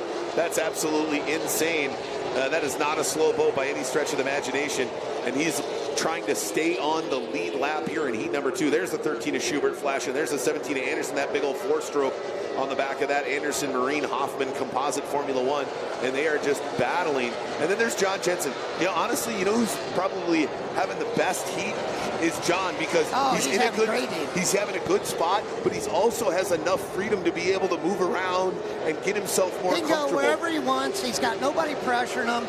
But you watch coming up this front side, Grant is trying to turn right on the pin, and he's really slowing down to stay in lane 1, and Dylan's carrying more corner speed, and he's pulling up on him.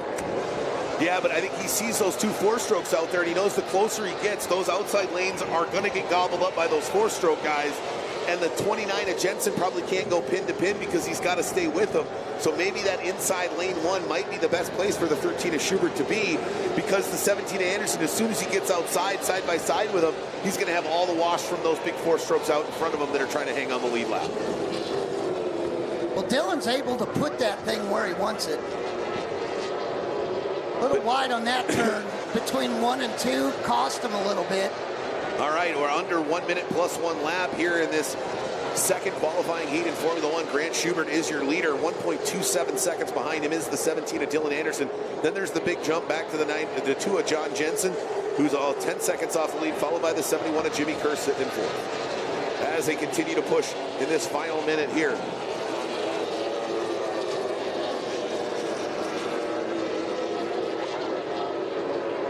of Schubert continuing to fight hard and hold off the 17 of Dylan Anderson. We're going to stay with him here 18 minutes or 18 seconds plus 1 lap. So I would imagine by the time he comes around, we're going to see the white flag come out for the 13. That is going to put a cramp in the style of the 17 of Dylan Anderson, as he was hoping to have a few more laps to track down the young driver out of Richmond, Texas, running for Captain Mark Seafood. There's the white flag. Go fast, turn left. Look at that, perfect. He ran. That lap hit right as he crossed the start-finish line, or 1 additional lap. So he's just got to hang on for just a couple more corners. He comes out of turn number 3. You know what? Hey, he did what was necessary. It may not have been perfect, but he did enough. He's running the race he needs to run. So all he's got to do now is stay on the inside. Don't open the door for Dylan Anderson to take advantage of it. All right, as he walks across the start-finish line, ladies and gentlemen, taking qualifying heat number 2, number 13, Mr. Grant Schubert.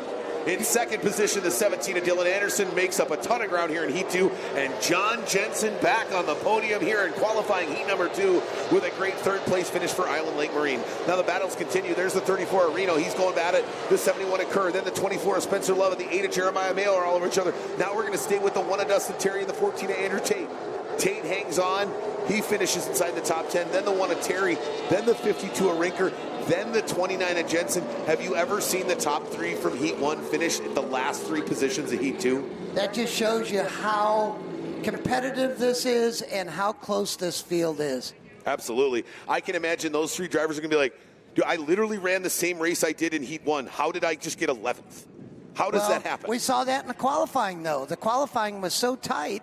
It one starting position makes a huge difference. Right, and one accidental or too many taps of the trim button or not enough taps of the trim button for 1 millisecond is the difference between you being 1st and 4th in that qualifying, which definitely changed your starting order.